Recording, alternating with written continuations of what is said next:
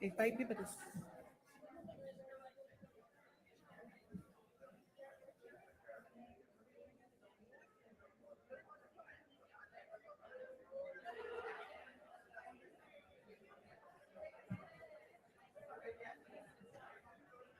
Good morning, everyone. We are just about to get started, so feel free to get settled in your seats. Make sure you grab your tea and coffee so that we can get off to a prompt start.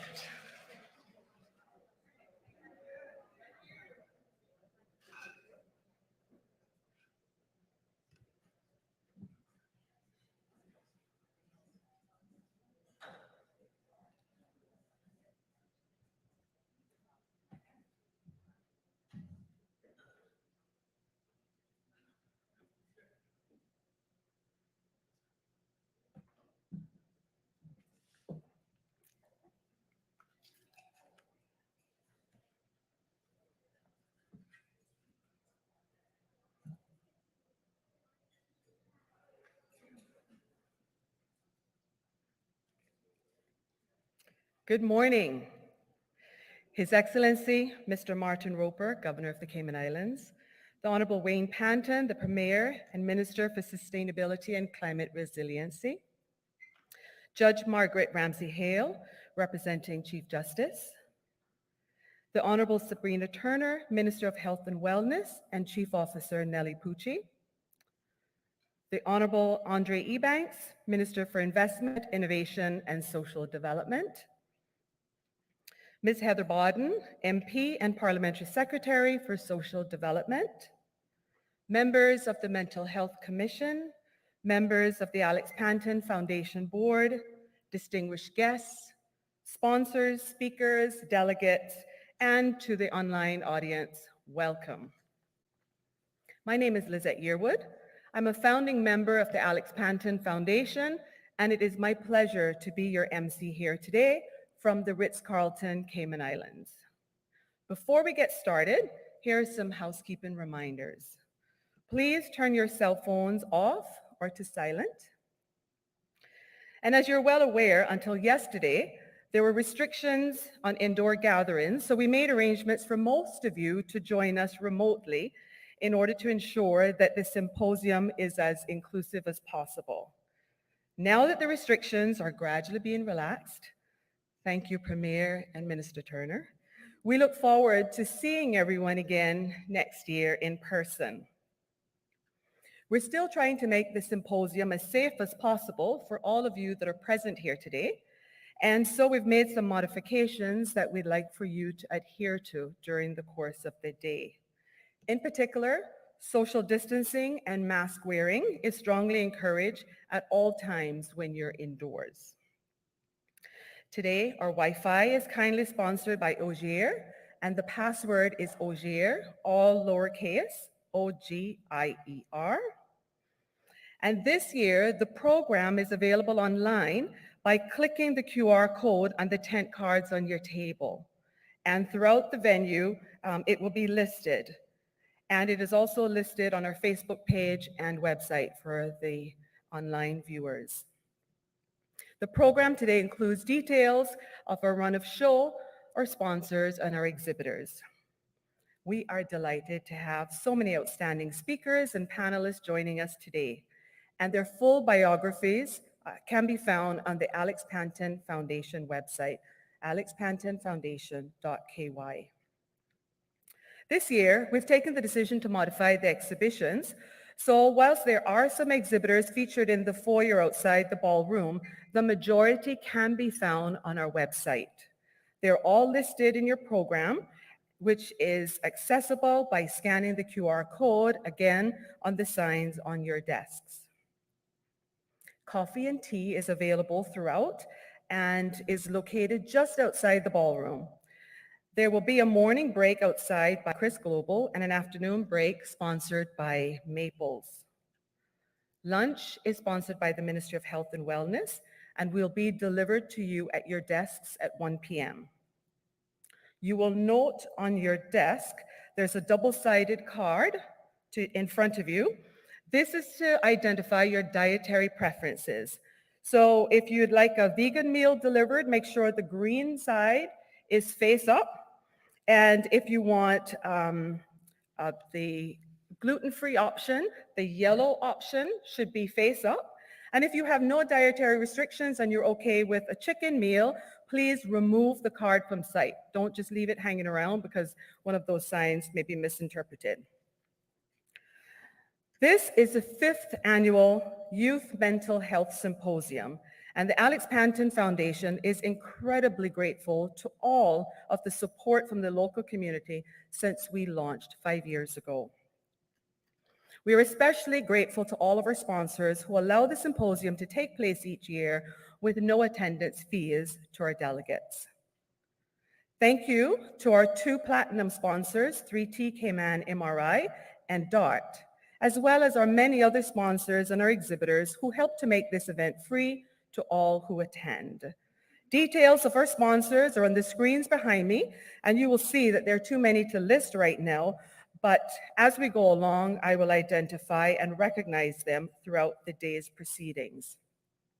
Once again, we are extremely thankful to all of you for your support. Many of you have supported us throughout in these years. Also, to all of you who have supported us in other ways throughout the 5 years, helping us to fund the very important work that the foundation does in the community. The foundation simply cannot do what it does without you, and we're extremely appreciative. This year's theme, Thriving in Uncertain Times, is in recognition of the difficult few years we've had, but in particular for our young people. Throughout today's event, we will reflect on the extraordinary challenges of the past year.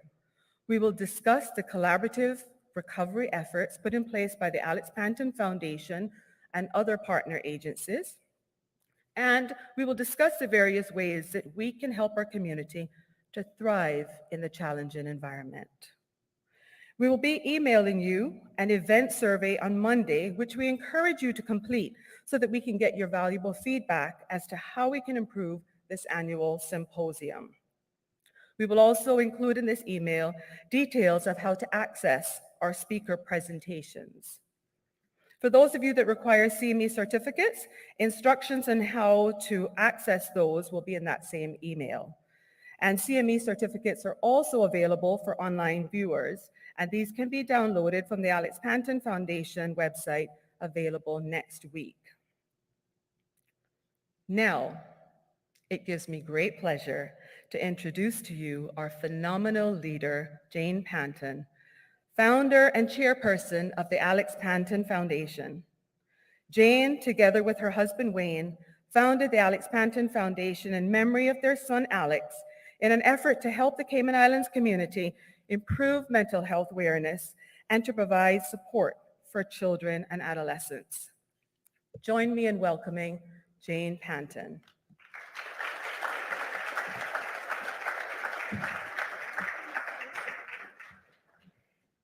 Thank you, Ms. Liz. Good morning, everyone.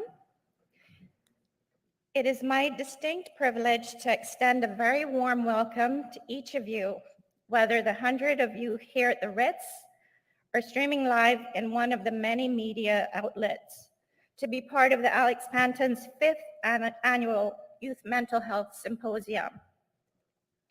At last year's event, we found ourselves in a uniquely privileged position at a time when we could gather more freely without as many of the critical public health and safety regulations that are in place now. Up until September 2021, when the first community spread erupted, Cayman's experience living alongside the pandemic in our little bubble was something very few countries and communities can say they have experienced. But as we continue to learn while living through the pandemic, change is inevitable and can happen so quickly. It is still grim, and coping is a challenge for many, and the struggle to thrive is a different experience for each of us. Our symposium's theme this year is Thriving in Uncertain Times. The grand scale of this pandemic and what seems to be an unending global effort to combat it has thrown us into uncertain times that are quickly changing. Some changes are good, some bad, but one moment to the next is so unpredictable. These past 2 years have been frustrating and terrifying, and for those of us who have lost people to the virus, heartbreaking. Although our journeys may be different, we're united in uncertainty of the future. And the Alex Panton Foundation has brought us together here today. Persons in our community from various sectors, parents, teachers, pastors, counselors, mental health professionals, and our very brave, motivated young people of the Youth Ambassadors Program to share their stories, and other young people as well. These will help us to thrive or teach us. They will share their stories and help us to thrive in these uncertain times. These last few months have been especially difficult for our community.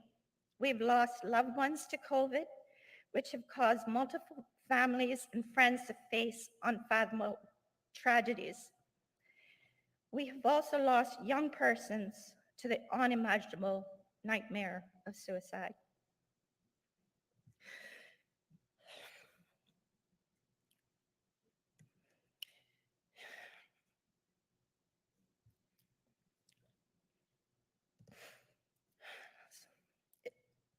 It is with deeply saddened hearts that we express our condolences to the families, friends, and the loved ones of the young people in our community that our community has lost in recent months.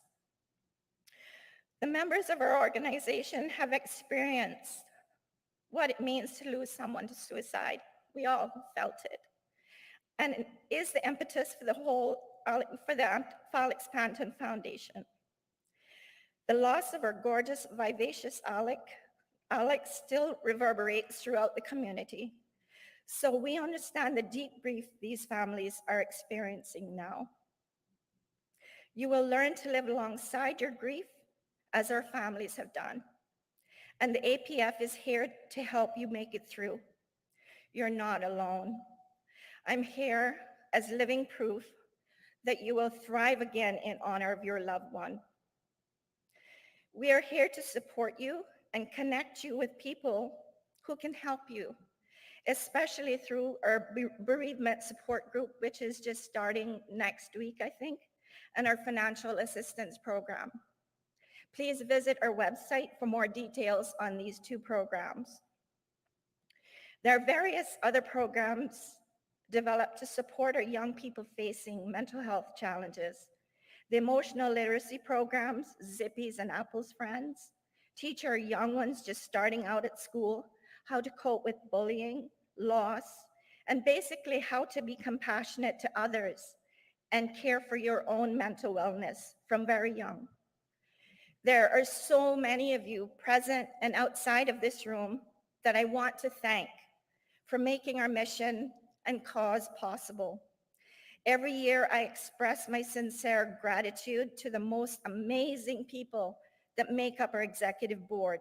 And every year, they just get more amazing as we gain experience on how to forge our mission to improve the mental health of children and young adults in the Cayman Islands through advocacy, awareness, and support.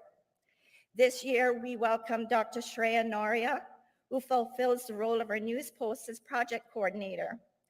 Despite our infancy, APF is growing rapidly to meet the demand to improve access, awareness, and support mental health services. We are so grateful to have Dr. Shreya's support to oversee our clinical projects and initiatives, sorry, time's up, so that we can reach even more young people in the community. Not much longer, Ms. Liz. We know that our work and our efforts are needed now more than ever.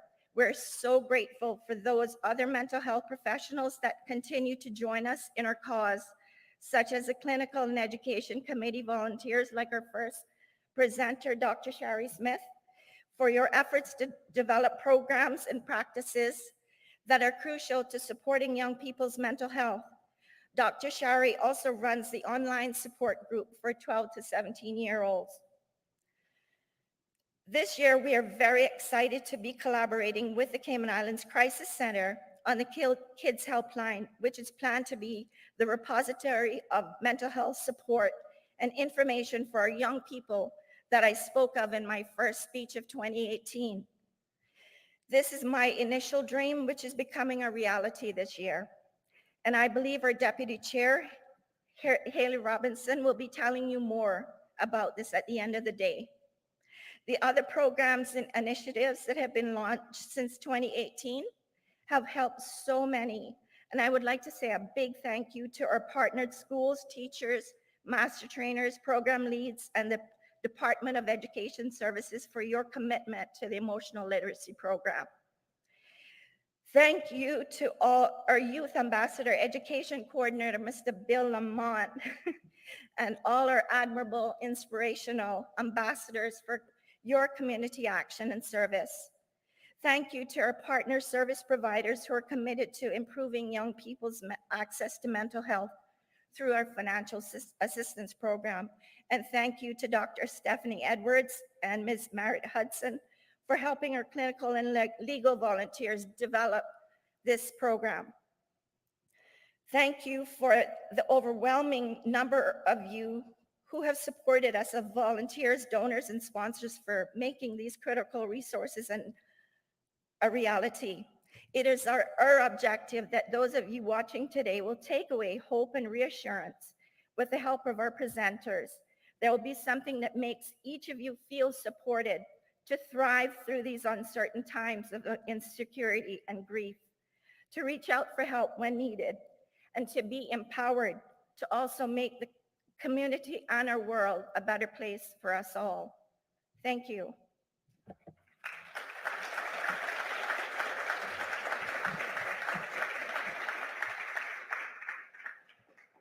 Thank you, Jean, for continuing to inspire us all.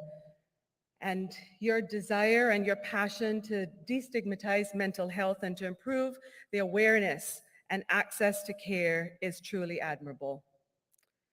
Now it is my pleasure to introduce His Excellency Martin Roper, Governor of the Cayman Islands, to provide some opening remarks. Your Excellency.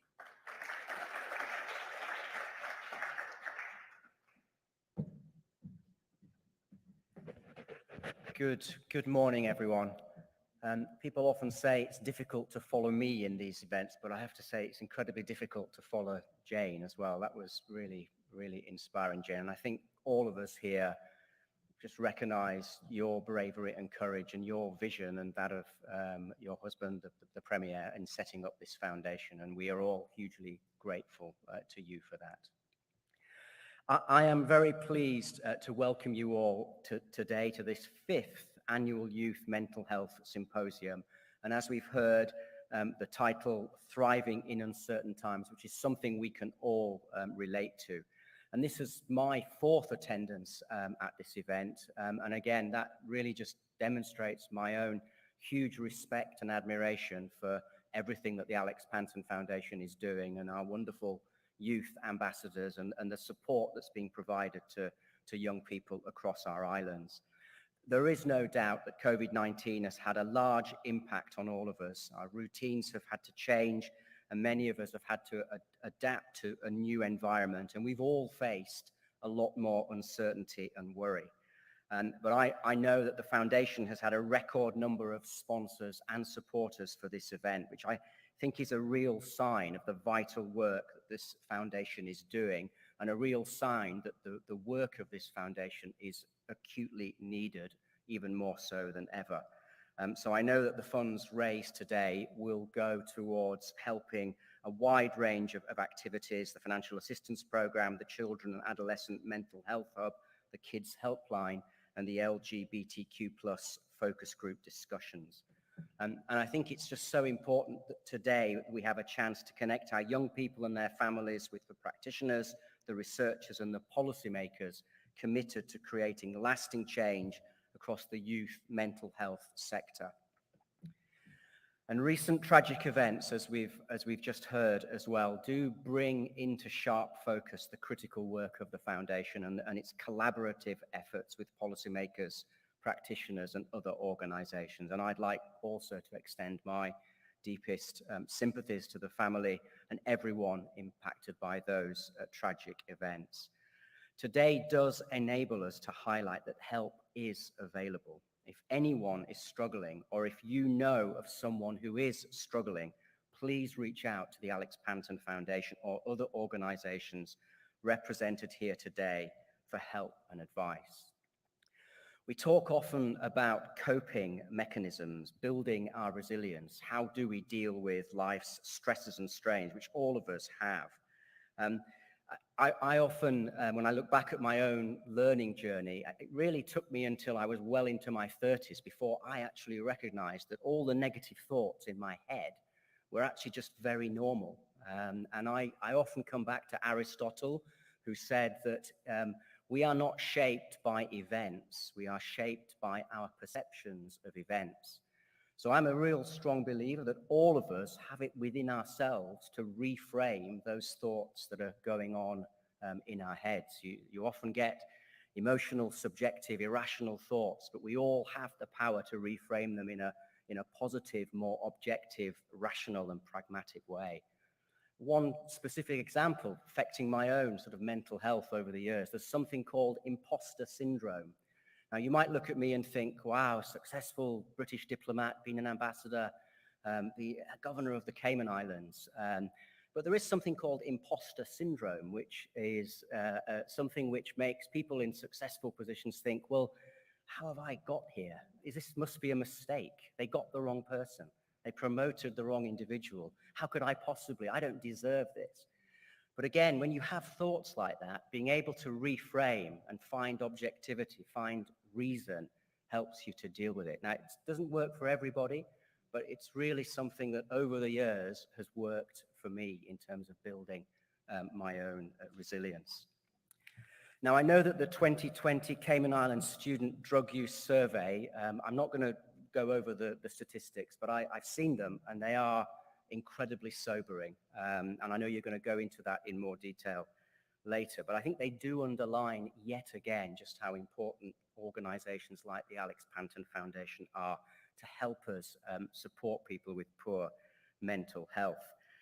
I think it's crucially important that we take this data and we continue to gather more. Mental health promotion and prevention interventions are just so important to strengthen those coping mechanisms of everybody in our society. And I do think in Cayman there is a pressing need for more community awareness and education, particularly around recognizing and responding effectively to abuse. The need for safe places, we need to tackle cultural barriers, and we need to tackle barriers to prosecuting people who are guilty of crimes in this area. We need to advance the LGBTQ+ conversation and increase the help for young people to be heard. I just want to end with pointing to a conference which is happening in the UK in June. This is called the a conference on equality. It's a conference that the UK is hosting, Safe to Be Me conference. And the aim is to bring together internationally civil society, businesses, activists, and other stakeholders who can work together to take concrete steps that protect LGBTQ+ people and support human rights defenders around the world. We've encouraged any organizations in Cayman who want to attend this major international conference to do so. And if there are any organizations or individuals out there who want to attend, please do get in touch with my office. So I just want to conclude by saying thank you to all of you. Thank you to the Alex Panton Foundation. Thank you to everybody who is supporting them. I think this symposium has established an absolutely excellent track record over the last 4 years, and I'm sure that today will be another outstanding event. So thank you all very much.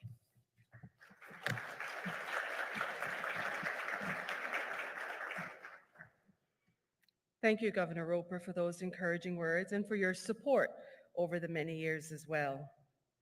I would now like to invite Honorable Sabrina Turner, Minister of Health and Wellness, to deliver her opening remarks. Honorable Sabrina Turner.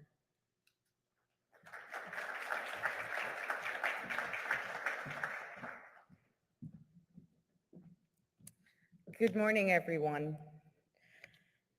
Governor, I must say, I never dreamt in all of my life that you would have diagnosed me.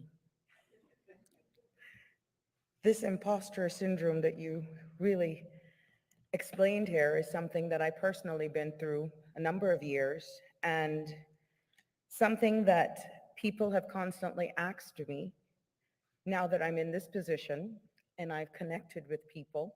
And you sit down and you should reflect on where you're coming from, where you are, how you've gotten there. And you're like, is it me? Is it Sabrina Teresa Turner? Is it the alter ego? All of these things. Sometimes you doubt yourself, but then, of course, you spoke first. And prior to all of that, the ambassadors were excited to meet me. And that is what helps me remain focused, grounded, true, and causes me now, or empowers me more to continue on my journey and the opportunity to make a difference in the position while I'm here. But thank you for diagnosing me. I can now relate.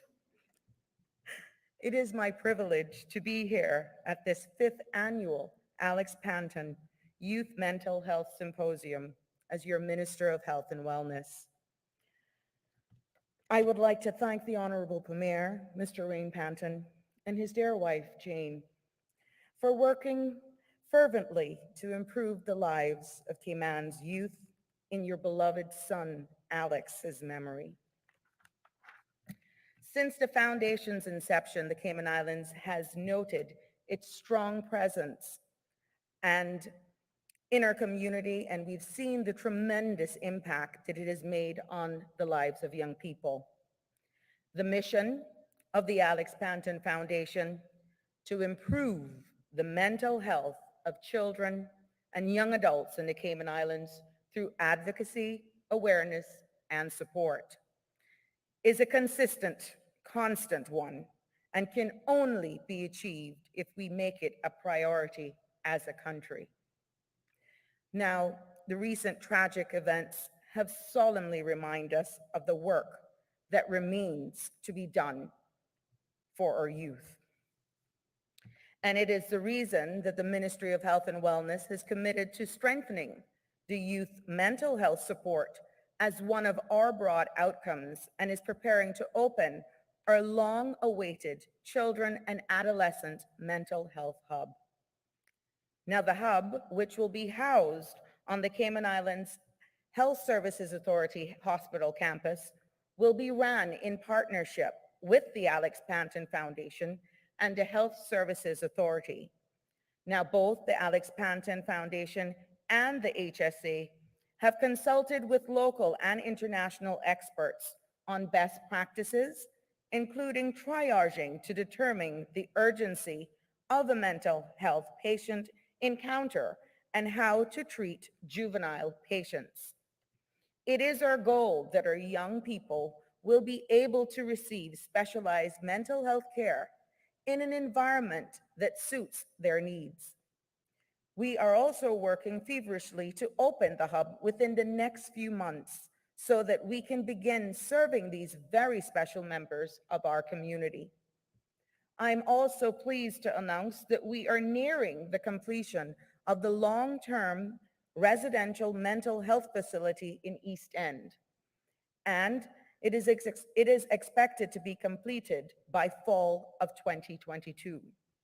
Now, this facility is being established for residents of the Cayman Islands who have serious and persistent mental illness, and it will allow them to be cared for holistically in a safe and secure environment, reflecting a therapeutic approach to care with the prime objective of being integrated back into their communities. Now, once completed, the facility will be able to house 54 patients across 9 cottages with each cottage having 6 beds.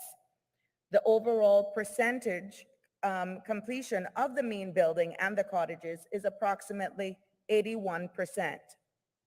Additionally, and currently, the Family Resource Center, which also falls within my remit, under the Department of Counseling Services, has recently announced the availability of the world-renowned Positive Parenting Program, which is a part of its offerings.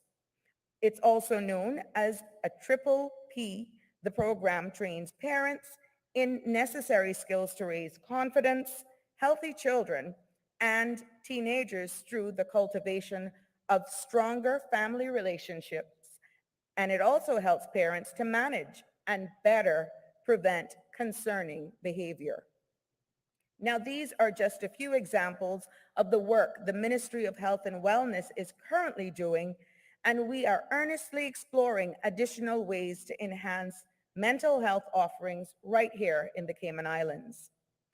Private organizations and charities such as the Alex Panton Foundation, Loud Silent Voices, and Cayman Islands Crisis Center has traditionally enjoyed good partnerships with the Cayman Islands government and support for their initiatives. May this long continue. It is our government's goal to provide every Caymanian access to whatever level of mental health care they may require, a goal which the Alex Panton Foundation has already begun to help us meet. Having honest and open dialogue about mental health is relatively new for us culturally. So I would especially like to thank the Alex Panton Youth Ambassadors for being beacons for mental health awareness in their schools and communities.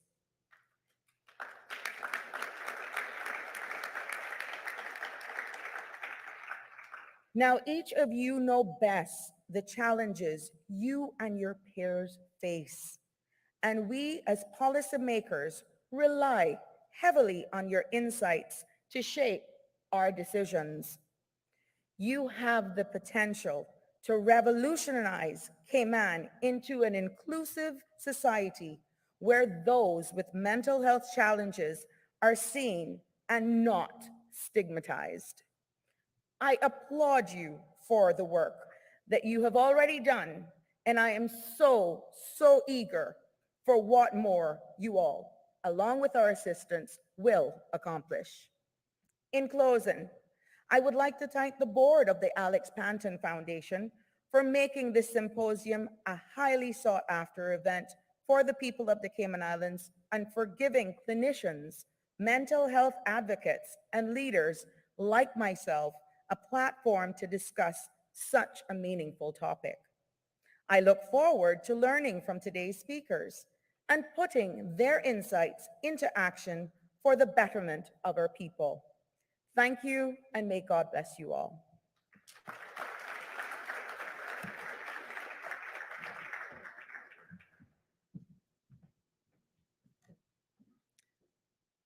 Thank you, Minister Turner, for those kind and supportive words. And special thanks for your ministry's sponsorship of today's lunch. Now, please join me in welcoming to the stage the Honorable Andre Ebanks, Minister for Investment, Innovation, and Social Development, to share with us his opening remarks.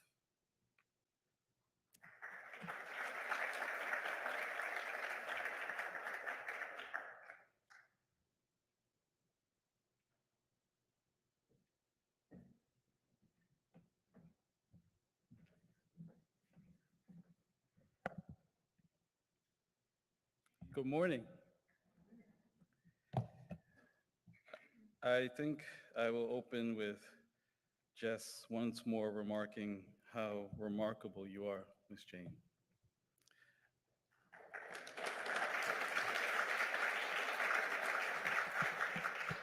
I'm not just saying this because your husband's my boss, but if anybody deserved to go over time, it was you. I already know how remarkable he is every day because I see him every day, but I don't get to see you as often.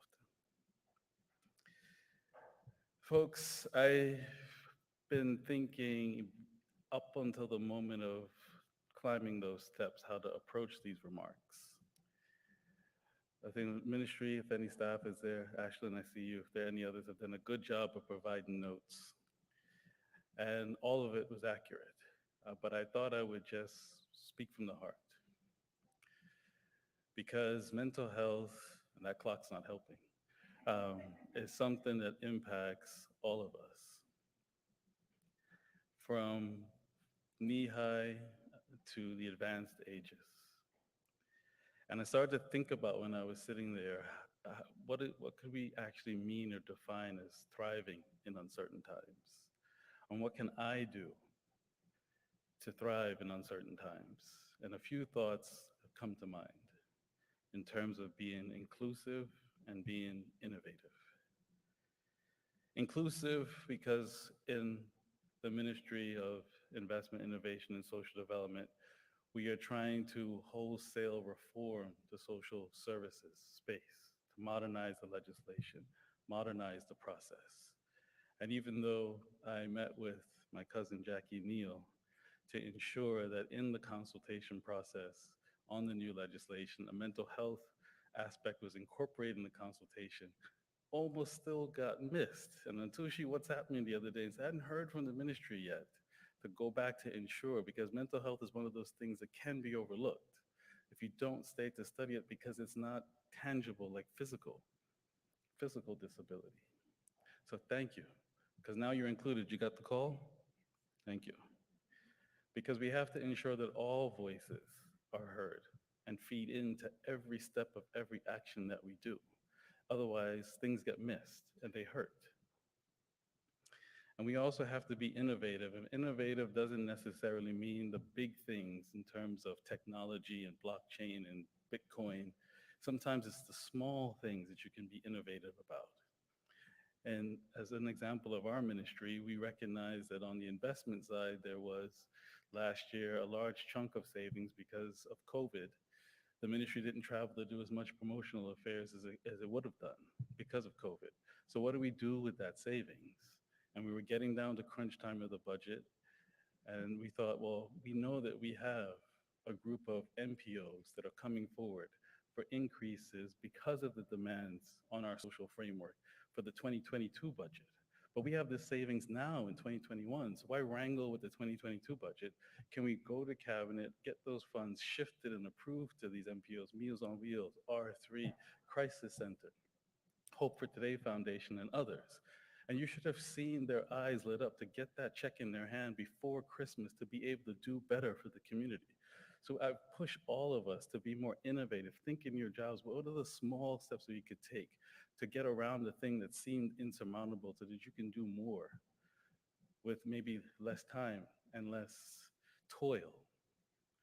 And I had an ulterior motive for grouping them all together for the photo op. It wasn't just to look pretty and show the checks. I was waiting and looking back to see when they all got in the room together if they knew each other. And I suspected that they didn't.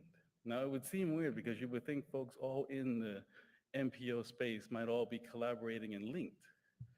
But unprompted by me, you began to see the conversations sparkle between them. Oh, well, I'm working on this and this is my barrier. Well, I could help you get that. And they started to exchange numbers. So the other piece of work that the ministry is going to embark on is to try to map the MPO space, to bring folks closer together, because it doesn't have to be on any one particular entity, government or MPO together. We can do more. That's how I think we thrive in uncertain times. We've got to draw these links. I see Dr. Shari Smith. We had our time in COVID. Well, you were on this side of COVID in Cayman and I was in London. And she was helping me to map all the students in London who were trying to get home, and they were in 9 months lockdown, not what you all had here. That was child play lockdown, what you all had here. We had 9 months of lockdown in the UK, and there were Caymanians overseas that I want to give a shout out to, who had to make it. And some of them were living on their own in 4x4 walls. And think about that on your mental health. So thank you, Dr. Sherry. I found them because of you. We got them home. So I just leave you all with those thoughts in all of your daily lives to think about how you can be more innovative. It says time's up, and I'm gonna leave you with one thing. Governor, you started this in terms of sharing your own mental health. I'll open up and share mine. When I look at how great, and I'm sure the ministry staff would agree, how great the task is to reform social development that has been historically underfunded, historically less paid attention to, because it's not as sexy as some of the other subjects. It takes a toll on me, like, how are we going to do this? But I'll say to all of you, I'll say to the ministry, is that we are here and we have the opportunity. And where there's life and opportunity, there's a chance. So let's all of us take our chances to improve the lives of those of us around us. Thank you.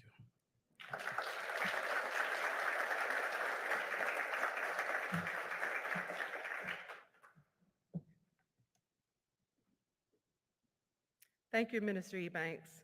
And thank you for your ministry's gold sponsorship, which shows the support of your ministry to this foundation.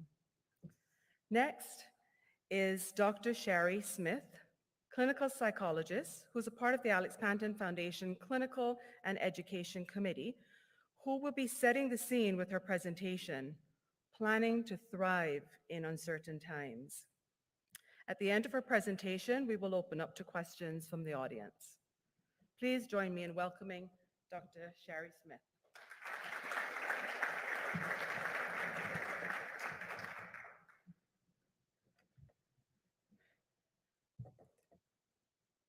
Technology. Good morning. Thank you, Foundation, Ms. Jean, Honorable Mayor, for this opportunity to speak about something that is so passionate to me. I am a daughter of the soil, born and raised here in Cayman, and there is nothing more important to me than my people, and even more so, the children of our country. So thank you for this opportunity.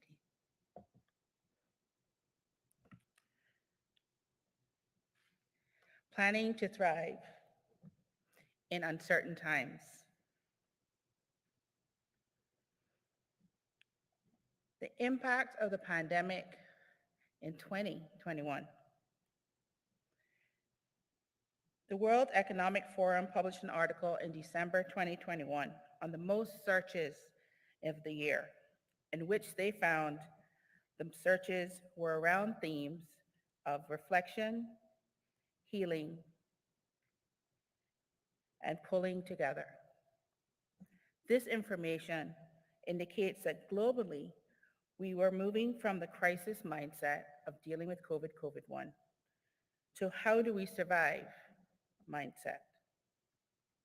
Global searches were on, however, were on the highest for mental health illnesses with anxiety, autism, anxiety at 36%, depression at 25%, and autism and ADHD at 16% each, with bipolar following in 8% and 1% of other mental illnesses. These findings show that we are still very much connected, concerned with mental wellness. We as a global race continue to show our optimism with notable searches which include how to heal, how to stay strong, how to make a comeback, and how to be hopeful. These indicate that we continue as citizens of the world to state we are not giving up. Before COVID-19 pandemic, in the US, mental health challenges were the leading cause of a disability and poor life outcomes in young people, with up to 1 in 5 children ages 3 to 17 in the US having a mental, emotional, developmental, or behavioral disorder. Additionally, the pandemic had a significant impact on the increase of risk factors associated with anxiety, depression, and suicide.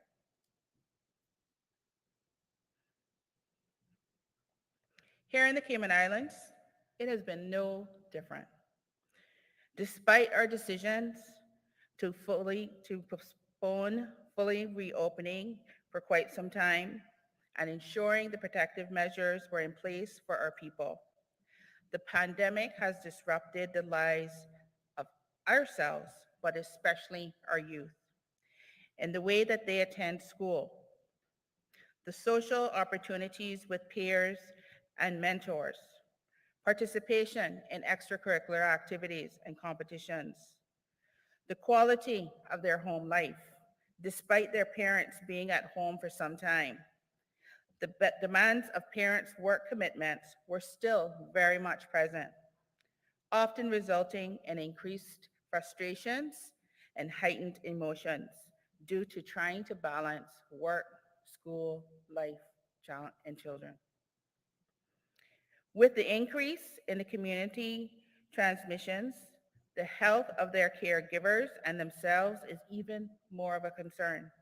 The pandemic's negative impact has also heavily affected our most vulnerable young persons, especially those youth with disabilities,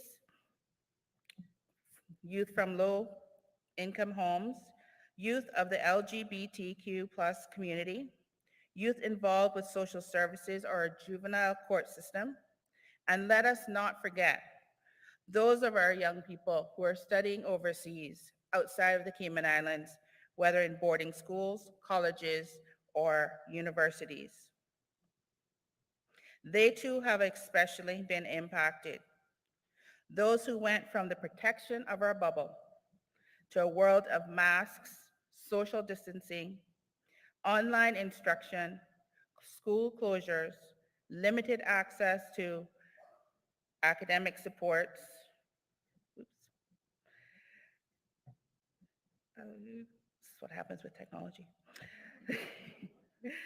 Limited resources and access to academic supports, and not being able to compete in sporting and social activities as well.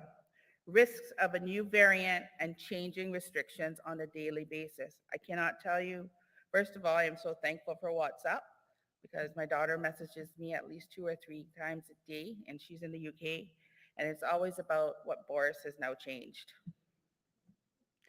All have contributed to the low academic performances we are seeing, the physical illnesses, increase in anxiety, depression, and suicidal ideation, while still trying to be good students.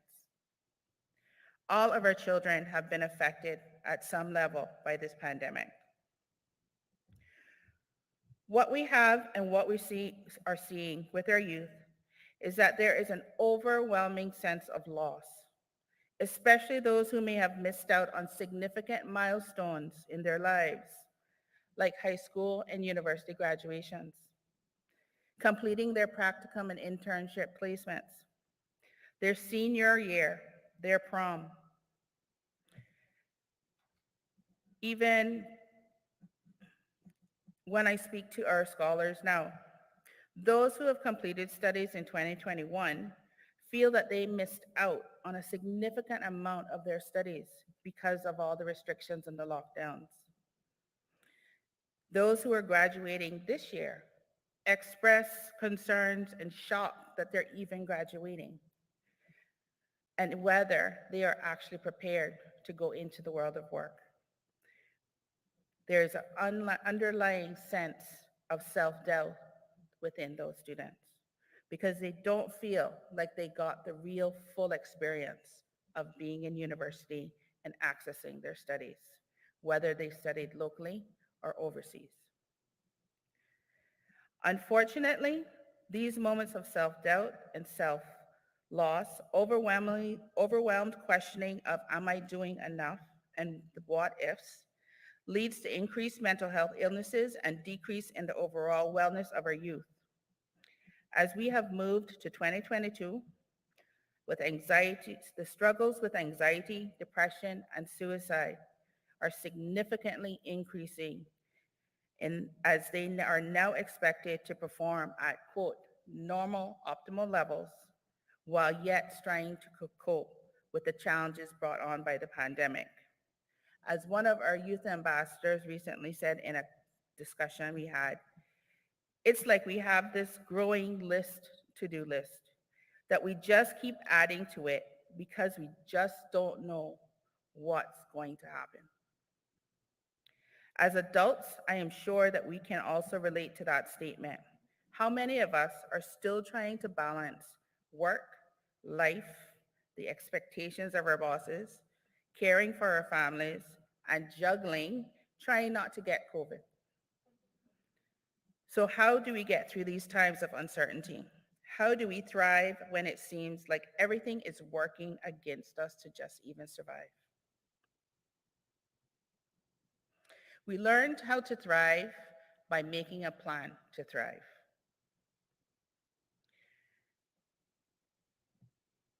What we have and are seeing with our youth is that there is an thriving mentally and emotionally starts with an action that seems very easy, but can be very difficult in this technological world we live in. Research shows us that loneliness is on the rise and that a lack of human connection can be more harmful to your health than obesity, smoking, and high blood pressure. We need to connect. As human beings, it is within our natural instinct to want to connect to others, to our nature, to our world. However, despite the youth being at home with their families at times, how many can truly say true connections occurred? How often did children and parents prepare a meal together? How often did you sit at the table and eat and converse and not look at your devices? I know I have been very guilty of that.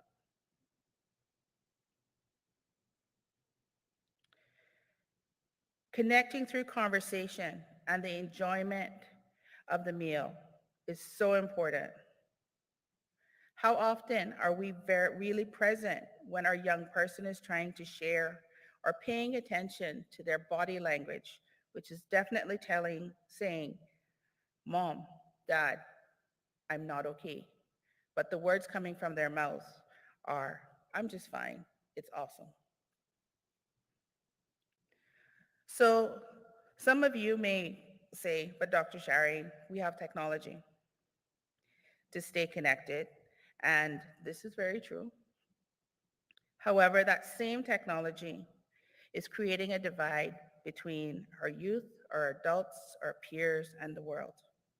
We see it every day on social media of the way in which too much information is either being shared or negative, harmful statements are being posted that jabs at the person on the other side of that screen. I would strongly argue that for most youth, being able to hang out with their peers is better than being limited to online chats, even if when you're actually hanging out together, you're still on your devices. You also need to know what resources you have to access. Today, the youth are very active in various causes and outspoken in our community, and there are a vast number of resources for you, the youth, to access as well. If you are struggling with anxiety or depression, or just trying to get through life as a teen and have questions and need a safe environment in which you can communicate with peers, the Alex Panton Foundation has made available 2 resources that are free available to you. They are the Teen Talk online support group for teens 12 to 17 every other Saturday online from 1 to 2 p.m., which I have the pleasure of facilitating, and Breaking Barriers for those 18 to 30 at Parcel 110 at 12:30 to 2 with the facilitator, Shane Purcell. There is so many resources here in Cayman, just waiting for you to access them.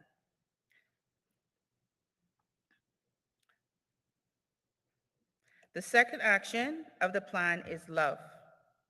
You need to be more compassionate and kind to yourself. Self-love is not selfish. We can be our worst critic, the hardest voice that we hear in our heads. So it is important to continually remind yourself how amazing, awesome, and unique you are. Acknowledging that you what you need in that moment, and giving yourself permission to experience, whether it's the pain or the joy, just allowing yourself time to invest in you. Reminding yourself that nobody is perfect. We are all human. And even though it may seem that you are alone, you are not alone. You need to rest. Most young people are trying to navigate so much, the demands of school, the expectation of parents, relationships, expectations of life. It can be exhausting. We're adults and we're trying to do the same thing. Add to that, coping with emotional and mental difficulties. Our mind and our body needs time to rest and to be still. This is when true healing occurs.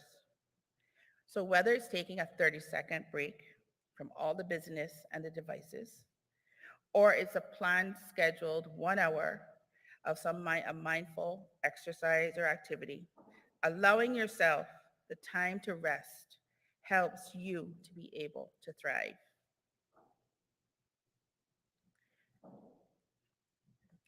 The third part of our plan is to move, whether it's physical exercise, working out at a gym, or taking a stroll around the neighborhood, or going for a walk on our awesome beaches that people are now flooding to get back to do.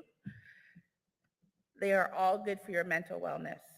According to an article released by the American Psychological Association in 2020, there is a growing body of research which suggests physical fitness is one way to boost brain health, and that regular exercise routine can decrease the effects of stress on the body, improve our mental health and mood, and enhance memory and cognition. Exercise fuels the brain's stress buffers. Exposure to long-term stress can be toxic to multiple systems in our body, even leading to more medical concerns like high blood pressure and a weakened immune system, which is the last thing you want in the world of COVID, along with mental illnesses like anxiety and depression. So therefore, in these times of uncertainty, the more you move, the more you thrive. The fourth action in the plan is to ensure that we nourish yourself. And I'm not just talking about the food.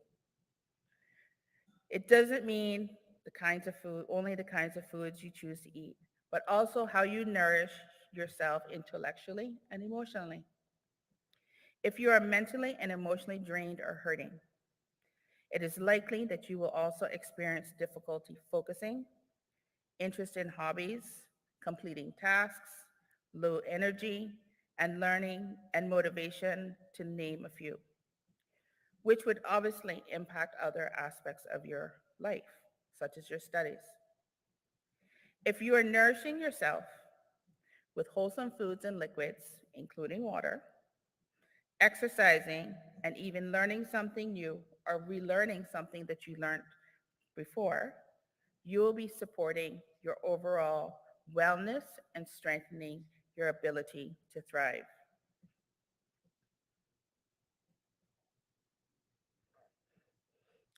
Thriving professionally. When we think about thriving professionally, this can relate to school or work. Making a plan that allows you to identify what is it that you need to accomplish. A realistic plan and goals. Celebrating each accomplishment, which we do not do enough. We often set a high goal that's going to take us 5 years to achieve, and midway through, we get so frustrated and disappointed that we forget to even celebrate that the first thing that we should be celebrating is that we made a plan. Reworking and adjusting your plan. Life happens.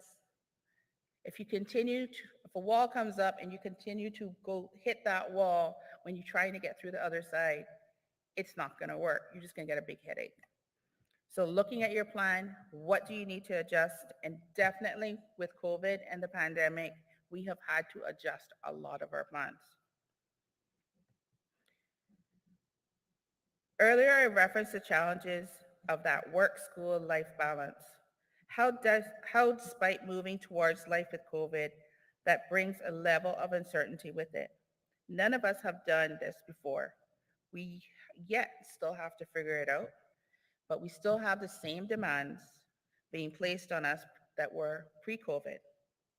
We talk about being mindful of persons' wellness, but are we really doing that as individuals and as a society? Truly walking the walk? And what about those of us in roles as carers or professionals?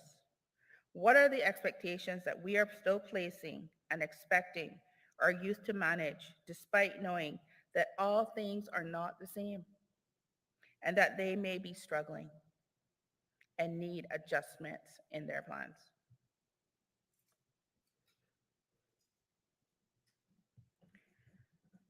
So as a community, as the adults in charge, we have a significantly important role to play in ensuring that this plan works.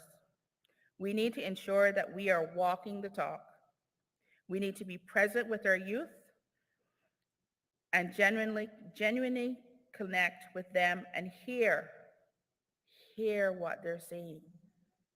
We have to listen, and listen means being present. Truly hear their voice. We need to lead by example, by investing in them and showing them that investing in them is the best investment and symbol of love that you can give, giving your time. We need to work with them to make realistic plans for the present and the future, because there's still a pandemic. Making sure that they are ready and have the resources they need to thrive in this world, but not only making the resources available, but also ensuring accessibility to those resources. Lack of funding or insurance coverage should not prevent any child or young person to access the help that they need. We are the village, and we need to protect our vulnerable. We need to ensure that our children can survive in this world of COVID. Especially here in the Cayman Islands, there should be no acceptable reason for any youth to not receive the help they need to survive the world that we as adults have created for them to live in.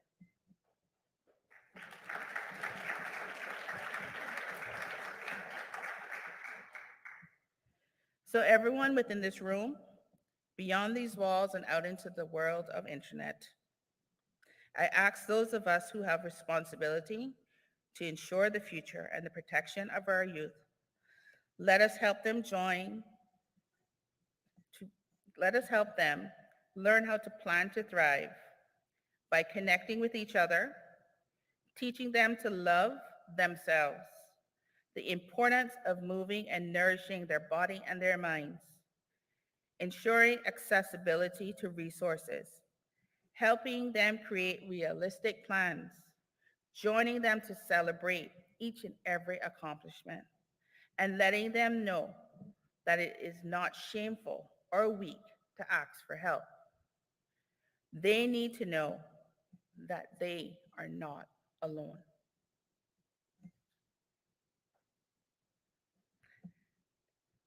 Thank you.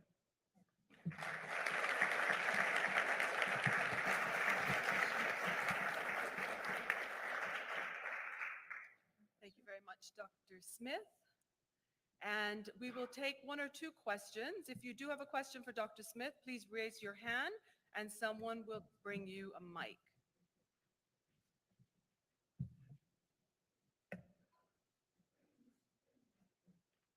Okay. Well, I guess you've done such, oh, there is one question. There we go.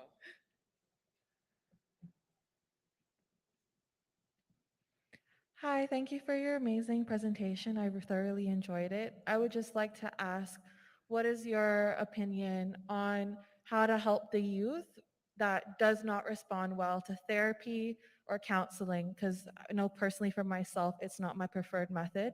So I just wanted to know advice on what they can do, what other resources and what other things they can do for themselves. So for the question, to repeat the question, what do those persons who aren't necessarily inclined to go and seek out counseling or therapy, talk therapy, how do they manage the stressors? And what I would say is looking at the various resources that are available to you that you feel comfortable with. So whether it's your support system and your family and friends that you have someone to talk to, whether it is that we have the mental health helplines that are anonymous, so you can call and talk to a professional, mindful activities such as yoga, painting, doing a yoga class. So finding what is going to help you navigate the stresses that you're dealing with, but making sure that you have someone that you can talk to, even if it's someone on the other side of the phone that you don't know, they don't know you, but you can get the help that you need. Okay. Thank you very much. Thank you.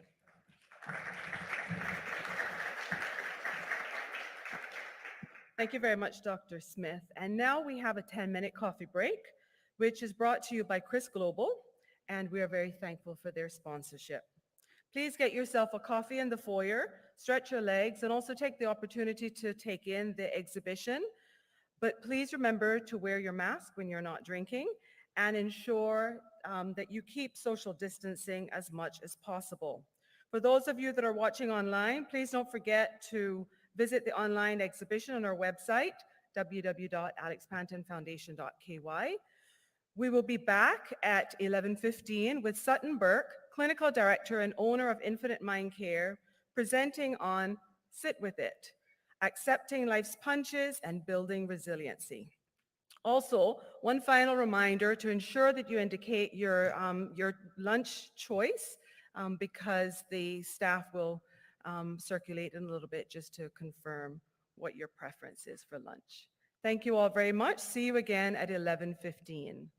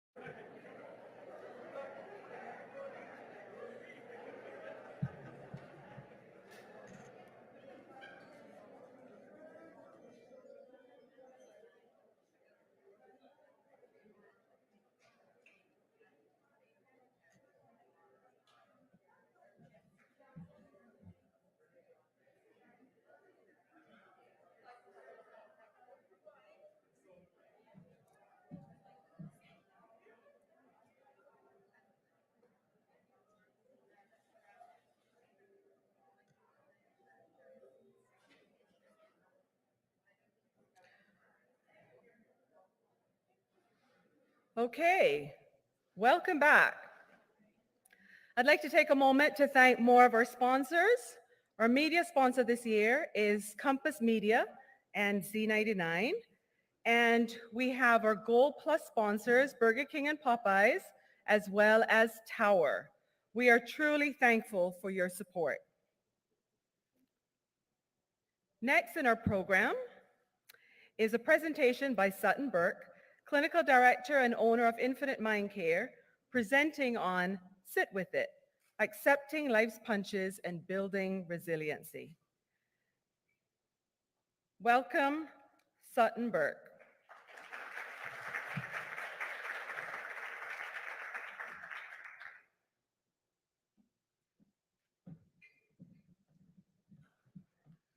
Hello, good morning.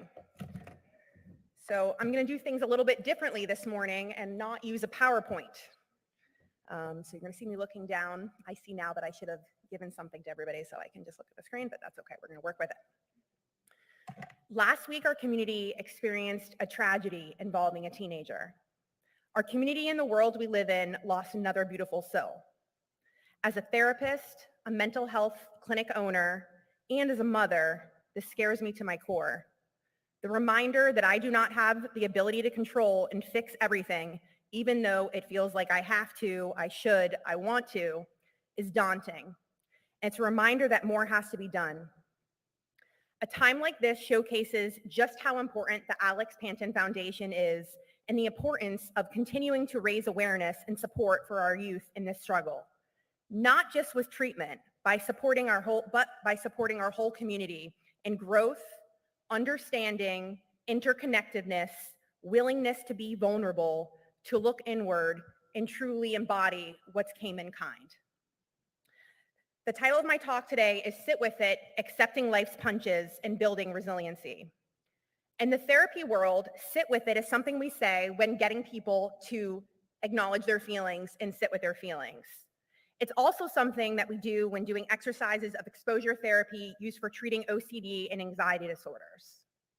The importance of sitting with our own discomfort as opposed to using some sort of escape mechanism to avoid what we are feeling. There is a ton of peer-reviewed research and evidence to support this. The more we sit with it, the easier it is to accept our reality and build resiliency for the future of life events. In these times of COVID, a great awareness of the uncertainty of life has been made apparent. While navigating the world as a young person is difficult enough, it now has to be done with an added worldwide additional stressor of the pandemic. The pressure to escape the feelings of the day is easily accessible and everywhere. You can, if you want, try to avoid the pain and fear. Video games, drinking, self-harm, drugging, vaping, sleeping, lying, stealing, cheating, shopping, sleeping around, eating pints of ice cream, bags of potato chips, staring at the television, gambling. You can do all or any of these things, but sooner or later, the grief you are avoiding will show up in a meltdown, failed exams, wasted money, bad relationships, an illness, an accident, or a number of other possibilities. Life isn't all bubblegum, chocolate and roses, exotic cars, TikTok, flashy clothes, jokes, music, and makeup. You know this, and teens know this. They feel it. But sometimes it feels like it should be that way. Good vibes only, just think positive. Why can't life just be that way? It certainly seems if it was this way, it would be way easier to just live. Dealing with grief, family drama, our past traumatic experiences, disappointments in school, work, our friends, and disappointments in our own abilities, this is part of life, and it truly sucks. But it is all just a part of life. The situation applies to all of us at one time or another. Some problems are insoluble. Some situations a struggle through the dark depths of the ocean with no light to guide you. And as Robert Frost wrote, the best way out is through.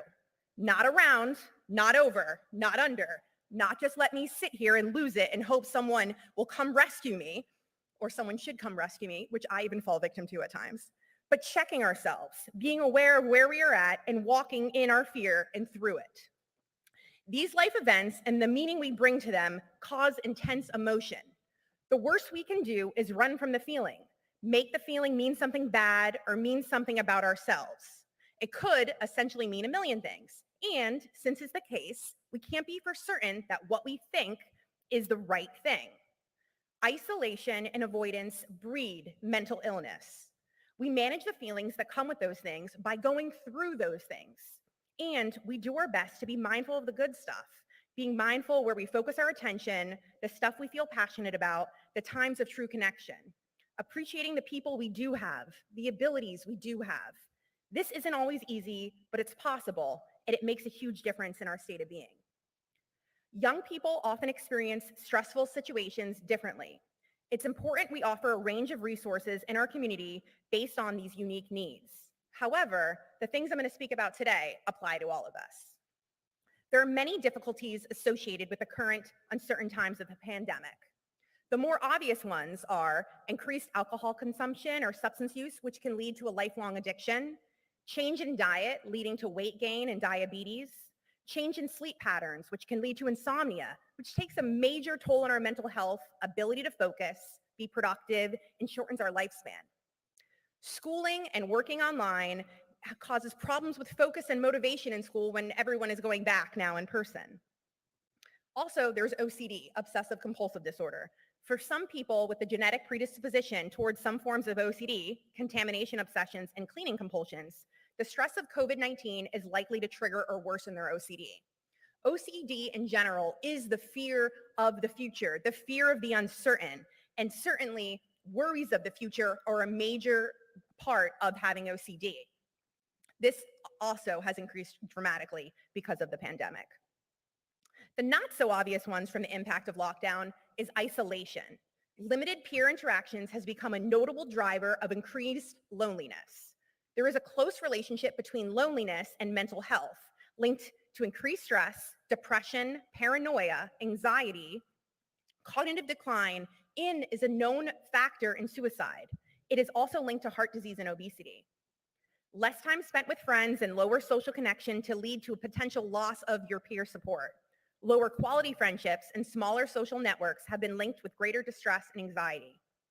All of this can link to lingering social anxieties. People are already experiencing social anxiety, and you can imagine with the pandemic, this made it much more difficult. And people are finding it challenging to get back into their networks of peers.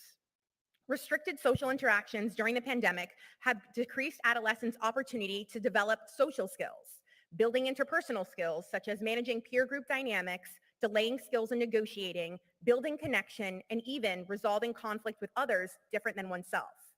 There's also the anxiety in general. The pandemic has created an environment of constant threat. Our bodies can adapt to short periods of stress, but a constant sense of threat and sympathetic nervous system arousal can lead to exhaustion and negative effects on multiple organ systems. PTSD symptoms. Many youth are recovering from traumas experienced during the pandemic, including the loss of family members, the burden of growing up quickly to care for younger siblings or relatives, financial hardships involving food and housing insecurities, and more. There's also the exposure to increased domestic violence and poverty-related stressors. Adolescents from disadvantaged communities are at higher risk of continuing distress, poverty, and missing out on educational and occupational opportunities. We also know that the LGBT community is so much more vulnerable, and especially during this pandemic, is even more vulnerable to mental health, in their mental health. And I really appreciate people bringing that up today and the panel that's going to be later talking about the research.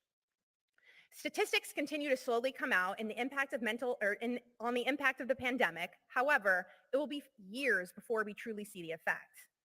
With all of this, we remember what happened to you is only part of your story. It is not about what happened to you. What matters is who you grew up to become in the aftermath. How did you survive, cope, grow, and thrive? No one can predict the future. It's not about what happened to, I'm sorry, I just read that. No one can predict the future, but there is something you can do to better prepare yourself for whatever the next stage of the pandemic might look like and your future after. This is developing your resilience. Resilience can help us get through and overcome hardship.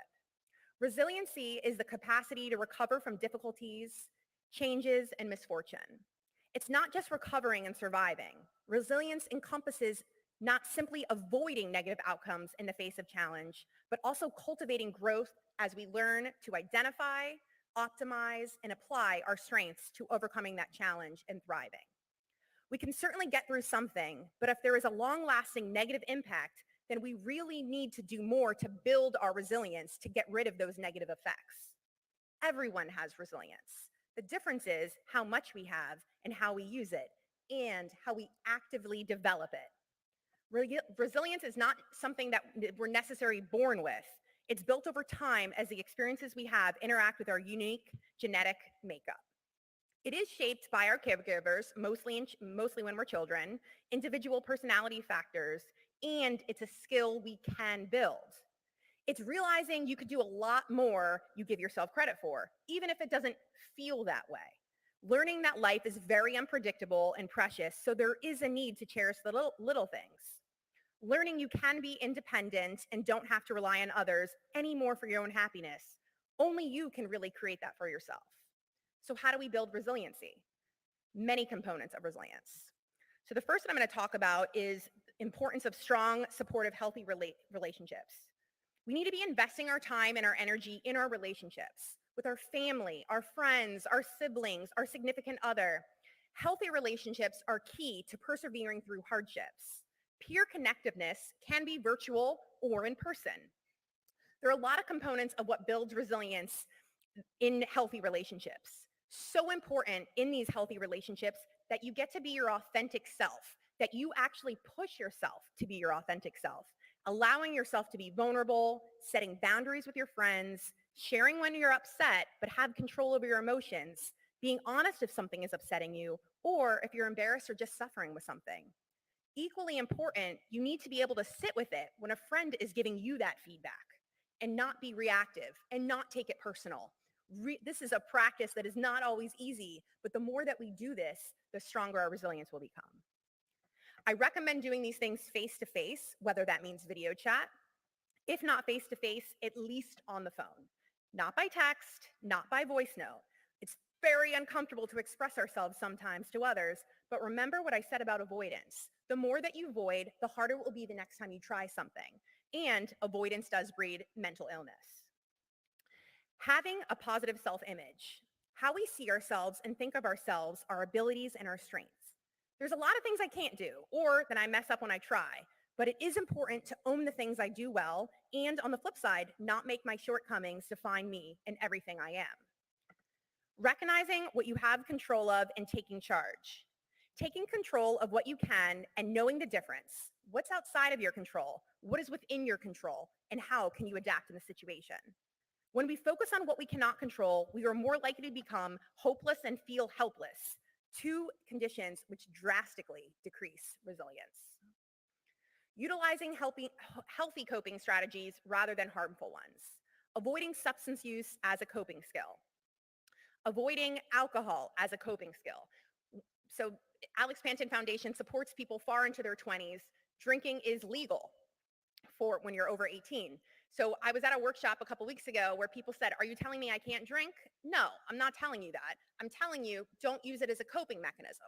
Don't drink when you're feeling really upset or when you had a really bad day. Relaxation skills, reducing the tension and stress you feel daily in the moment. There's also playfulness. Something I was thinking about recently is dressing up for Halloween. When we have our kids and they're young, there's nothing more fun than dressing up for Halloween. Kids love it. Parents love doing it with them. Then something happens in our teens where suddenly kids become too old, too cool to dress up for Halloween. Suddenly it's not fun anymore. They need to be mature. But then we hit 18, the people who go to college, now we're dressing up again for Halloween and we're having the best time ever. Certainly 30s, 40s, people are having parties and here we are dressing up again, enjoying Halloween. So what happened in our teenage years, in those young adolescent years? What was really going on there that people stopped dressing up for Halloween and stopped engaging in that playfulness that we also really, really enjoy? So important. Laughing, making a conscious effort to have fun, even if we don't feel like it or aren't in the mood, spending time with a friend, playing a game, watching funny videos. Then there's self-care and wellness. Reading, meditating, gardening, working out, fishing, crafting. Finding what brings you a sense of calm and peace to offset the stress that you may already be under. No matter what it is, if it's a healthy coping strategy, it helps to mitigate the effects of distress. Then there's the ability to regulate our emotions and manage impulses. I could literally talk about this all day. I've talked about it at several conferences that I've been asked to speak at, and we do this in all of our workshops. We can do a 90-minute talk of this every day, and it's still going to be a skill we all need to build. We need to practice building our emotional intelligence, which is understanding our own emotions, triggers, thoughts, feelings, and expectations. The ability to find positive meaning in life events. What message are we walking away with? How are we making sense of this? Are we in a state of being that life's not fair, I'm a failure, this is hopeless, nothing ever works out? Are we stuck on why did this happen? Is it because I'm a failure, because I suck, I can't be happy, I'm not good enough, or things will never change? All of these thoughts might come in and we might not be able to stop them from coming into our head, but it's what we do in those moments to deal with them. Am I going to learn from this? My personal favorite is, I did the best I could with what I had. And we do have affirmation cards that you're all welcome to contact my office to get, which says this. Is it out of my control? Bad things just happen. And if we accept that without internalizing it, without personalizing it, without making it mean that it's our fault, this can allow us to move on in a very healthy way. Then there's just having a vision, setting realistic goals and having determination to follow through. No matter what we face, resilience is about resetting and making sure we are on track with our goals and not letting things throw us off from those goals. People have been through terrible accidents, physically handicapped or disabled, and then they end up completing and running marathons with a prosthetic foot. Are we really different than them? Why do we have to be so different? Being clear on our values. In therapy, there's a therapeutic modality that all of my therapists are trained in, and it's acceptance commitment therapy, or ACT. Values is a huge part of that. Values drive so much of what we do in order to make sure we are able to be resilient. We need to be clear on these values and how we are going to react to our stressors and keep in line with our values. Health, physical fitness, exercise, sleep, proper nutrition. We know exercise works. We know sleep is imperative. We know eating properly can make a difference. But if we don't take care of these things, if one building block flops, then all of the rest go. So these are things that we can all do, but then there's also some parenting strategies for developing resilience in our kids. Harvard University Center for Child Development has identified 4 positive processes that can help children develop resilience and better cope with adversity. 1, facilitating supportive adult-child relationships. 2, building a sense of self-efficacy and perceived control. And this is the belief in his or her ability to impact change within their own life, and us really helping our children cultivate that. 3, providing opportunities to strengthen adaptive skills and self-regulatory capacities. And 4, mobilizing sources of faith, hope, and cultural traditions.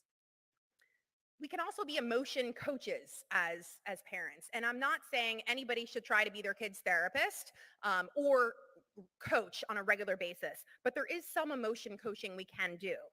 Problem solving with our kids, helping them to develop a sense of agency, labeling and reflecting experiences and emotions to help them develop emotional intelligence and understanding. It's also important that when our kids see us going through something, we identify our own emotions. We say it out loud so they can learn to start identifying theirs.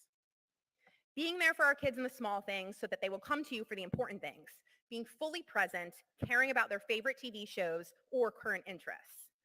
Some youths may have different reactions to stress or be unaware of how to cope. So it's crucial that parents remain patient, understanding, and supportive.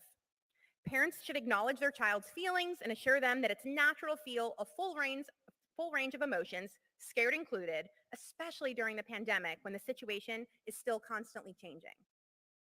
Then there's the pro-social behavior, such as encouraging volunteer work as a family, acts of kindness or helping, and supporting community members.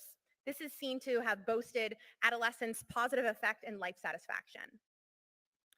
Parents need to play a key role in monitoring their children's use of digital platforms. Although virtual supports can allow youth to keep learning and stay connected, increased online access brings heightened risks for children's safety, protection, and privacy. It is important that parents have discussion with their children about what they need to know using the internet, what appropriate behavior looks like. It's also so important that if your friends have social networks online and they, they're maybe struggling at school with friends, but they have a lot of friends online, encourage them to video chat these friends. Then, just like you would if you were having friends come over your house or, before you're letting them go on a play date, you want to meet them, meet their parents, encourage them to turn on that video chat and meet their new friends right online. I don't know if this sounds foreign for some, but it's so important. And I talk about this all the time with teams that I work with. And usually there's some kind of excuse for not video chatting. But sometimes that's coming from a source of anxiety where it's much easier to type or to talk versus see someone face to face. But that's how we get over that. So an exercise for today could be asking yourselves, your kids, what positive and negative impacts the pandemic has had on their lives. The proactive approach can help them reflect on their experiences.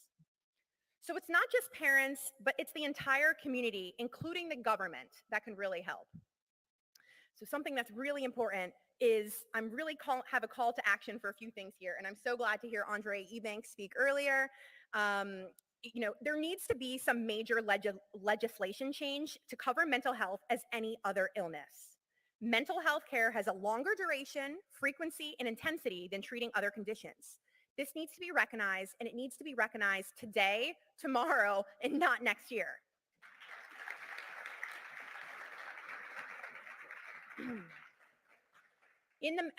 As a member of the Mental Health Commission and just as a mental health clinic owner, I've been speaking a lot about health insurance coverage. Now, Cineco is one thing, and this is an incredible insurance company that government provides for people, but no other insurance company is like this. And we really need to create legislation that is going to support more mental health coverage and not just inpatient coverage. The reality is that most people will never need inpatient therapy.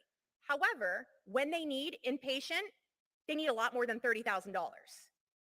And they need this, they might need this a few times throughout their life. And again, it's going to be a larger amount than what we have. And I'm very curious why that amount has been chosen versus the amounts that we put towards for other big illnesses.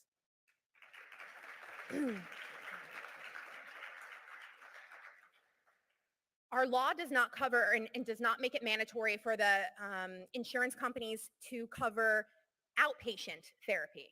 But so that's a big step that needs to happen, and creating a minimum amount that needs to be covered even amongst the SHIC plan. People who have the SHIC plan have mental health issues too and have mental health concerns that they need to be treated for. And we can't deny that and just have it be a privilege for people, especially when the SHIC plan is not cheap. So this is, and again, I know a lot of our politicians and our community have been focused on keeping us safe from COVID-19, but these are some of the things that have gone to the wayside. And it's right now super important that we start making changes to the legislation and doing it a little quicker than how normal legislation changes.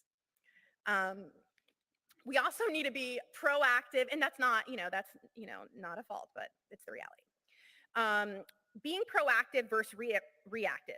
All schools should have a life skills with mental health training built into it from an early age. There's so much focus on IQ, but what happens to EQ, which is the ability to understand use and manage your own emotions in positive ways to relieve stress, communicate effectively, empathize with others, and overcome challenges and diffuse conflict? It is very well known that the higher EQ you have, this is a better predictor of your success in the workplace than IQ. Fact. I encourage people to stay in school, go to college. I love learning. I'm always continuing to learn. Big goals to, finish a PhD. But the reality is people that don't go to college, they can be just as successful, even if not more successful, because they have a high EQ. And we really need to encourage young kids. I mean, I have someone in pre-K 4 and in first grade, and at their school, they do things for mental health and for relaxation, yoga, meditation, but there's so many other things that can be offered, and it shouldn't just be at private schools who can afford it. Someone needs to be trained for the public schools, and this is happening on a weekly basis from a very young age. The next thing that I really want to call for action is more case managers for NAU, the hospital, social services, to ensure that people are able to access what they need. We have parents who are physically disabled and mentally ill on government assistance. Who is helping to ensure their children are getting the support they need? I get calls all the time, and I'm dealing with clients that I complained about with tons of government officials that are here, and we need this support. The fact that these departments are so underfunded and understaffed speaks volumes. Again, so happy to hear that Minister Ebanks is thinking about this, and I know our premier thinks about this as well, but I really want to see this happen. We need to fund these departments more. Mental health really needs to be a priority that not only we speak about, but that we start putting more money towards. A whole government COVID-19 mental health response and well-being recovery plan that reflects a cross-governmental approach to mental health and well-being during the coronavirus crisis recovery phase. Then there's just the promoting the Cayman kindness. A society infused with the ethos of kindness is more likely to be resilient against crises than one rooted in conflict and lack of mutual respect. We need this from not only our community members, but from the top down. It is vital that professional and more informal community maternal mental health in early years is supported during the pandemic and recovery. Pregnancy and the very earliest years of a child's life represent a unique opportunity for preventing mental health problems in childhood, adulthood, and later in life, with home visit programs and evidence-based parenting support starting for when people are in the hospital, starting from when people are pregnant and going through some things, that they're receiving some support. 2 of my staff recently in the last 2 years have become certified perinatal counselors. We have had just such an influx of people contacting us who have had miscarriages, stillbirths, people who are having infertility problems, and then certainly all the mental health problems that might come after giving birth. We need to focus on this. Local authorities should provide funding for development of safe places for social connection and interaction via community and support. Improve the physical environment in neighborhoods and leisure areas, creating safe spaces for outdoor activities and green environments. We need to start protecting more some of our outside spaces that really are just some of the best in the world in Cayman. Being outside and in nature is good for our mental health. So today we talked about the impact of the pandemic on long-term mental health, how to build resiliency, and what we can do as a community and government to support this. I appreciate your time today, and I'd like to open you up into this conversation. What are your thoughts, experiences, and questions? Thank you.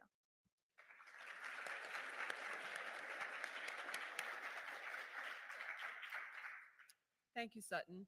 Now we have the opportunity to ask Sutton a few questions.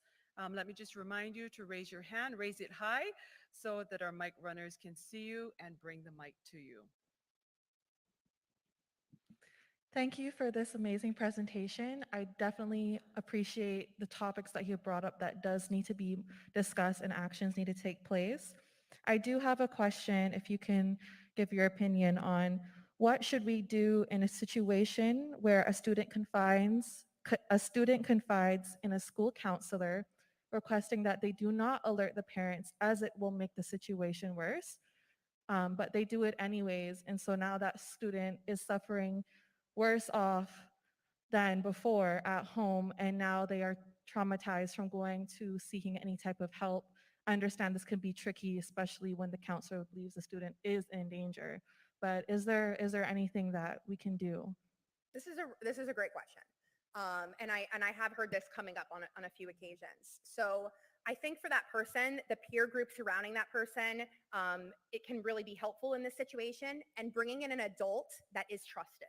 So you asked a question earlier, what do we do if someone is really not into counseling? Like, that's not your thing. I would say counselors are like trying on jeans. You might need to try on a few before you find the right one. Dallas, one of my clinicians always says this. I've had to try, I'm not for everybody, and I know that. I've had to try out many other therapists for myself to find the right one. But for something like this, there needs to be a trusted adult that's involved. Maybe it's a couple trusted adults. And then from there, kind of coming up with a plan on what needs to happen to support this child, whether that's family intervention as well.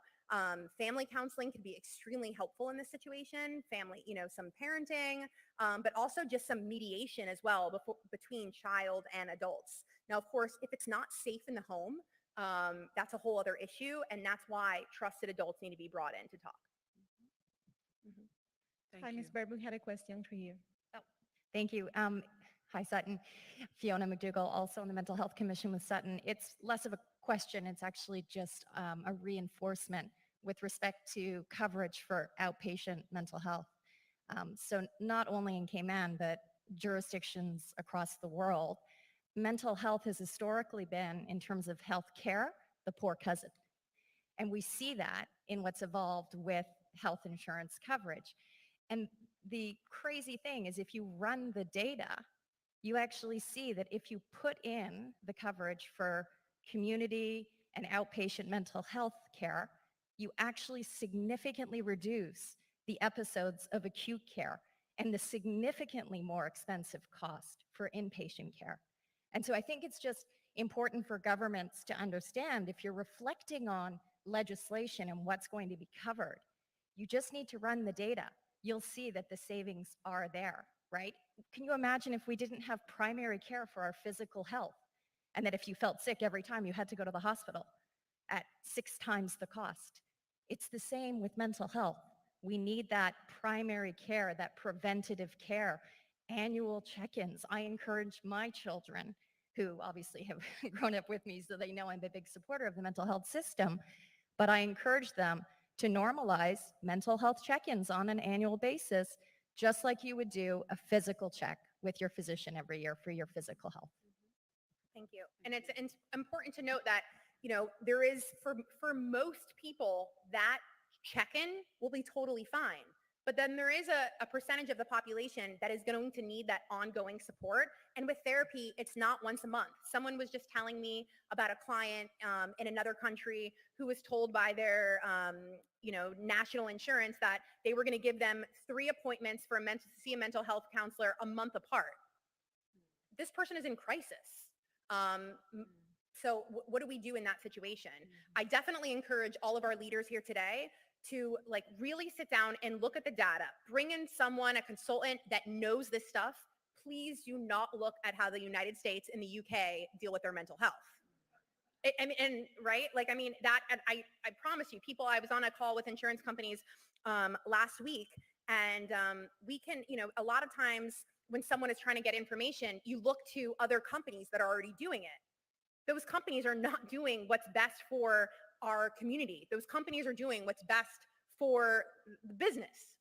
And when it comes to mental health, it has to be something else looked at. So thank you, Fiona. One final question. I believe there's a question over in the right. Hi, thank you so much for your presentation. It was really well thought out and really well executed. You are definitely very passionate about what you're speaking about, so that definitely came through for me. My name is Rashana Hides. I am Miss World Cayman Islands 2021, and my platform is mental health, so I'm super happy to be here and to hear from so many incredible speakers. And I just wanted to reiterate what the lady over there said about legislation changes for outpatient mental health coverage. It is so needed and so important. And also to echo your plea for more investment in things like NAU and like social services, that's also so needed. So I just wanted to appeal to anybody who has a say in that, who has power to make that change. I would love to help. I would love to be a part of that. So thank you so much. And that's it. Thank you. Thank you. I really appreciate being here today. I truly believe that Cayman can be a utopia and that we can be the leader and example for the rest of the world for mental health, for the environment. There's so many things that we can do in this small, beautiful island of ours, and we have the resources. This is, I think that's split in regards to the haves and have-nots in a lot of way, but we do have incredible resources here that we can totally tap into if everybody came together and really supported it. Thank you.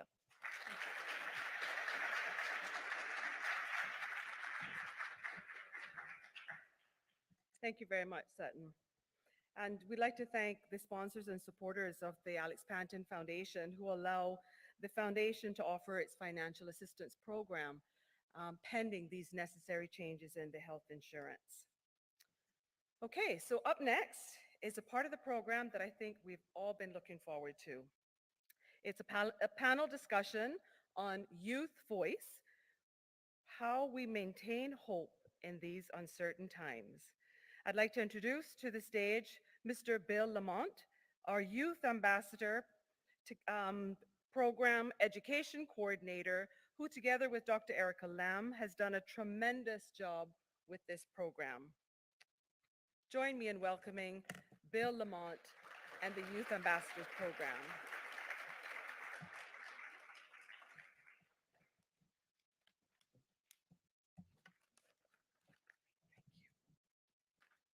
So good morning and almost good afternoon.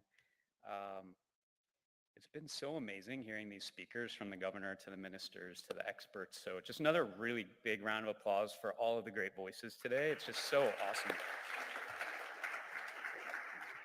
And I'm going to make this pretty brief because I think the youth voice is so important. I just wanted to start with a message of appreciation for all of the people attending today, both virtually and in person, and especially to Jane and Wayne Panton for establishing a foundation that truly embraces and elevates youth voice. I think that is so important.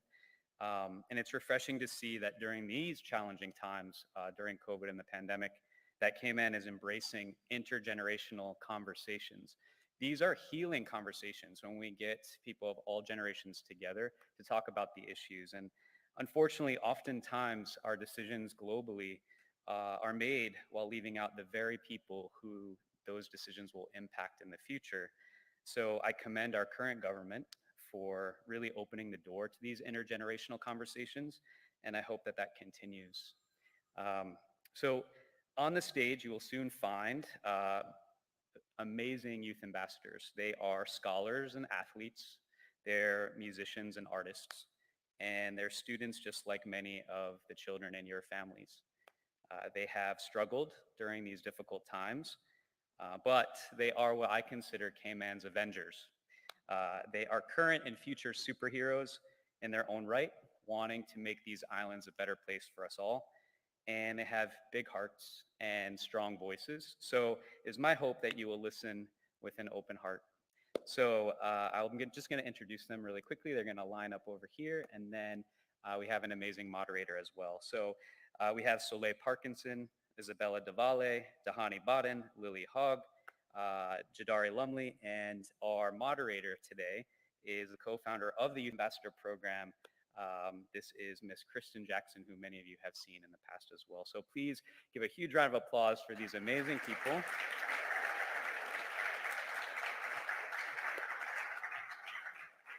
And I definitely encourage you to cheer when you hear something that resonates with you, and just give them as much support as you can. So thank you very much.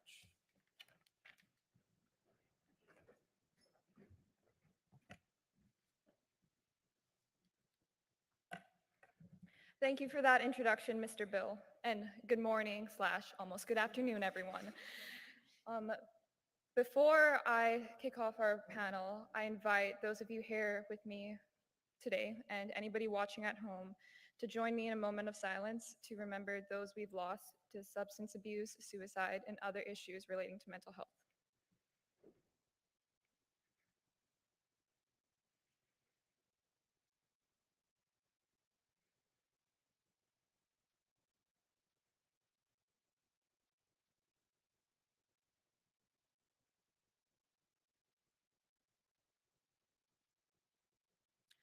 Thank you. I now invite the panelists to state their name, age, and school, and to make sure you turn around your name cards. Hello everyone, I am Jadari Lumley. I am 17 years old and I attend UCCI. Hello everyone, my name is Lily Hogg. I attend CIS International, KMAN International School, and I'm 15 years old. Good morning everyone. I'm Dahani Baden and I attend UCCI. I'm 17 years old. Hello, I'm Isabella Duvale. I'm 17 years old and I attend KMAN Prep and High School. Hello, my name is Soleil Parkinson. I'm 18 years old and I attend KMAN International School. Okay, our first question today is, What are the major issues facing teens today during these uncertain times? And guys, feel free to grab the mics and pull them closer to you. So, Isabella, would you like to start us off? Sure. I would just like to note that nobody is really doing okay in these uncertain times. And to add to that, as Dr. Sahari Smith said, it can feel like we often have a never-ending to-do list, and that is only exacerbated by the uncertainty of COVID-19. Furthermore, things such as social media can often only show the highlights of people's lives and not really what they're struggling with. And that's also to say with school, usually you can put on a brave face while you're at school and then just shut down at home. So it's really hard to tell who's struggling, and then it can make you feel alone in that way. So it's very important and unifying to say that everybody is struggling in these times.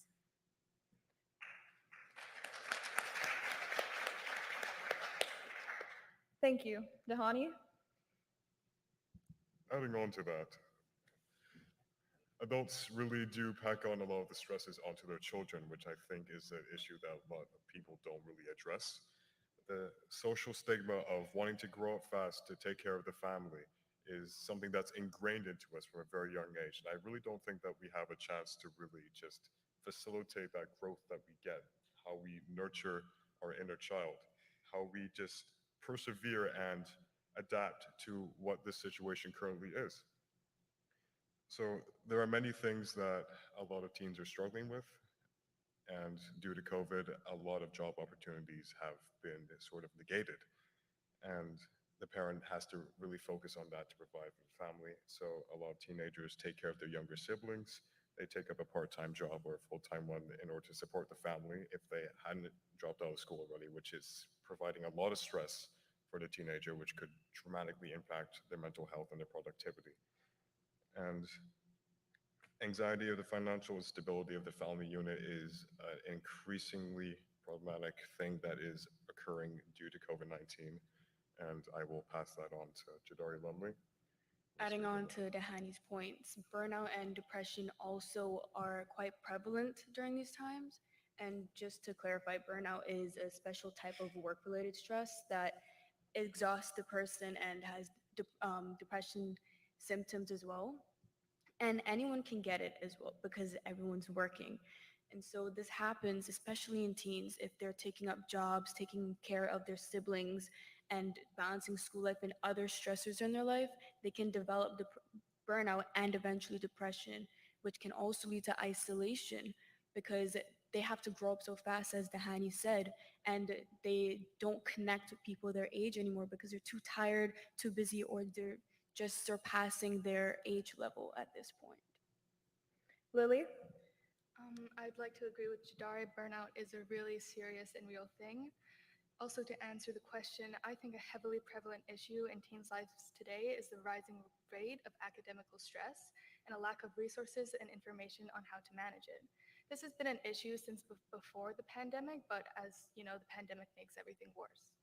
I've noticed a lot of stress accumulates in the high school as that's where teens my age spend the majority of their time. The environment can be very pressuring there to act a certain way and to get a certain grade. And there's this notion at school that our future success is dependent on our academical success. And what grades you need to get into college in order to get into a job. A lot of people's definition of success is getting into a good job. Nowadays, there's so much more pressure to get into a good college in order to get into a good job. And for some people, college is so much more expensive than it was back in the day, especially in the United States. So a lot of people are relying on scholarships to get in there. And this can therefore lead to the prioritization of grades and academics before mental health. And research has shown that academic stress leads to a very unhealthy mentality and increased likelihood of developing anxiety and depression, as well as bad coping habits such as using an excess amount of drugs, overeating, and social media addiction. So academic stress and stress about the future and jobs is a major issue concerning teens' lives today. Thank you. Soleil? Yeah, so especially during current times, I think an issue we're really dealing with as teenagers is the loss of social connection and affection. So due to the pandemic, we've had to deal with things like social distancing, masks, and quarantine, which have all changed our day-to-day interactions. So this, where we used to use physical and expressions to show how we're feeling, we've now had to focus on switching to communicating verbally how we're feeling, which can be a big switch for a lot of us and cause a lot of stress within teenagers.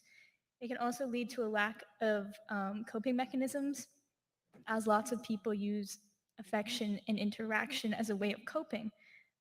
Along with this, masks has also caused a large issue for connection for us, as we're no longer able to use facial expressions to show how we're feeling, and having to switch to learning how to use our voices. So there's a big struggle with learning how to balance being safe and healthy while also getting enough connection and affection to feel happy, supportive, and loved in our environments. So in summary, no one is okay. And as youth, we have some really heavy questions on our mind. Are we going to be able to sustainably develop the Cayman Islands? Are we ever going to bring down the cost of living? Are we going to be able to strengthen our mental health support systems? So this increased uncertainty leads me to my next question. How do we handle this? How are teens today able to cope with these situations in positive ways to tackle this uncertainty? So Isabella, would you like to start us off again? Sure. So what I would like to say is that as nobody is really doing okay, building a proper support group with loved ones, friends, and family is extremely important, as you can ask questions and be checked on with your friends and family. It's important for you to check on them, and they can check on you. You can also bring comfort to yourself knowing that you have people who will talk to you and support you in your uncertain times and times of mental distress. Furthermore, communication is essential in building rapport and therapeutic relationships. So it's very important to have these good support groups, friends and family close to you, and all of that just to help support you in these times. Thank you. Lily? To add on to Dahani's point in the first question, in a situation where parents and adults are taking stress and negativity from work and taking it to home, and how that's affecting the relationships at home. Some ways to cope with this would first being addressing the situation with your parents if it's appropriate and safe to, because sometimes people don't know how much of an effect they have. So they might not know how much an effect they have on you by bringing their stress home. And you don't know how much an effect you have by listening to them and understanding their situation. Parents aren't perfect, and we need to be more aware of that. We also have more of an effect by helping the the dynamic at home by eliminating some of the workload from the household. Little things like putting things away after you use them, or doing your dishes, or folding the laundry could be really good to help the dynamic at home and reduce some of the stress that your parents are already facing. Another way that you can cope with this situation is taking a step back. A lot of kids my age, when we don't want to deal with our parents, we go into our rooms. And this isn't so much of a bad thing. We need to make sure that we don't blame ourselves for other people's emotions, and not blame ourselves for what our parents are feeling and how they're dealing with their stress. We cannot control other people's emotions and feelings, but we can control our response to it. So having a healthy response could be just taking a step back from the situation and focusing on yourself and having a positive effect on yourself. Another thing you can do at the end of the day is using your parents' stress as a learning opportunity. Ask your parents what they wish they would have done at your age in order to prevent the stress they have today. Also, another thing that we need to remember is that how people treat others is often a direct reflection on how they feel about themselves. So some understanding, communication, and patience can go a long way.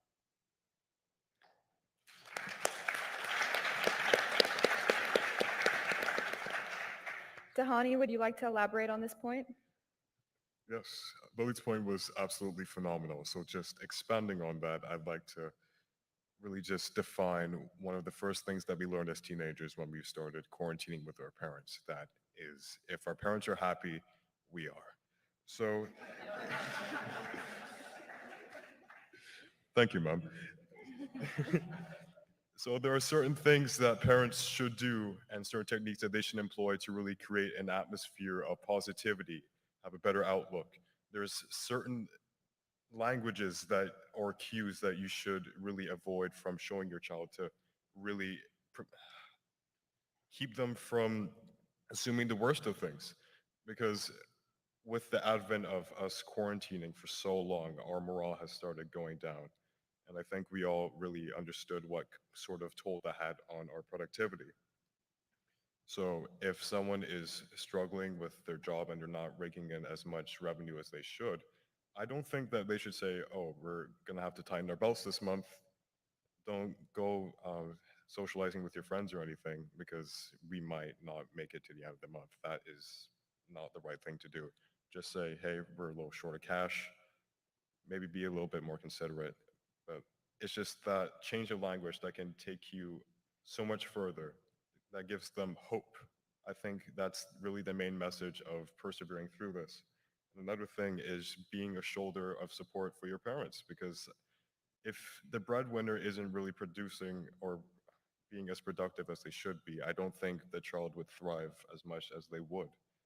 So in turn of just doing little things that help them become more productive. I know for a fact that I help my mom print things whenever she's just overloaded with work. She really likes that a lot. She's very grateful for that, and I'm grateful for her just getting out there, doing everything, just knowing what she has to do through that. And sometimes students hold the majority of the stress because our parents might want us to just go ahead and get scholarships. But like Lily said, the threshold for becoming academically successful is a lot higher than it was a couple years ago. So with the added stress onto that, I don't think we really have that. Well, I don't think a lot of us have the mindset to really just see a future for ourselves if we're seeing our parents, for some of us, our heroes, struggle. So I'll pass that on to. Thank you.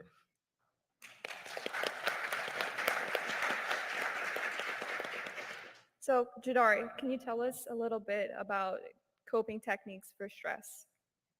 Yes, indeed. So we need to know that stress isn't just in our minds or manifests in our minds, it manifests in our body as well because hormones called cortisol are released when we're feeling stressed.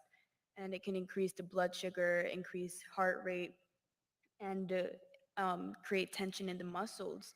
And if we're constantly feeling this stress, it's going to exhaust and strain our body because it will affect all of our bodily systems. So it's important to know how to cope with these. And the first thing, which was mentioned previously, which I fully appreciate, is to feel your feelings. Don't bottle it up and make it flow because emotions are biological. It's inevitable. You cannot get away from it. So to let it flow through your body, that's what it's supposed to do. And then eventually release it because you don't want to hold on to it. Then after you felt your feelings and you're dealing with the stressful problem, then is to find the solution, find the root of the problem, be specific. And I'm actually taking a critical thinking class, and I got this from my textbook, Thinking Critically by John Shaffey. And it gives a problem-solving solution to acknowledge the problem, specify the problem, find alternatives and advantages and disadvantages of those alternatives, create a solution, take action, and analyze your solution. The next way to cope with stress is to just play with your inner child. Just because we're growing up doesn't mean we have to forget the pleasures in life that we took as a kid. Just indulge in it. Like take time from this fast-paced world and just be who you were, how you want to be. And then an underrated technique are breathing techniques. It may just seem insignificant that we're just breathing in and out, but there are actual techniques that help because it's biological. It increases oxygen to your brain. It lowers your heart rate and blood sugar. It's biological. And it also grounds you to the present because we're all scattered, present, past, future, all at the same time. But we just need to be in the present moment. Thank you. Soleil, are we clapping? Let's give her a round of applause, people. Soleil, can you talk about social interaction? Yeah, so I think when we look at coping with the lack of social interaction, it's first important to recognize it's okay not to cope.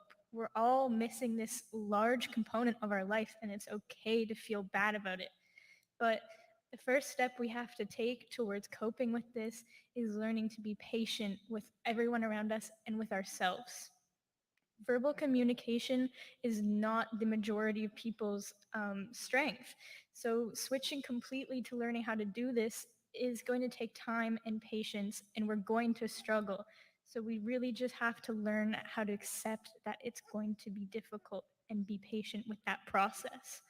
I think a solution that can be really helpful in getting healthy amounts of connection and affection is working towards creating smaller, closer friend groups that focus on quantity or quality over quantity.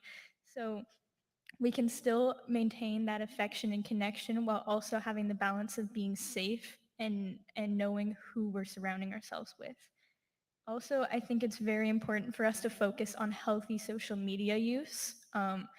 Where we're focusing less on glamorizing our own lives and using social media to connect with other people in our lives through calling, texting, but having healthy conversations that help us to connect without dealing with the unsafety, the possible unsafety during COVID times. So yeah, I think all of these things can help us as teenagers increase and maintain our connection.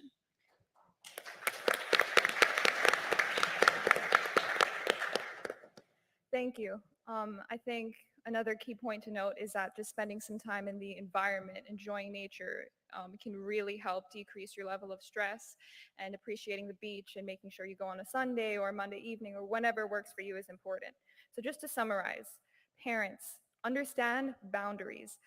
I'm completely aware of financial struggles that many parents face, and understand sometimes those boundaries do have to be invalidated because you may need your child to step up and take a job after school, but it is not your child's responsibility to help you work through your own trauma.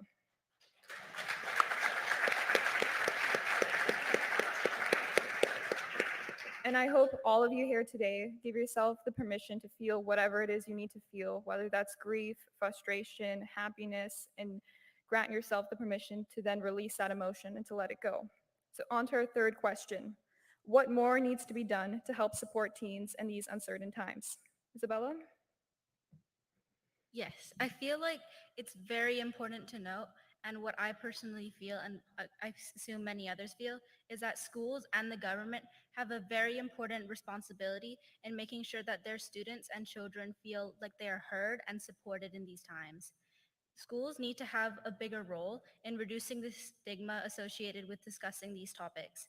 And as, sorry, um, was stated previously, that I feel like having life skill classes will really help this, as it can teach students ways that they can cope with these feelings.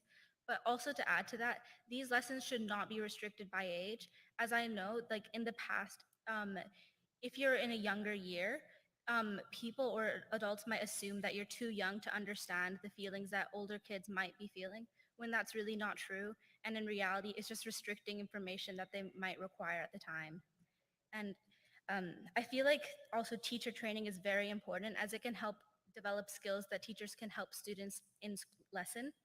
And I would like to hand off to Lily to build on this point. Yes, I agree with all of Isabella's points. Schools can do so much more to support students' mental health. As I've mentioned before, academic stress is on the rise, and students' mental health needs to be taken into account before grades. Because believe it or not, when a student's mental health is good, so are their grades. So teaching students stress management and emotional intelligence is just as important as teaching them math and science to their future success. Another major solution to student stress at school is having more communication between students and teachers. A simple check-in at the beginning of class can give a teacher more of an insight to the student's needs and whether or not they should assign a bunch of work. This communication is critical for maintaining the balance between work and life for students.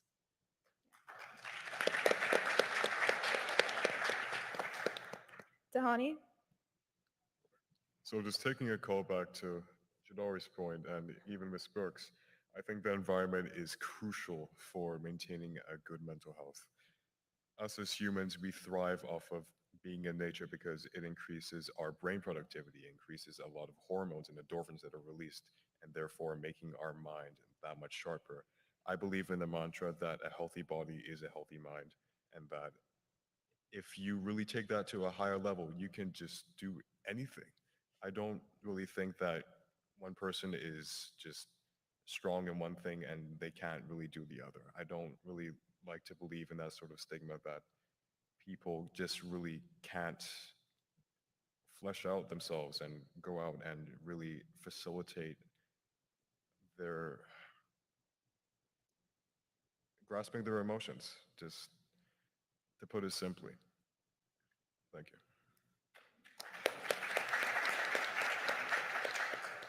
Soleil, any advice for students struggling with social connection?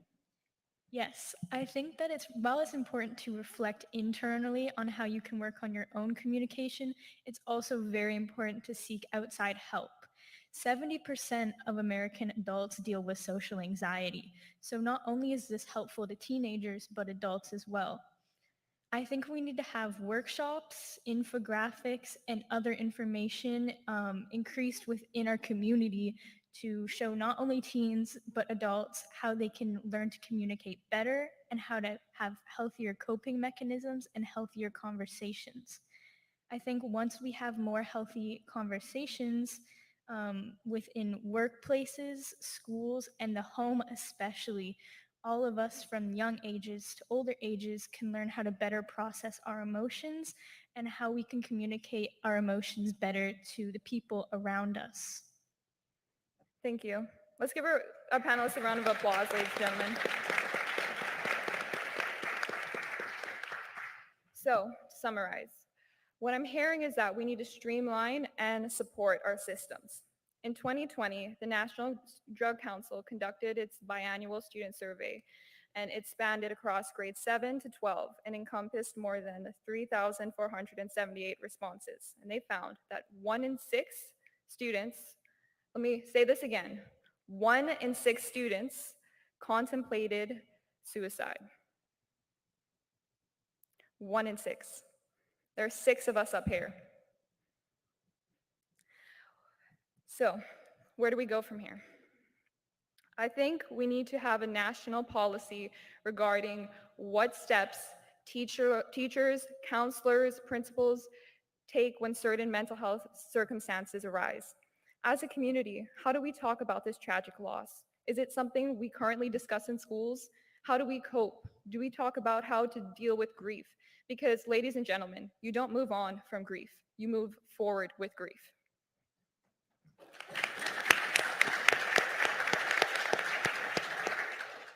But I think more importantly, not only do we need to make therapy more accessible in terms of, financial support, but we need a 24-hour mental health hotline.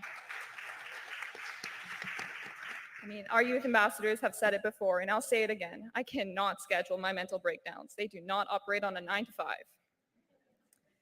So, thanks, Jane. So, what is one kernel of hope you would like to leave our audience with? Isabella? Yes, I would like to say it might be a little bit difficult during COVID, but when given the opportunity, treasure the physical contact you have with friends and family. And by this, I mean hugging, as it can release oxytocin, like bonding hormones, which can further help build your support groups. Furthermore, it also releases feel-good hormones such as endorphins. And appreciate your loved ones when given the opportunity. Enjoy the time you have together, as it's very important to have these relationships. Thank you.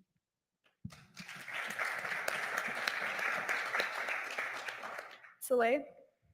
I think one kernel of hope that COVID has brought us is the importance of realizing that we need to slow down and reflect. Not only have we as individuals learned that we need to take time to understand what our body needs, what we need for our physical and mental health, but also workplaces, schools, we're all realizing how important it is to put ourselves first, focus on ourselves before focusing on things like grades, and others, our relations with others. So I think that this is a really strong kernel of hope for us moving forward.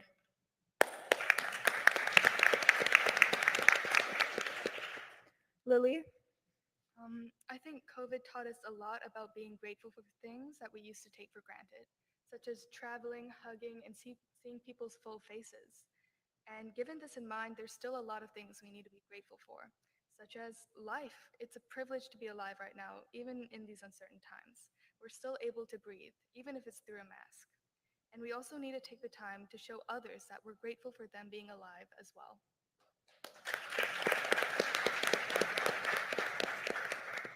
Tahani? Something that's notable to carry on would be that adaptability could just prepare you for anything. It is a hallmark of being human. That's what makes us individuals, that we can adapt to any situation, we can analyze, we can critique, we could collaborate. I don't think that we are all alone if we just make that final push to really put our minds together like we are now. I am really proud of the Cayman Islands and what they've been doing with regulating the COVID-19 virus. So I'd like to give a round of applause to the government in its entirety for helping us with that.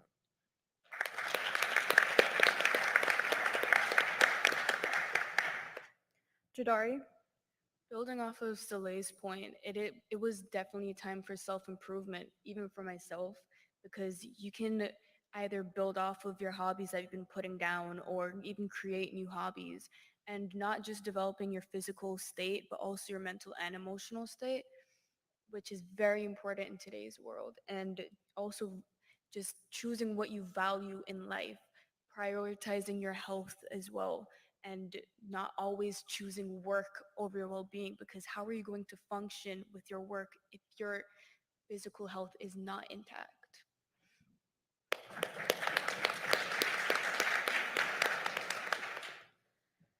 While the lack of completely bolstered systems may make you feel alone, to everyone here and watching at home, you are not alone.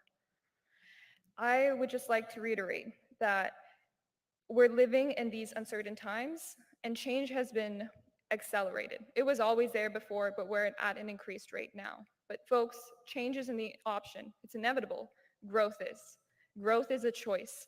And I hope as a community we choose to have more conversations surrounding mental health, and we are vulnerable, and we do hold those who have the power to make change in our community accountable. Just one final point I'd like to leave you with, folks, is that I really value the partnership that this foundation and other charities have created, and I'm so incredibly proud of those companies that are sponsoring. And I understand the importance of partnership, but charities should not be providing the primary source for social services.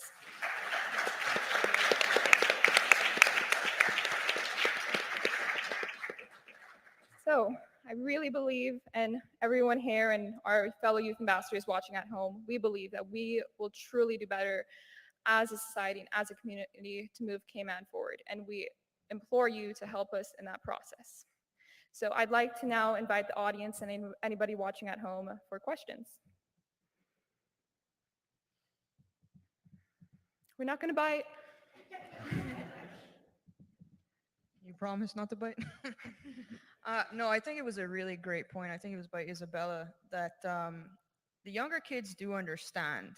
They are very smart. They pick up on a lot of stuff from adults and even the older teens in the school. So having someone there to, like you said, from a young age, to teach that emotional intelligence, right? And like what Sutton was talking about, can make a world of difference. I wish I had it when I was that age. But it does make a world of difference. So I think that was a really, really good point. If we get in earlier, we can help them navigate that challenging time of those teenage years. Thank you. I had a question over. I just want to say thank you so much. You all did an incredible job. And I look forward to speaking with you and seeing what you do, because this was a great conversation. I do love some of the things that you spoke about regarding parents really looking at themselves and how they can regulate their own emotions in front of their children or their teens.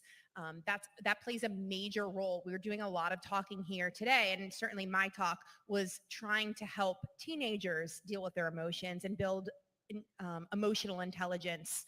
And certainly this is a huge, huge, huge thing that all of us adults should be looking at for ourselves as well, which there's great books that talk about emotional intelligence in the workplace and how far this gets you. But for us to be doing this in front of our children, I think this was an incredible point that you made. Thank you.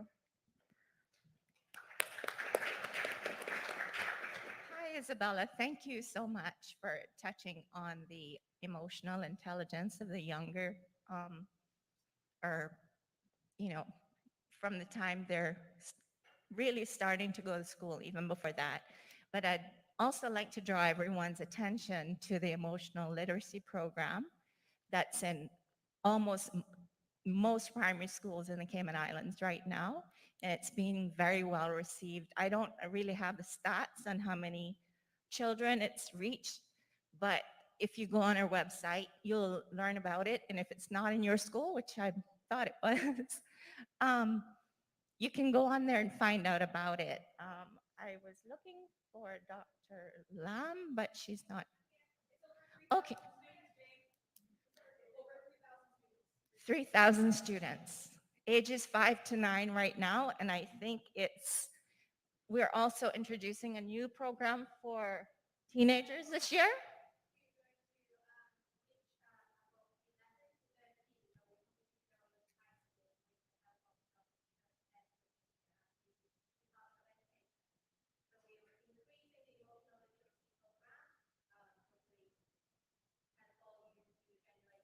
Yes, and it's in all of the government primary schools and quite a few of the private schools as well. So yeah, the comments from the kids and the teachers are on our website if you would like to find out more about it, but we're very proud of that program, and thanks for bringing it up. Thank you. Before we move on to our next audience member, I would just like to reiterate one of our points, which is, we definitely do need to teach about mental health in our school, especially starting from a young age. And as we get to an older age, depression and anxiety should not be the only things we teach about. We definitely need to go more in depth. And I think in a broad sense, just seeing the forest, the trees for the forest, it's one thing to teach about mental health in your school. It's another to actually cultivate and create an environment where mental health flourishes.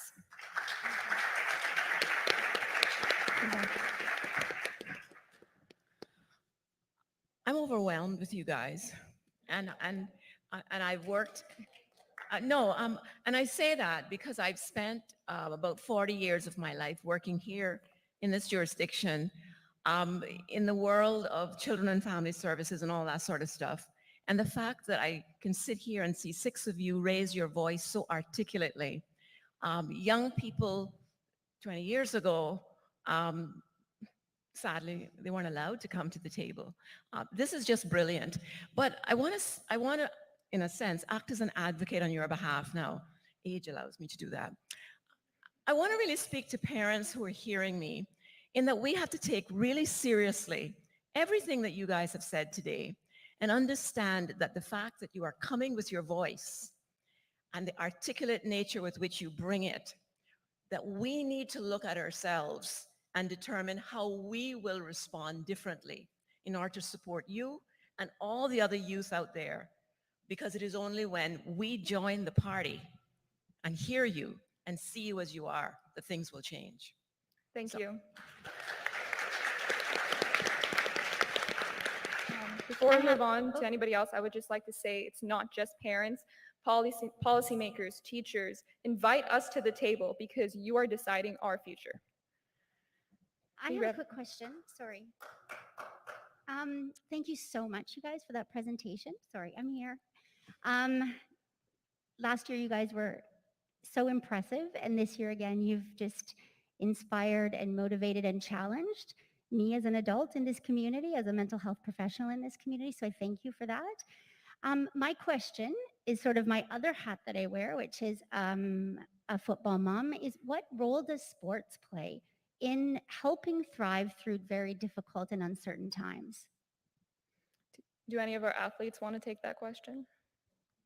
Oh boy. I mean, just speaking off of my experience, I use it as a medium to vent a lot of the stress that I have that I build up through school. So I just started doing things like jujitsu, and I'm doing a lot of like functional fitness with kettlebells and things like that. But that's perfectly applicable to things like football as well. So when a child is, I would say, perturbed in a way, then just that collaboration, because it's a team sport, right? It makes them more confident and allows them to really just grow the skills that they never really had or had a lack of. So, I mean, just it really opens so many doors for them. And I mean, I don't think that it's something to be scoffed at to really help your kid. Yeah, if I could add to that as well, I am not a sports person. I'm going to preface that, but I think sports can be a really good output for students. Getting out of bed, getting out and doing something and moving is so good and releases such good chemicals into your body. And especially within team sports, you can find a community there. You can find people that you already have something in common with to bond over. So I just think having sports or any type of group community, whether it's arts or any of that type of thing, can just be such a good opportunity to connect. I have one more question here, Christine. Well, I come from a student background as a medical student, so this is a question pertaining to medicine and your experiences with the medical system. Would you say that your experiences have been more proactively better because of these implementations in the system, or have you seen that we have constantly had to reevaluate our systems and improve them in a different manner, for the youth especially? I've definitely seen changes over the years. In December 2020, suicide was decriminalized, which I think is a big step in getting insurance companies to cover expenses just across the board. And anytime youth are given a platform, we break little barriers to have these conversations and to keep raising awareness. I think specifically relating to medical facilities and medical systems, having a facility in East End is great for long-term patients, but that is not going to solve the root of our problems. We can't just keep sending people away. We need to get down to the core issues in our community, you know, whether that's not covering up sexual assault and having conversations about race and income disparities in the community.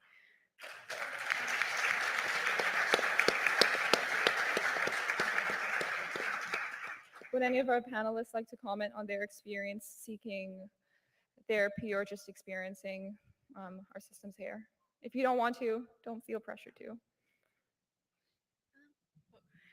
I mean, just to share my experience, I feel like just a note for parents, I feel like if you are seeing problems or you're worried about your child, if you want to book a therapy session, I would definitely book just a few because it's very difficult for a therapist to understand the whole story with just one session. So you might not get the full answer that you might desire. And for me, I think I've been going to therapy for about a year now, and I can say it's helped so much. It's but the only thing I can add is that it's very stressful thinking, oh my God, my parents have to pay so much money for this. But just to say, it's just really helpful in the sense that you have somebody to help guide your thoughts into a more healthy way of thinking. Whereas like before, I would be like, oh my God, everybody hates me. I can't believe I I don't know, ran into the wrong classroom and now the world is ending. But now it's more reasonable in my mind. I can be like, oh no, that's just a mistake. We're all human. But really, I think therapy is a good way for me to guide my thoughts to be more healthy. And I hope others who are like concerned with themselves or struggling can seek somebody to help them, even if it's not a therapist, maybe like a teacher, a trusted adult, or a friend. Something like that can really help you.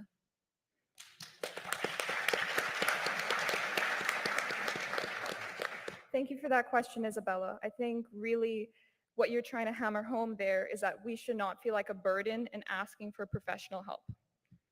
So I see a question over here. I had a question, not just for the youth panelists, but for all the leaders here, since I have their ears at the moment.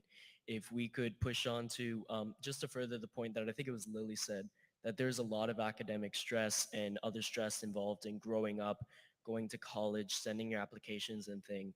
And I personally went through a lot of that with, the school system, sending applications for scholarships and whatnot. But I would like to ask of all the leaders here to really push for a sort of like, I don't know if the private schools have it, but I know my school doesn't have as much of a counseling system in sort of going for scholarships, applying for bigger schools and whatnot to sort of ease with that academic stress. We do have a lot in place for other sort of things, but I would like to see more of that push for relieving that academic stress that does come with growing up. Thank you.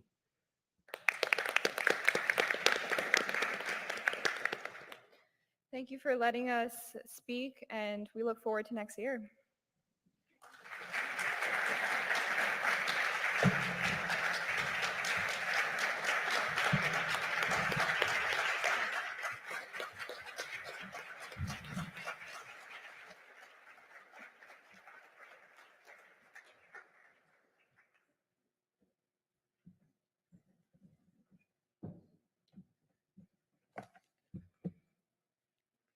Join me once again in thanking our amazing youth ambassadors.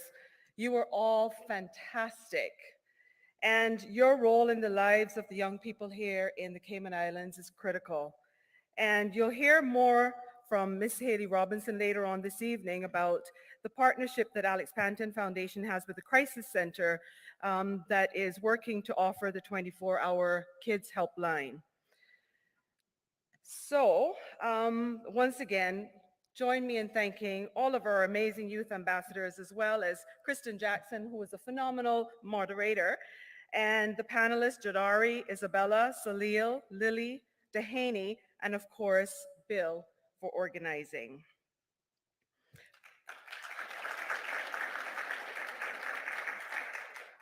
For our final session before lunch, I have the pleasure in introducing Deirdre Carmola, who is Special Educational Needs Case Manager, Inclusion at the Ministry of Education.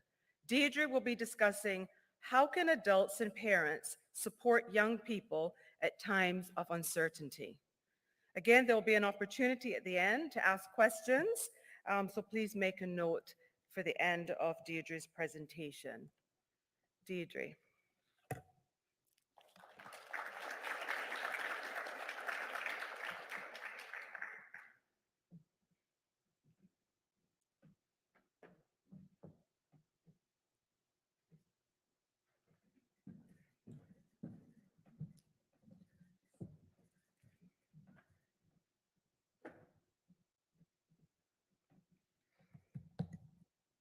Good afternoon, everyone.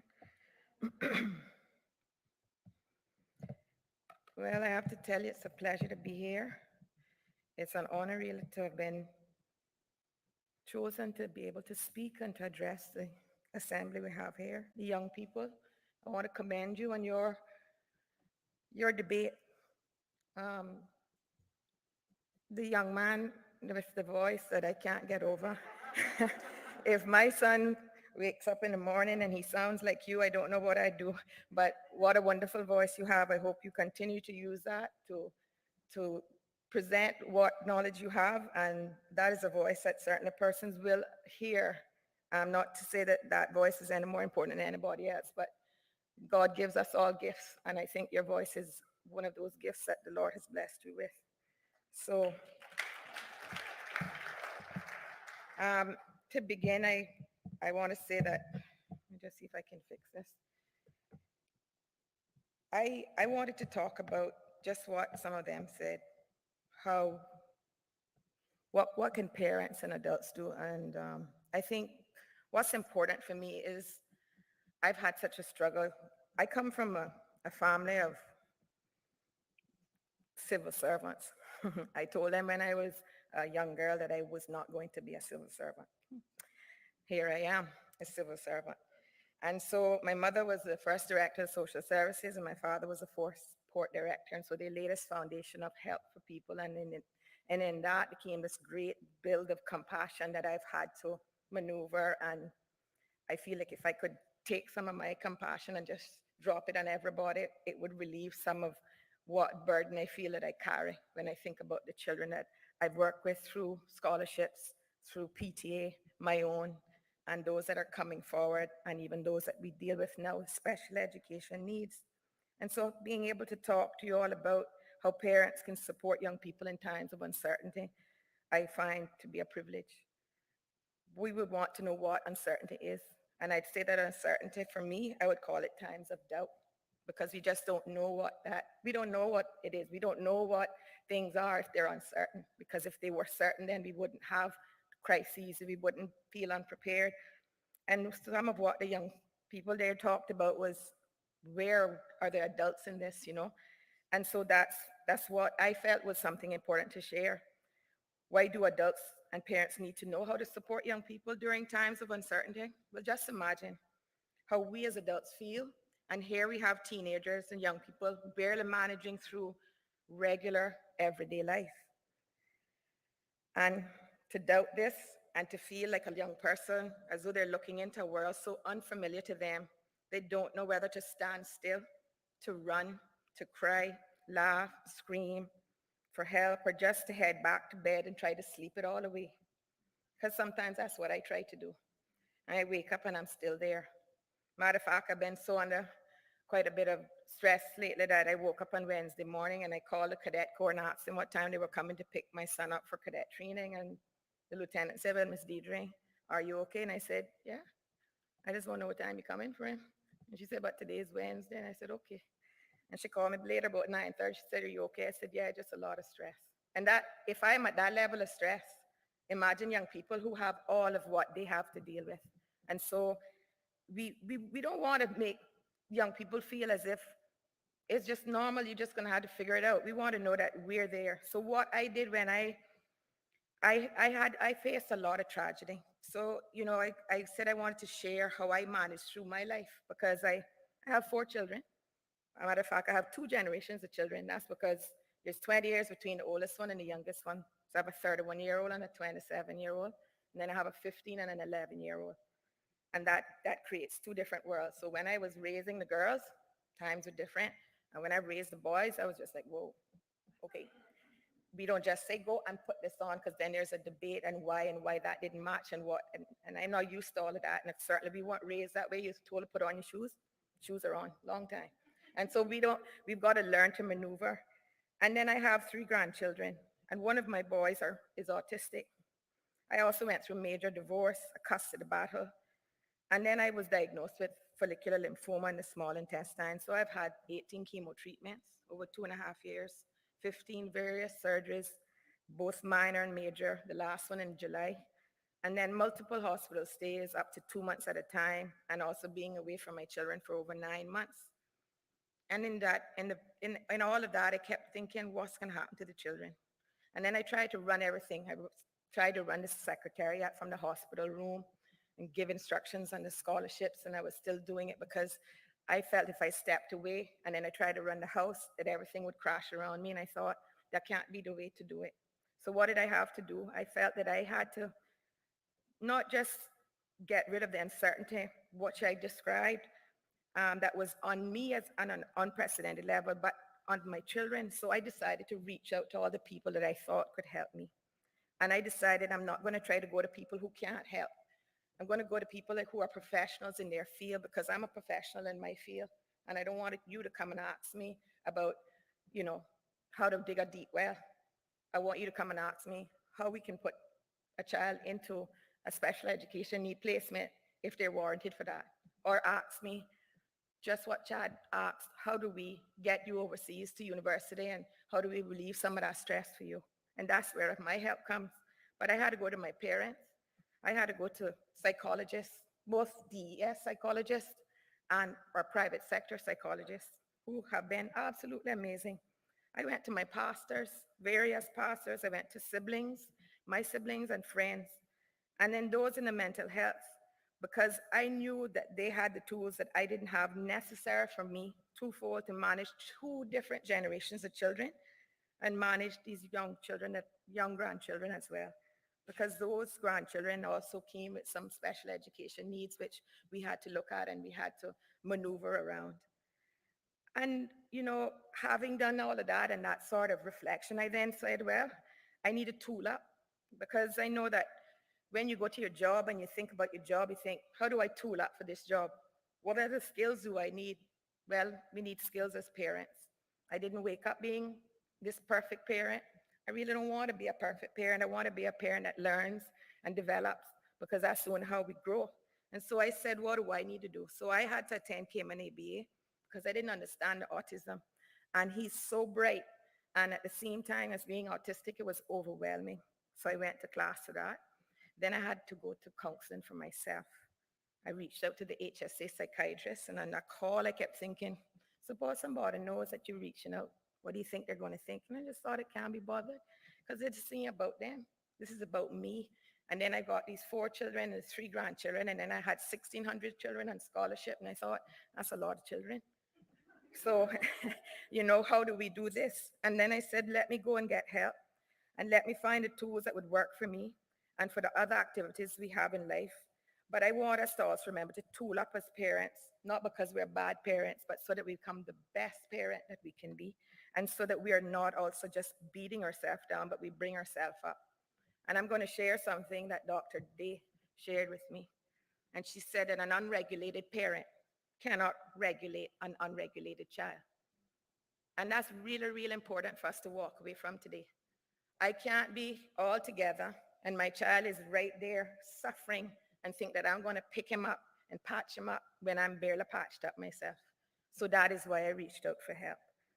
I said I fell back also on my own religious upbringing, and I prayed and I leaned on God for understanding.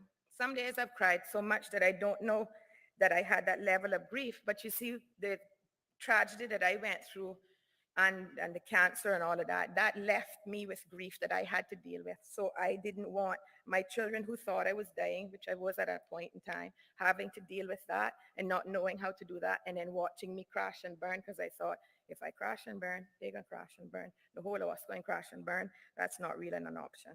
And so in those days, I decided that that major crisis, I hadn't understand the impact that in me, but understand it, how it translated into my children's lives, which is that uncertainty that I talked about and that doubt. And each one of us has our own belief systems, but I strongly believe that the God I serve, he doesn't wake up each morning and pick on us and say, okay, today is Lizette's day, tomorrow is Ween's, and the next day is going to be Miss Angela, and I'm going to mess them up because I don't have anything else to do. We don't serve that kind of God. But I know that he's also there to ground us. And whether that's your belief system or not, that's okay. I just want to talk to you a bit about what worked for me. And I'm not here to force my beliefs on you, but I just want to give some example. And so I prayed, and then I asked people to pray, because there were some days that I couldn't speak. There wasn't anything to say, and I thought, what do I ask him for? Why is all of this happening to me? And then I thought, well, if I feel this way, imagine all the young people, how do they feel? And I'm almost 50 years old. So this is where my whole thing about tooling up came from. And I wanted us to think about how do we then teach young people to advocate for themselves. We got to first encourage them how to speak up. We have to align them with person. So when I sent that little autistic boy that I have, amazing as he is, and I sent him to Clifton Hunter High School, and I thought, good Lord. Ooh. So I said to him, I said, that's Mr. Ween, and when you need something, you can find him. And that's Miss Jean, and when you need something, you go find her. And over there's Dr. Sharon, remember, she'll do this. And he was just like, oh, okay. And he comes to me, say, I went and I saw Miss Jean, and I also saw Mr. Ween, and I saw Dr. Sharon. And I thought, that worked. And I said, well, then I want you to spend some time in the library. Came home, he spent time in the library, and I thought, maybe if I had applied it differently with the others. And so that's what I'm saying about tooling up. There were things that I learned, and for young people, it's for us to give direction, not so much to beat down. And then it was for me to then look at the teenagers and the young people that I also had and include them in decision making. Because I had a challenge with, what do you want to wear? And then we have a debate. I don't want a debate about what do you want to wear. I want us to be able to give a direction and have our children understand why it's important to wear what mom is saying you need to wear. Not so much the force, but also for them to self-advocate, because once they learn to self-advocate, even as children, as young people, then they can start to say, I'm not doing so well over here, rather than feeling like, oh God, if I say that, what are they going to think of me? We got to move away from what people think of us to the point that we are going to decide it's what we think of us and where we are. And so I asked my son, because he's gone through tremendous mental health strain, and I said to him, what was wrong? He said, I felt like a burden. And I said, why? He said, because he didn't feel he was contributing to the home, and he was sucking up resources and time. And I thought, oh God, what have we done wrong? We haven't really done anything wrong. And I think what we didn't do was be more inclusive and include him and decide that I could do all the things he needed, and he needed to be part of that. So I had him be responsible for particular things in the home. He takes care of the washing. What a boy can wash clothes. My clothes are pressed and washed, but that's what he felt that he could do, and he's okay with that. He's not my slave. He is not anything like that. That is something he wants to do. And he said, Mama, from time you've allowed me to be inclusive of what is going on in our house, I feel so different about who I am. And that has helped him. I'm not saying that's going to help every child. I'm just giving an example. And so we found a solution that worked. But at the same time, I decided he needed counseling. And so we all do counseling. And I've decided to do the counseling sessions all at the same time, whether we're at different places, because I now running myself to pieces. And then my children can realize that Mama does counseling as well. And so the little 11-year-old says to me, you know why I like what you're doing? Because you learned how to deal with me as an autistic child. He said, because you didn't understand. He could tell me that I didn't understand. So if he's 11 and telling me that I don't understand, imagine the 18-year-olds and the 20-year-olds, what they're telling us, and he's 11. And so my son, I remember when we went to purchase his pants for school, he said, Mama, please don't buy them baggy pants. And I said, boy, you need to wear them proper fitting pants. I don't want no tight pants. Mom, begging you, please don't buy the baggy pants. I gave in. He got sick, and he was sick for 8 weeks over the October-November region. And by the time he came out of that, their pants were big. And he was able to wear the smaller pants I agreed to buy. And he said, you see, you and I would have had a real problem if you had bought them baggy pants. And so that just reminded me, allow him to be part of the decision making and the self-advocacy.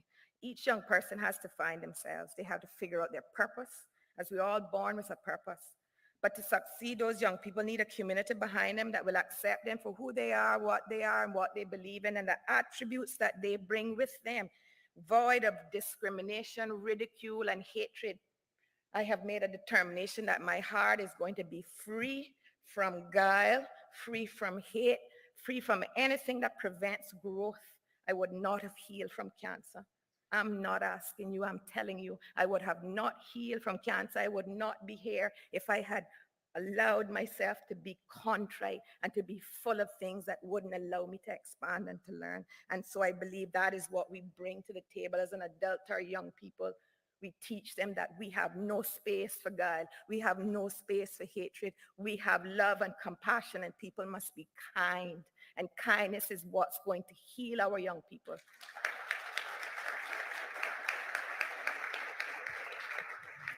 If we cannot achieve this as a community, then we have lost our purpose, and our young people will struggle unnecessarily.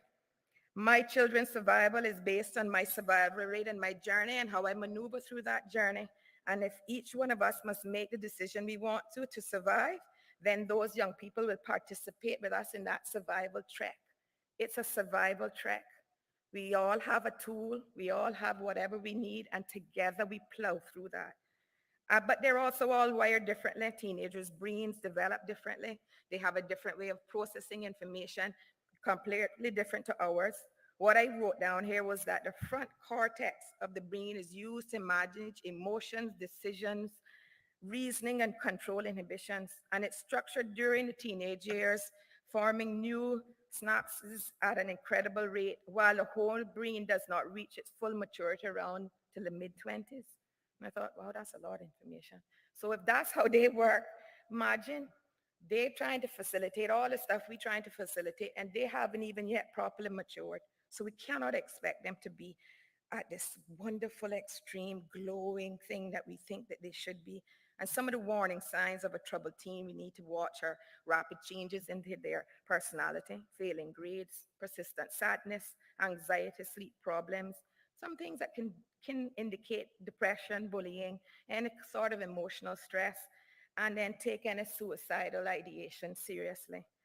And I want us to also encourage them to go for help and for us to attend with them. I didn't take my child and drop him off at Miss Lizette's door and said, boy, go so talk to that woman and figure it out. I went with him and I sat with him, and he, myself, and Miss Lizette figured it out. Not really Miss Lizette, but I can just use her, you know? And that's what was different. And our judgments, what we have to learn is that our judgments mostly have to do with us, not the people we judge. And the same is true when others judge us. In most cases, we judge others in order to feel better about ourselves because we ourselves are lacking self-acceptance and self-love.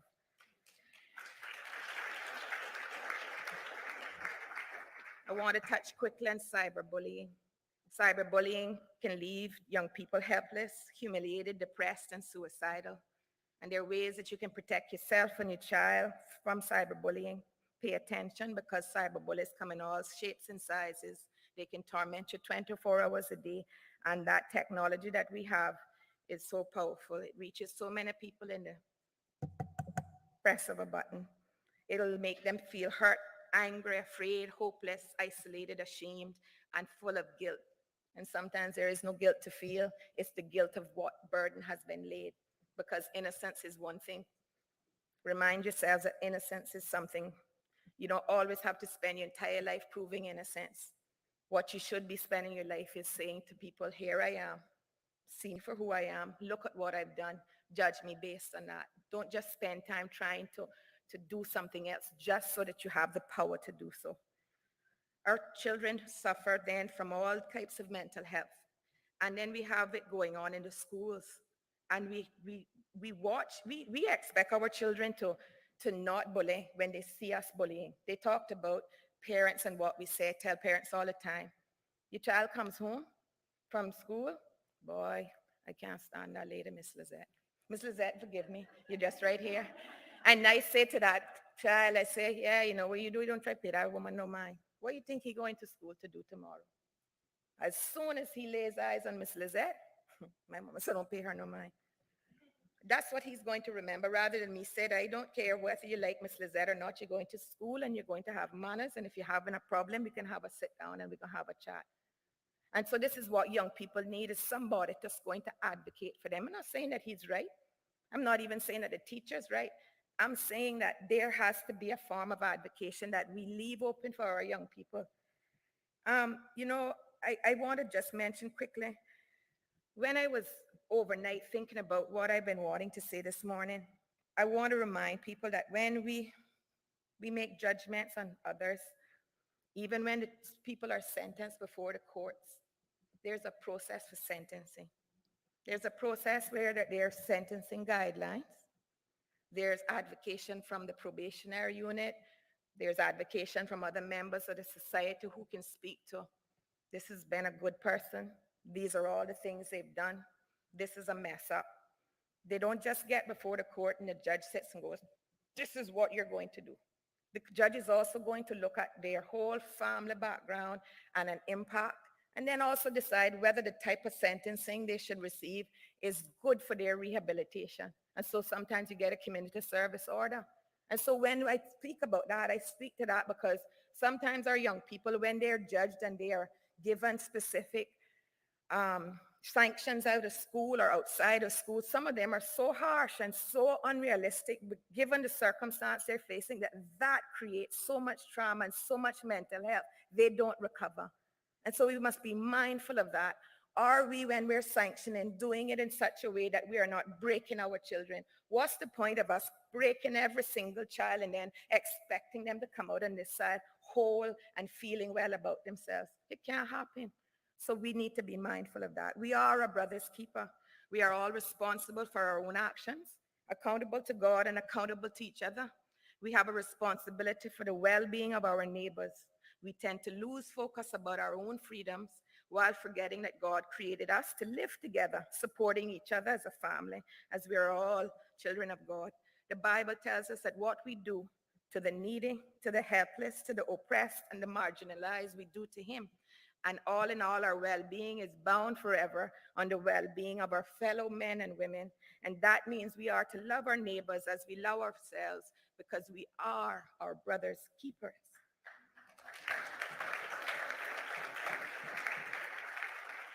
I want to challenge that group of young people that were on the stage.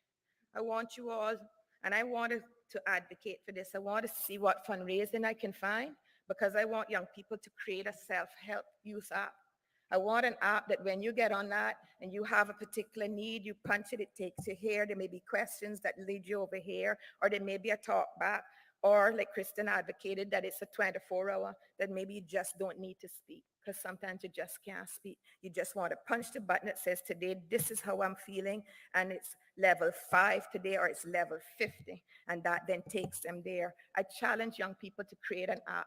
I want to have funding coming behind this app because I want that app to have a prize for that child or those group of students who can create that app, and that app then serves to facilitate this mental health stigma and the removal of it.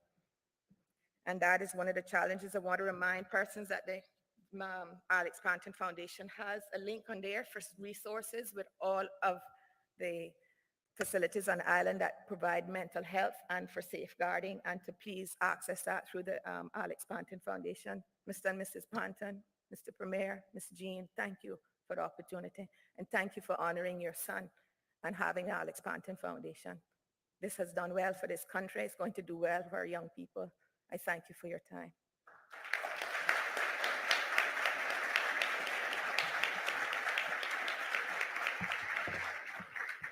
There's a little song. I just want you to listen. It's about a minute.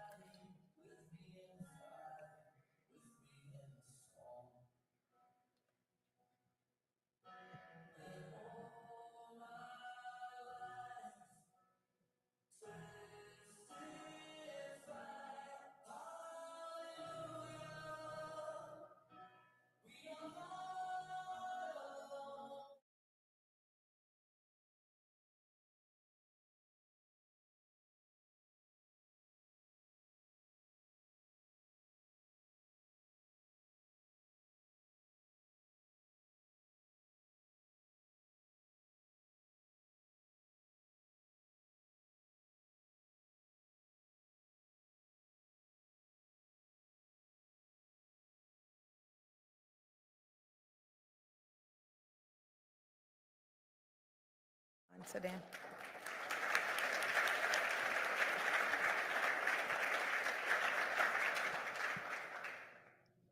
It's okay. I might not laugh and about anything to say. Oh, Ms. Ramsey. Well, I have one question, Deirdre, which is, did you really write that speech this Yes, morning? yes, Having ma'am. thought about I it last actually night? sat and wrote it over there. That Most was of the it. single most amazing speech I've heard in a while. Thank you, ma'am. And I'm pretty gobsmacked you only thought about what you wanted to say last night. You're the first person to mention children who are in conflict with the law.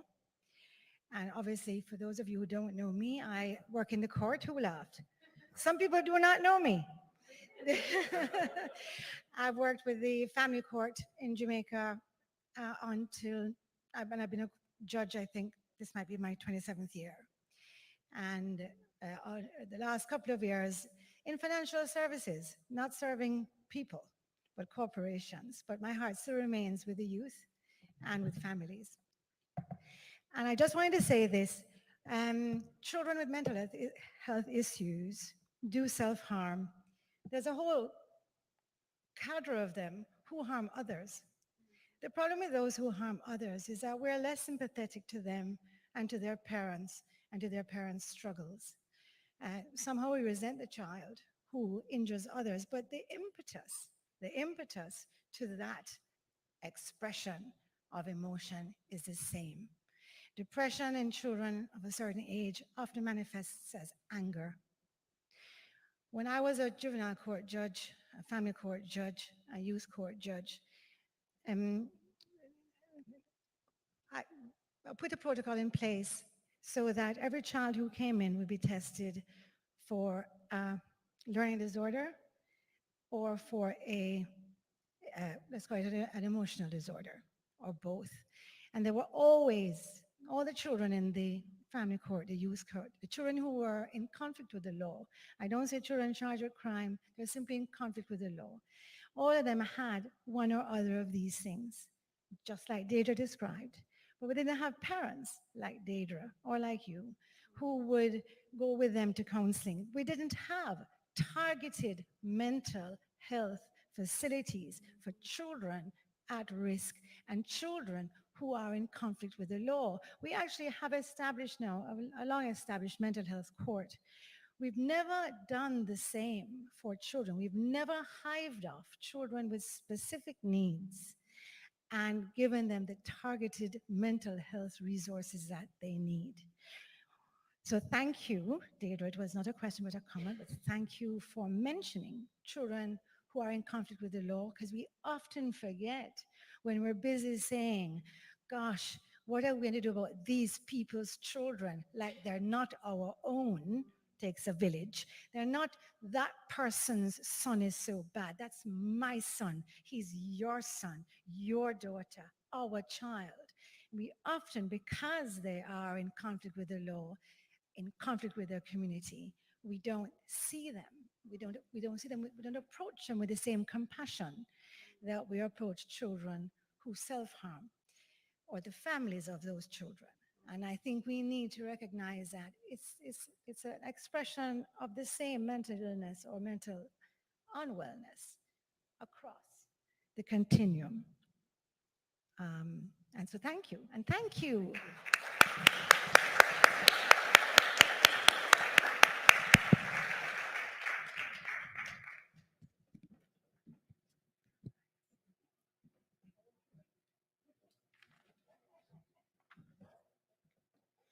Wow. Thank you, Deirdre, for making yourself vulnerable and sharing your experience. And I can assure you that the challenge that you extended to the young people is something that's in the making with the kids text line. And we're excited to share more about that with you all later on. At this time, please join me in also thanking our sponsors, the Minister of Education, Health City Cayman Islands, Cynical, and Aspire. We have now come to the segment that I think that many of you are looking forward to. Here, for those of you here in the ballroom with us, you will be served lunch at your desks. If you haven't done so already, please indicate your dietary requirements by showing the card. If you don't have a special dietary requirement, please put that card away. The green side is to be left visible if you like a vegetarian or vegan meal. The yellow side will be visible for a gluten-free meal. If you prefer to have your meal at the desk, feel free to do so, or you can go out on the terrace as well.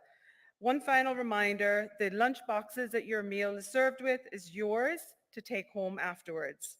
The symposium will resume promptly at 1:40, so grab your coffees and tea and join us in the ballroom here just a few minutes before 1:40. Thank you all very much and do enjoy.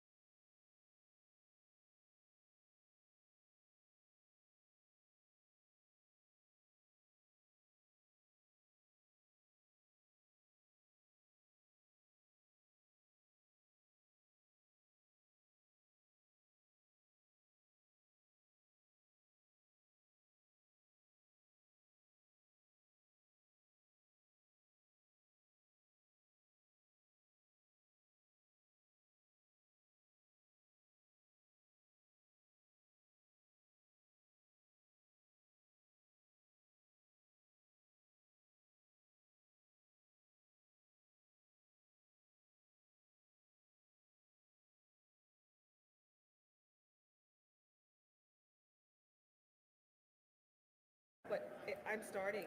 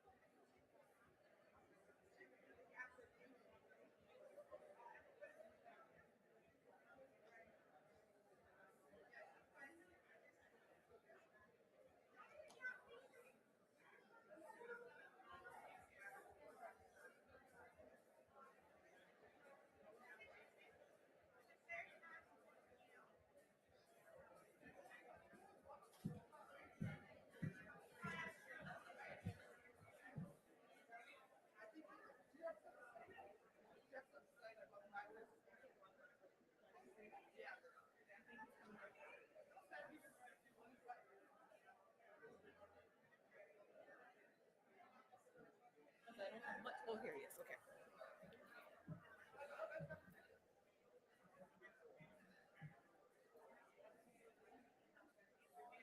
Okay, it's time to get started on our afternoon segment. So please take your seats.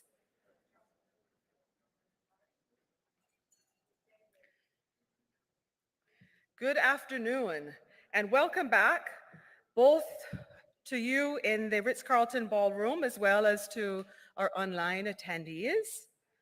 And please join me in thanking again our major sponsors, DART and 3T Cayman MRI, Compass Media and Z99, Burger King and Popeyes, as well as Tower. We hope you've enjoyed your lunch that was kindly sponsored by the Ministry of Health and Wellness. Thank you very much. And for those of you that are just joining us, here are a brief number of housekeeping reminders. One, please turn off your cell phone or turn it on silent. Wi-Fi is kindly sponsored by Ogier, and that's all lowercase, O-G-I-E-R. Tea and coffee is located just outside the ballroom. And at about 3:20, 3:25, we'll be having an afternoon coffee break sponsored by Maples. We're delighted to have so many outstanding speakers and panelists joining us today, and their full biographies can be found on the Alex Panton Foundation website, www.alexpantonfoundation.ky. Now, before I invite up our next speaker, I've been asked by Premier Panton if he could have a few minutes on stage. So please join me in welcoming Premier Panton.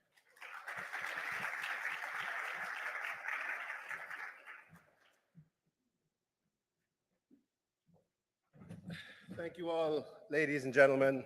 Thank you, those who have been watching online. For those of you who have followed the symposium and the activities of the foundation, you will note that, well, you know the old expression about behind every good man, there's a good woman or a strong woman. In relation to this foundation and my political involvement in the past, I never ever wanted the fact that I was involved in politics to have an impact, a negative impact on the outcomes of the work of the really, really important work of this foundation. So I have been more or less the quiet man, husband behind my wife, who has been such a driving force and has done such an excellent job in representing the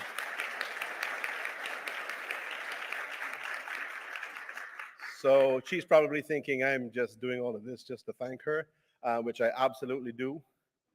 I absolutely do, because I know that when everybody else is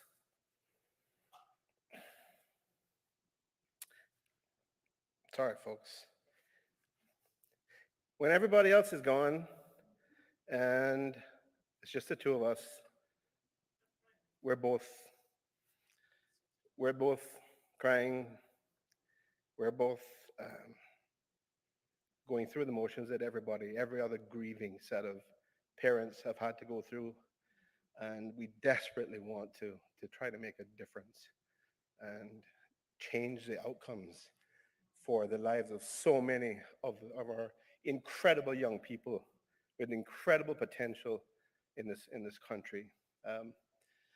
So I am no longer just a politician that may, and my political involvement may have an impact. I was always concerned about that being from a negative perspective. But today I am the premier of this country. I am in a position to allow the voices of people in this country to count, and to, in particular, allow the voices of young people in this country to count.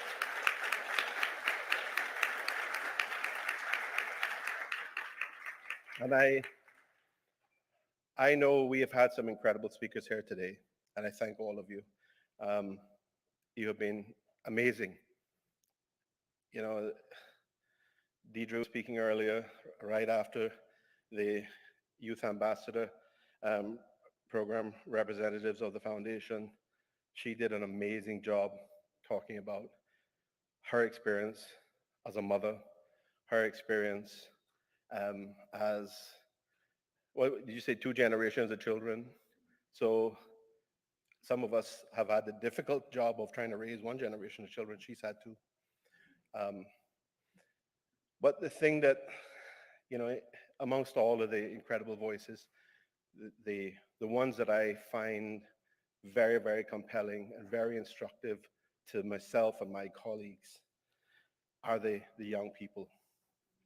Because as a government, we are here to represent the interests of everybody, but we're also looking forward because none of us want to be in politics except to leave a very positive legacy, to make a very positive impact for the future of our country and the future of the young people in particular of this country. That is why we're here. That's what motivates me with politics. So I'm going to very quickly just say that I've had a quick discussion with a couple of my colleagues who are here. I don't need anybody's permission, but this is the way we operate.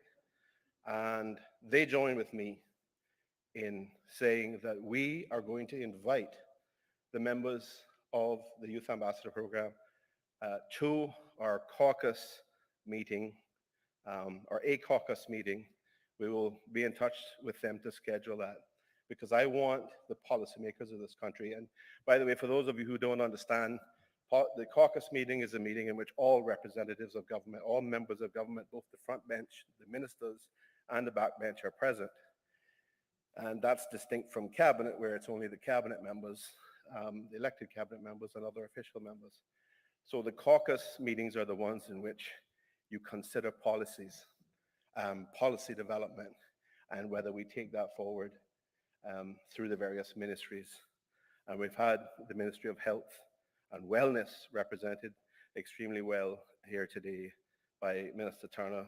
Minister Ebanks was representing his Ministry of Social Development. And we are going to allow an opportunity that I think I don't recall seeing happen before. We are going to have the young people represented by the Youth Ambassador Program come in, talk to the policymakers of this country about the issues that affect them today, how they feel about what's happening in their country, and what the priorities are from their perspective that we should be considering to take forward to make their lives better today and to make the future better for them and their children tomorrow.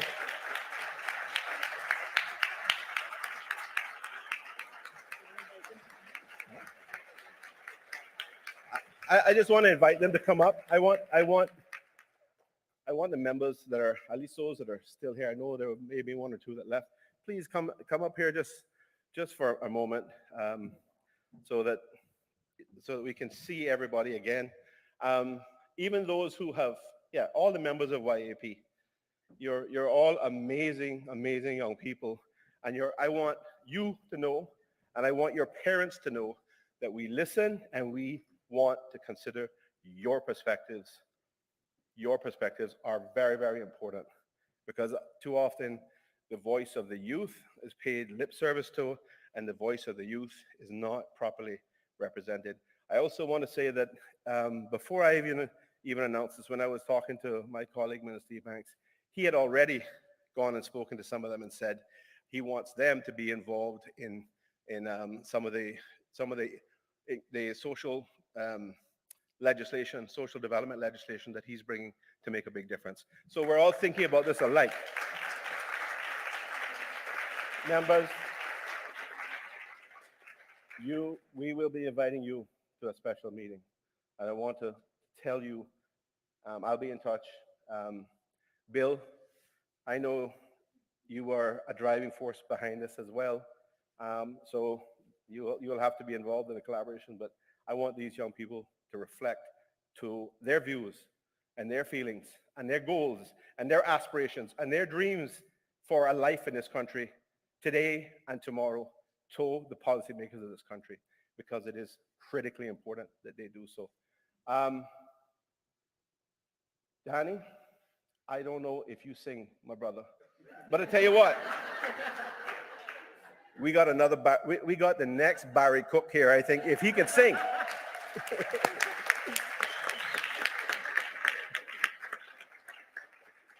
But I say that, you know, it's possibly true, right? But I want you to know that your voices count. Every single one of you.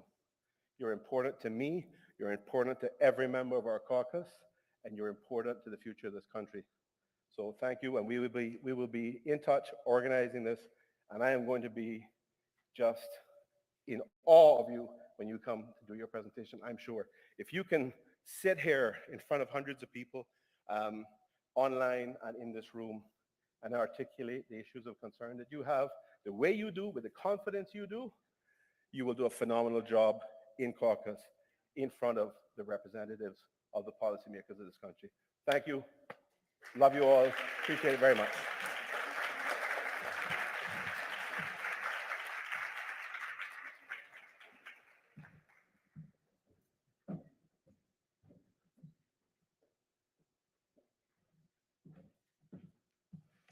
Thank you so much, Premier Panton. Thank you for helping the Alex Panton Foundation realize their vision and mission through the voices of the young people, because how much better can we do than to hear from them what they need for us to do to help them. So thank you very much for that support. Next in our program is Pastor Christopher Murray, school counselor at John Gray High School and leader of Boys to Men program. He will be speaking on the topic of touching tomorrow from today, the value of mentoring. And joining Pastor Murray are Seaford Russell and Mark Phillips. Please join me in welcoming them to the stage.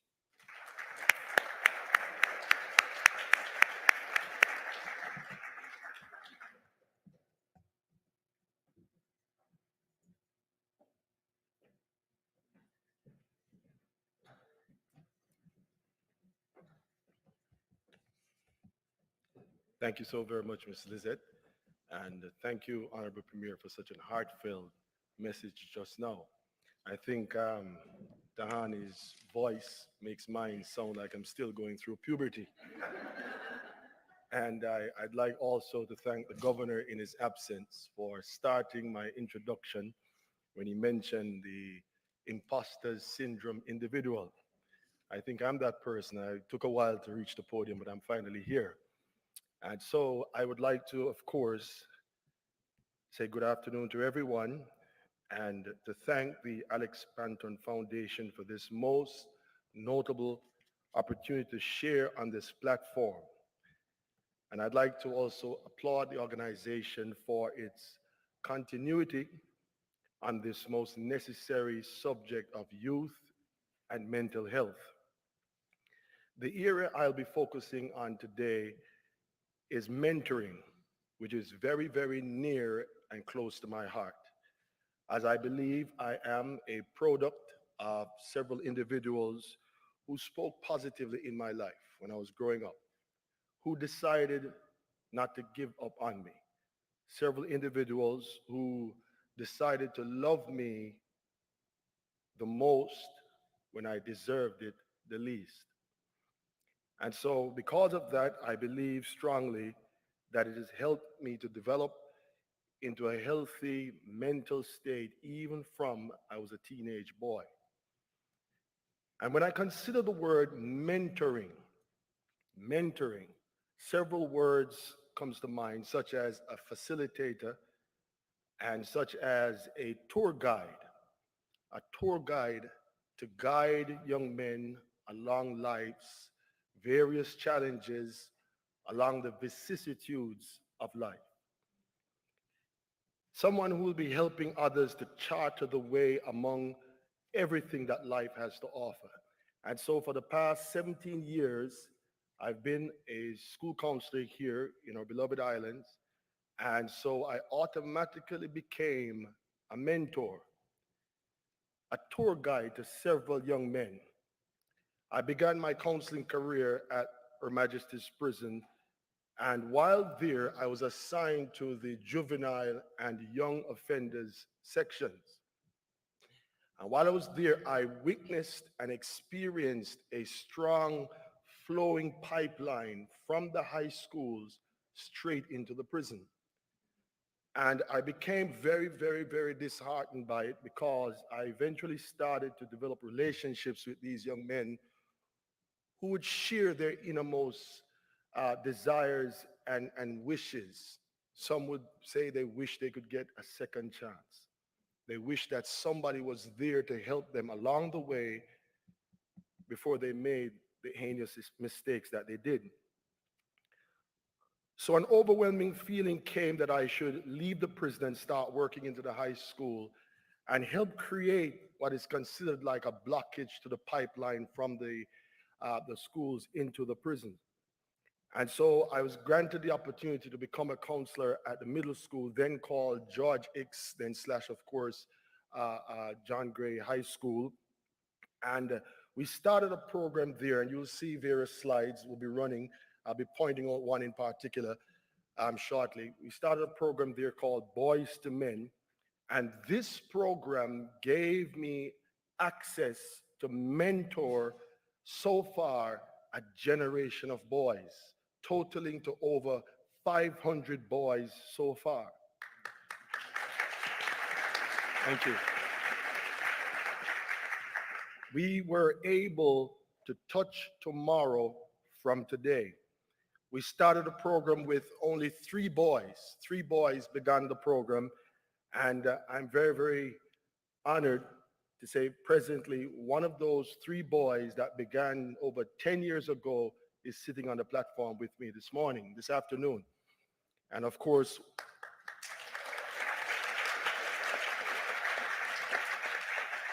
the second is in the present cohort of boys. Now, there are 3 words I have focused on during this 12 years span that helped me, I believe, to be effective in the area of mentoring. Those 3 words are identity, relevance, and etiology. I wonder, can you say it with me, right? I'm going to count to 2. 1, 2, identity, relevance, and etiology. Now, number 1, identity simply means in this context, being able to maintain who I am amongst a group of boys, who the adult is or who the teacher or mentor is in the room, and never risk trying to be a friend at the expense of losing my identity as the adult.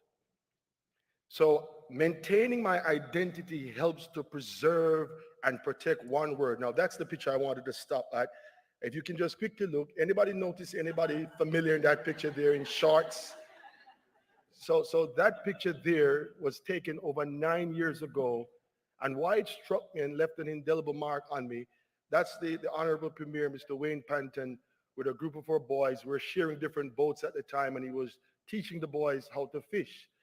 And why it struck me is 9 years fast forward, he's the premier of the country.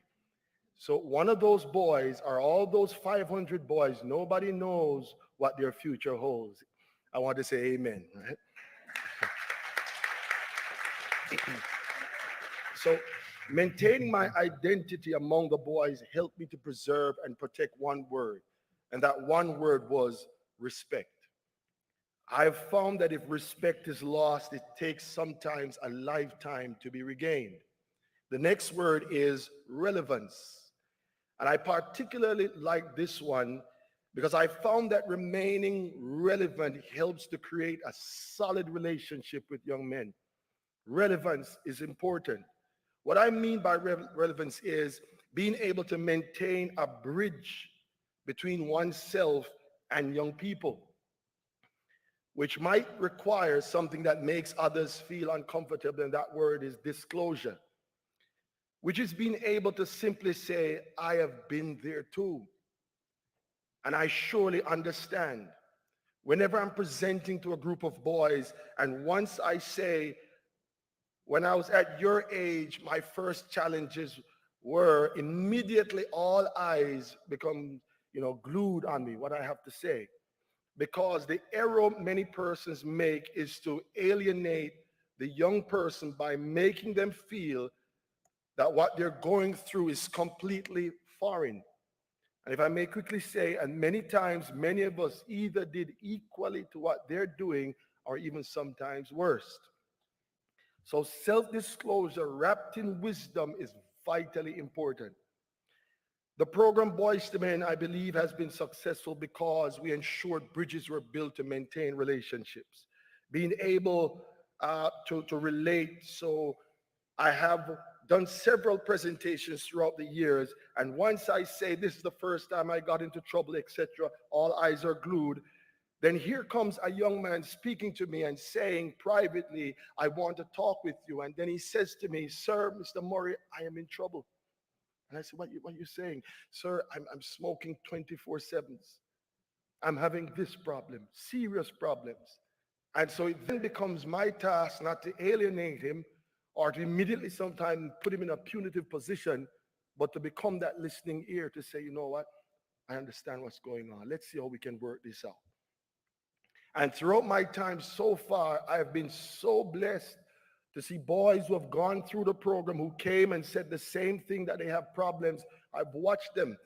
Even some time ago, one was signing a document with the governor and the premier, and I smiled. I smiled because he found himself and desired something greater than what he was in.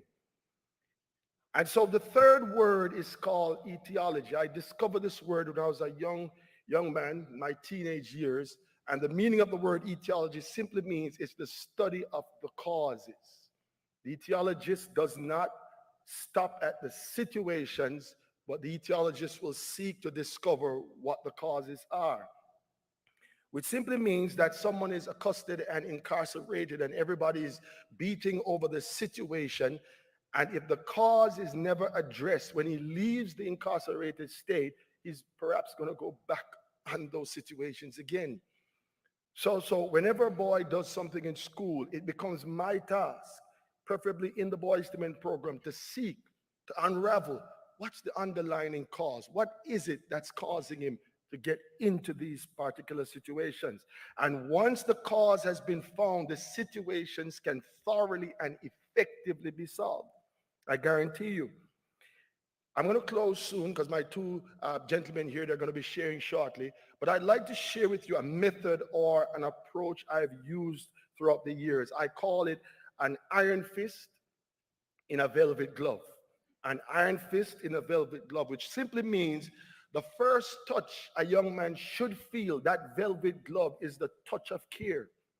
Because anytime they recognize that you're not just doing this for the pay, but you're genuinely there, that first touch of care starts to change the entire story immediately.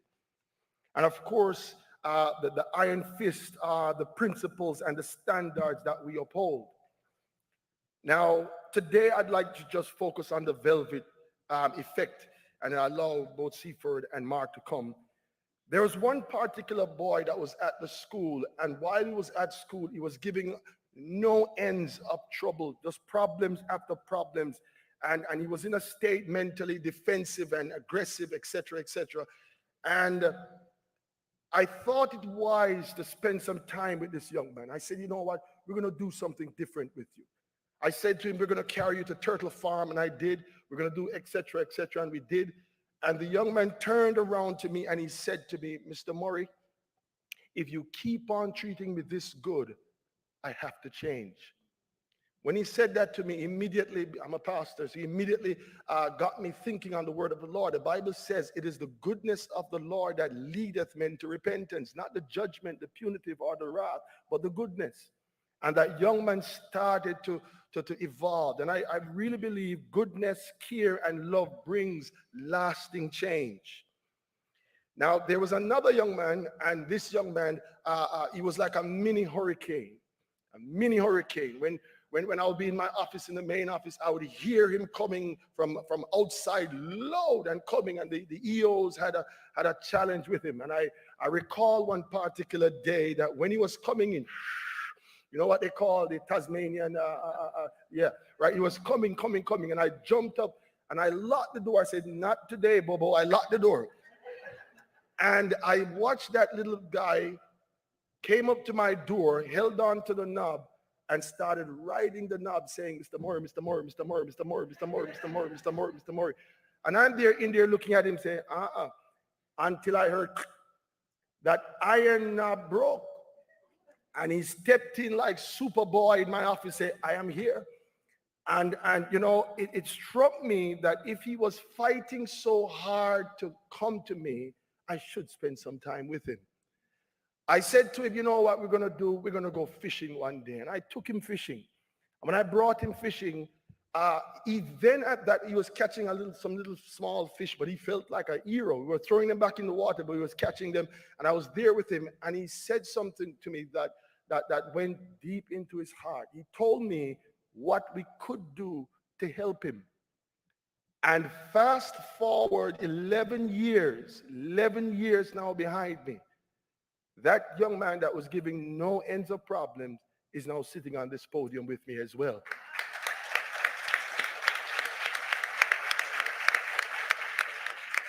I will say to you also, you know, he's going to be getting married two weeks from now, and I'm the pastor that will be officiating that wedding. Quite a handsome fellow.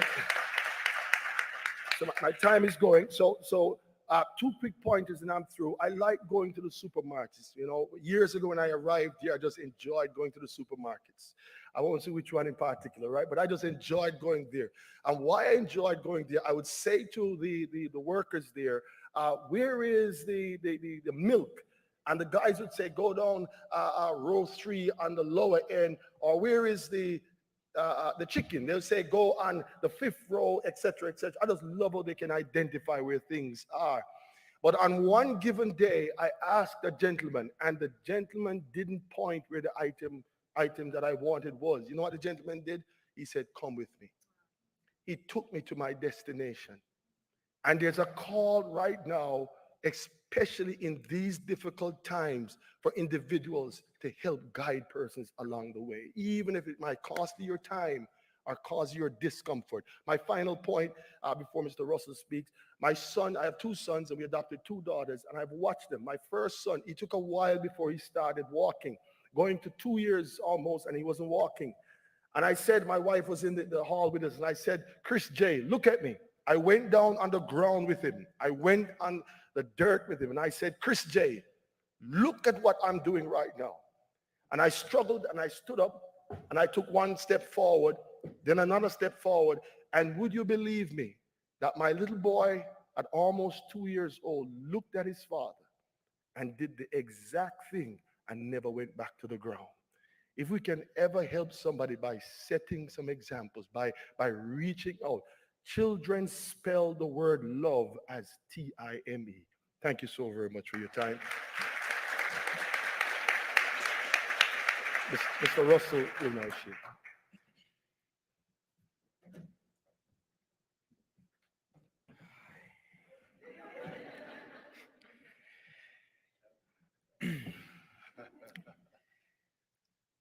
First of all, I would like to thank the Alex Panton Foundation for allowing the Boys to Men to be a part of such an incredible event.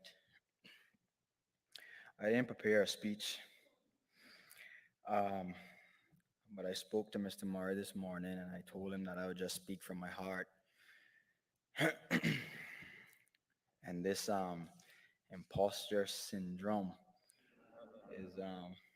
is a good one, because that little boy that he was speaking about, no one would have believed, or I wouldn't believe 11 plus years ago that young man would be a journalist for the Cayman Compass or a director for the Boys to Men program.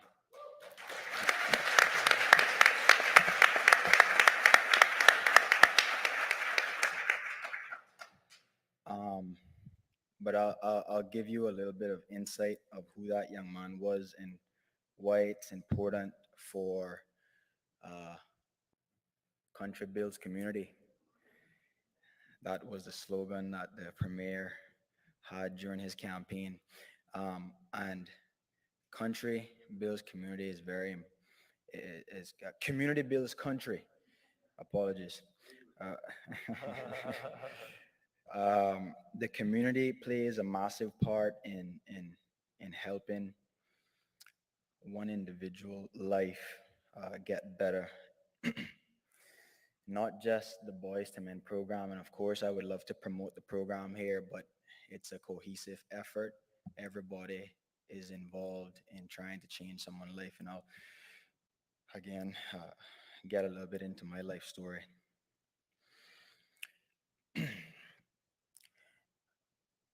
I didn't have parents up until I was about 6 years old. I was taken away from my parents and placed in foster care.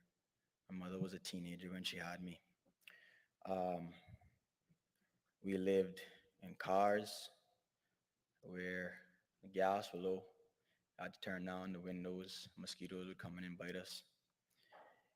Um, Ivan came and we lost our home. A lot of people were struggling that time. But we lived in a tent for 3 weeks. 6 people lived in a tent for 3 weeks. We were homeless, family of 6. We were moved into some trailer homes, and I stayed in those trailer homes for about 7 years, where Mr. Murray met me. During that 7 years of my life, I had witnessed everything a child was not supposed to witness. And it's only now that I've grown up and I look back and I say, wow. But at the time, I was just living in it, so it was normal. And I saw drugs, I saw ammunitions, I saw people get beat up. I was one of the people beating up people. And in fact, when I was 11 years old, that was the first time that I was ever arrested and put behind bars. And it was because I held a knife to a police officer's face. Judge Ramsey was sitting in here earlier, and she can tell you that that is the truth because she was actually the person that dealt with that case and she threw it out. When you are young and going through a lot of things in life, you don't necessarily know what you're doing as a child because this is your lifestyle. This is how you were raised. This is how you were grown. And the first thing that society does is count you out. I can't count on my hands how many times I heard about people saying that Seaford was never going to make it to be nothing, right? And they had reason to believe so, I guess. But as a community, I think what we need to stop doing is looking at young men like the student here, Mark, in the program, taking one look at him and counting him off just because of how he has his hair or if his clothes dirty. You just never know a child's circumstance and the anger that they bring to school because of their upbringing and their home. Let me tell you something. I had police breaking down my front door to come and search for drugs in my house at 2 a.m. in the morning right before I had to go to school. Okay? I lost my brother. My brother was murdered in 2011. And then less than a year after that, they sent my father from Honduras back to Cayman in a box. That's the type of stuff that a lot of these young men have to deal with, and they come to school and they get in fights, they angry, they see all these different stuff, but the first thing that we do is count them out. But we never know what they're going through. All it takes is for us as adults to pull them aside and say, how can I help you? And be kind, exactly. And sometimes we might not be the person to change that individual, but at least we plant the seed. And that's all we have to do. Take a little bit of our time to plant that seed in someone's life. You never know how it's going to change. Mr. Murray here, he he has been a part of my life for a very long time, and I can tell each and every one of you in here that he is dedicated to looking after young men. It is his passion, and I, I give this man so much credit. He deals with the thick and thin of things in school, and and John Gray, which got good ratings during the inspection. I think they got the best rating out of all the government schools. So it shows where the program is heading, and I'm also pleased to announce that as of a couple of weeks ago, Clifton Hunter has now joined the program. So we're reaching out to as much young men as possible. And of course, the Minister of Education has been on our box to get the program in Lehman Scott and Cayman Brac as well. So we'll be moving down there hopefully later on this year. But my final message would be again to don't ever count out a young man because he got in a fight or because of how he looks or if you see him riding his bicycle out on the street barefoot, because I was once that young man. And I guess, I mean, I don't really want to boast or, you know, but thank God that the Seaford of yesteryear is no longer the Seaford of today.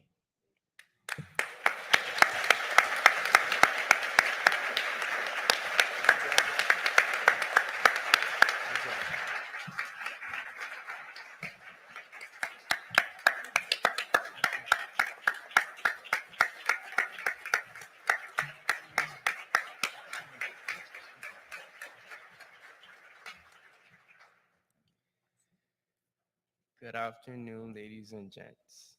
My name is Mark Phillips, and I am 15 years old. I am a year 11 student attending John Gray High School, and I am currently in a Boys Men program where I've been given the opportunity to represent my fascinating school on behalf of the Boys Men program.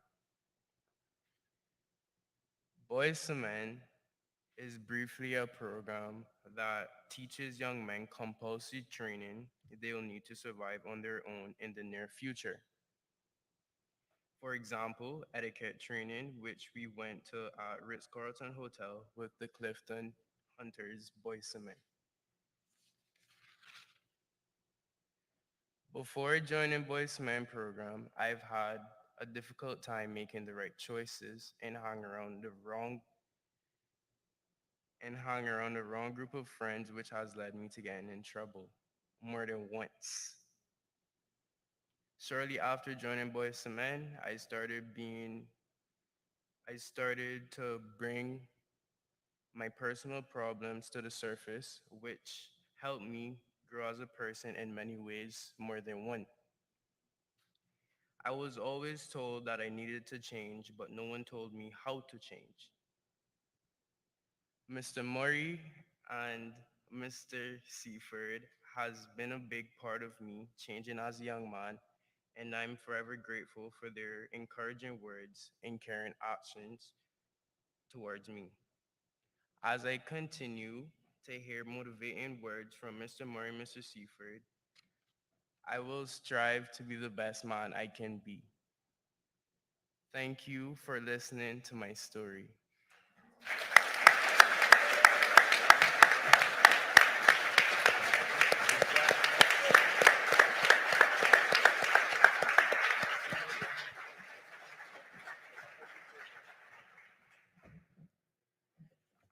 Wow. Thank you, Pastor Murray, Seaford, and Mark. And thank you all for caring, because so many of our youth with mental health challenges find themselves in Northward because they've fallen by the wayside and there's nobody who tried to understand where they were coming from, what their issues were. And so they self-medicated with drugs and alcohol, and then they found themselves in breach of the law. So I challenge each one of us to leave here today taking up a challenge to go out there and care, to go out there and find the reason behind why some of these young people are doing what they're doing, and seeing how we can help or how we can get someone to help. Thank you all very much. Our next session is titled Learning to Thrive, where we hear the thoughts and experiences from 3 young professionals who have their own story to tell. They are Zaria Anthony, and I'm going to ask them to join me on stage, please. Zaria Anthony, Alana Warwick Smith, and Brittany Evans.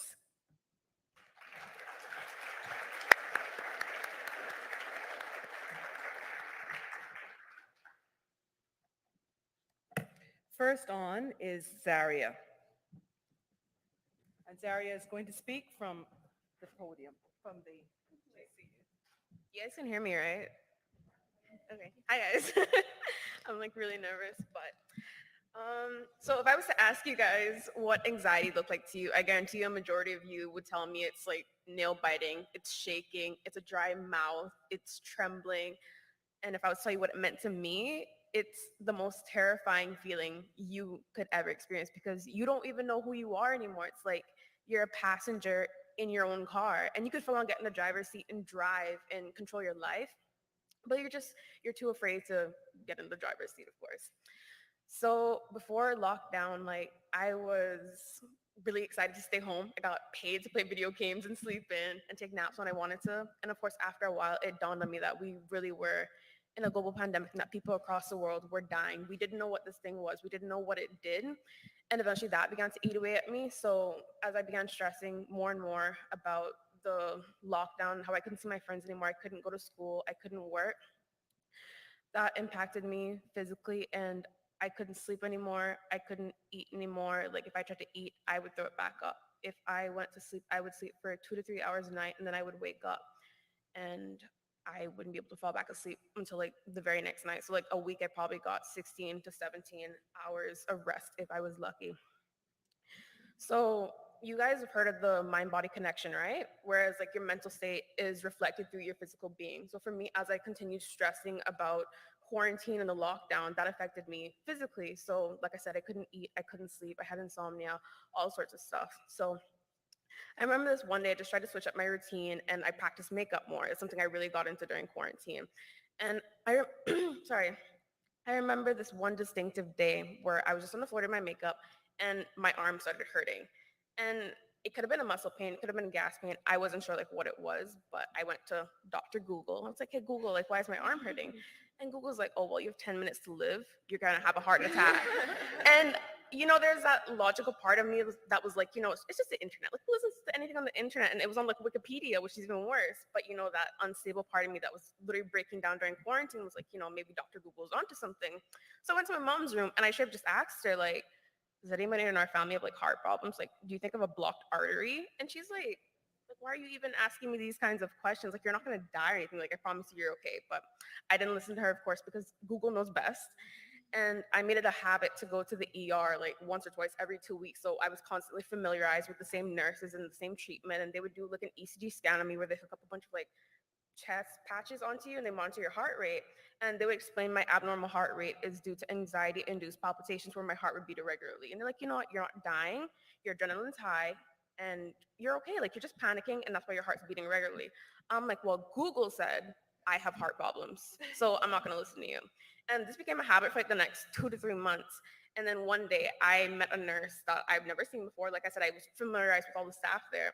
So I met this nurse for the first time and she didn't check my vitals. She didn't like evaluate me in the slightest. She looked at me and was like, okay, like what brings you here? I was like, oh, well, I feel like I'm dying. I can't sleep, I can't eat. Told her everything I told the other nurses. And she said, okay, I'll be right back. So she goes to the back, comes back up front and looks at me and says, well, miss, in times like this, you need to like talk to God and drink tea and you'll be fine. And I didn't even know how to react to that. I was like, oh, so like lavender tea or something? She's like, yeah. So she sent me on my way, literally just told me to pray and drink tea and that everything was be okay. And I told my mom and she was understandably furious with what that lady had said to me. So after deciding on what we should do, I went to Doctors Express, which was one of the very few facilities that was willing to take in anybody at the time as long as you had no COVID symptoms.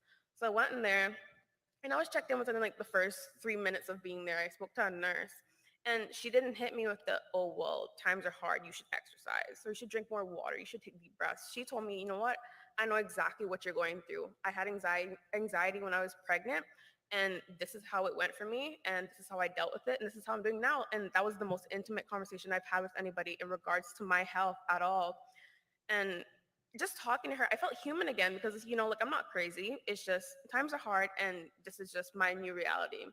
So after talking to her, she sent me over to Dr. Rebecca Deasy, and Rebecca Deasy was the first professional that I actually believed that I was gonna be okay. Like, not only did she prove to me that I was okay by checking my actual vitals, but she was like, you know what, like your BMI is fine, oxygen is fine, blood pressure is fine, everything's fine. It's just your anxiety, and I promise you that you're gonna be okay and that we are here for you. And just the we are here for you completely did it for me because that's the first time somebody told me like, hey, you're gonna be okay and I'm here to listen to you. I'm here to take care of you. And that's really all I needed to hear, to know that somebody was gonna be there for me and that like I wasn't losing my mind. So after that, I was prescribed the benzodiazepine called lorazepam, which is an anxiolytic sedative that's just made to like calm you down and to help you relax. So that worked for a while. And of course, drugs don't fix everything, obviously. And I did not put in the work to get better. I just relied on the lorazepam to keep me asleep and to keep me calm. And not long after that, I ended up having like the worst panic attack of my life, where I was collapsed on my driveway, screaming and crying at the top of my lungs, begging my mom to not let me die. Like, take me to the hospital. Don't let me die here. Please don't let me die. And her saying that, of course, made her emotional and made her cry, because what are you supposed to do when your kid tells you like to save me? Like, I'm dying. Like, my heart's gonna stop, kind of thing. It's like, I mean, I wouldn't know what to do if that was my kid, but my mom just gently ushered me to the back patio. She sat me down, helped me through my breathing exercises, and just reminding me like, hey, you're gonna be okay. Tell me what's been going on. And for the first time, that entire breakdown, I finally told her like what's been happening with me in depth, of course. And that was the first time she told me that she would actually be there for me. And I'm not trying to say that you get used to anxiety, because coming up here, like I was shaking over there. Like I wanted to cry and throw up, and I told Brittany, like, I need to use the bathroom. But my desire to help people is greater than my anxiety. And I know that somebody out there wanted to be up here and couldn't be here, and somebody at home's listening and hoping to find some sort of relevancy with what we're talking about. And I want to thank you guys, the youth ambassadors, like everybody, for coming up before me and kind of encouraging me to share my story, and that I'm not alone, that there's people out there who do suffer with mental health, and that it should not be a taboo thing. Like, I'm not afraid to come up here and tell you guys I have panic disorder with psychosomatic illness, and I take antidepressants. I have bipolar disorder that I take antipsychotics for. Like, it's not something I'm ashamed of at all, because I had to go that extra mile to get medication. Not everybody's the same. Like, not everybody has to take medication. Like, some people are fine with therapy and that's it, but that's not what worked for me. And I'm glad to share that I don't even have to take my antidepressants anymore. I haven't had a panic attack in months, and I'm doing better. But yeah, I want to thank Mr. and Mrs. Panton for creating this foundation, because honestly, I don't know where I would be without you guys. Like, I keep up with all your posts and your events and stuff, and I'm too nervous to actually go meet anybody there. But I want to thank you guys for providing me this opportunity to share my story for the first time in front of a bunch of people. And I'm so grateful that I get to provide some sort of resonance for many of you who don't know how to really communicate and explain like what you feel. I hope I was able to do that with you for my story. You know what I mean? Share my story.